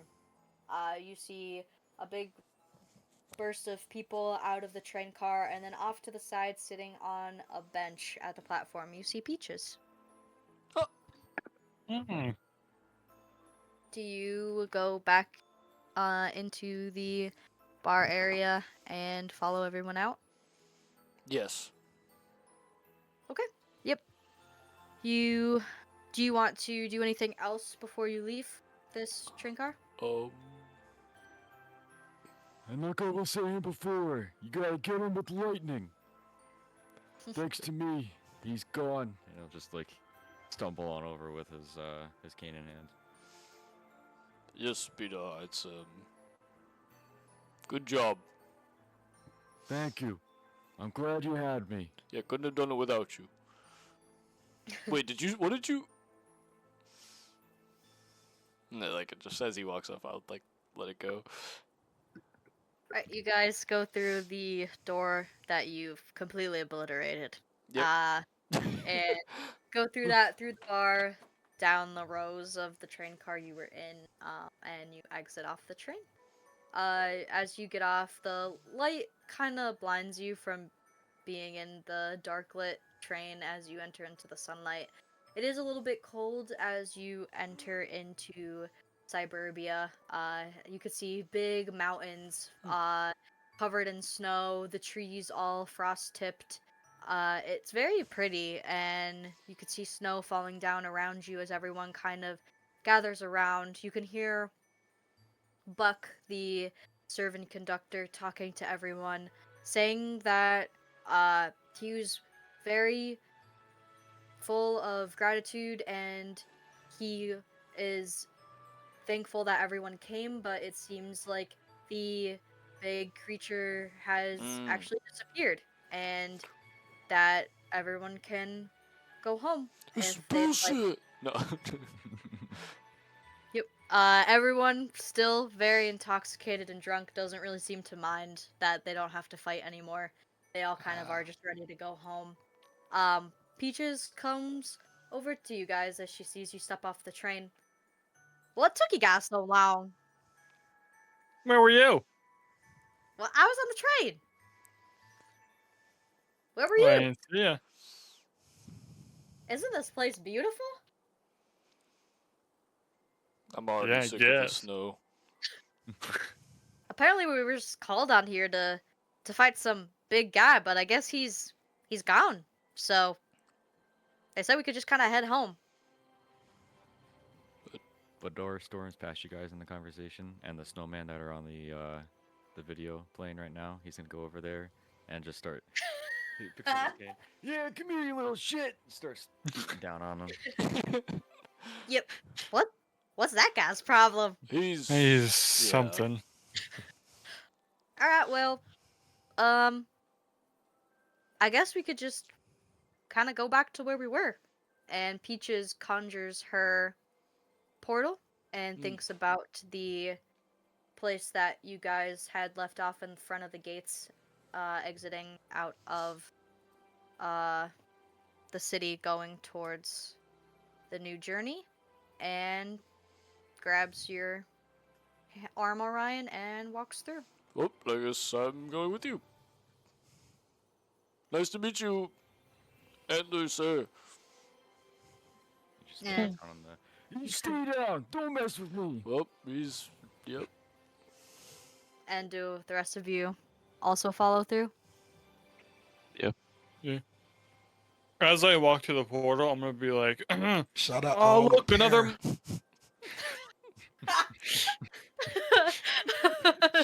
No, you. As I walk to the portal, I'm gonna be like, "Oh, look, another monster." And as you go through the portal, it closes, and you guys are Jeez. back in where you were on your way to Marsukam. Nice. Fred, you have 400 silver from Whoa. your waffles. I don't know if Logan's gonna allow that or not, but that's what you've earned.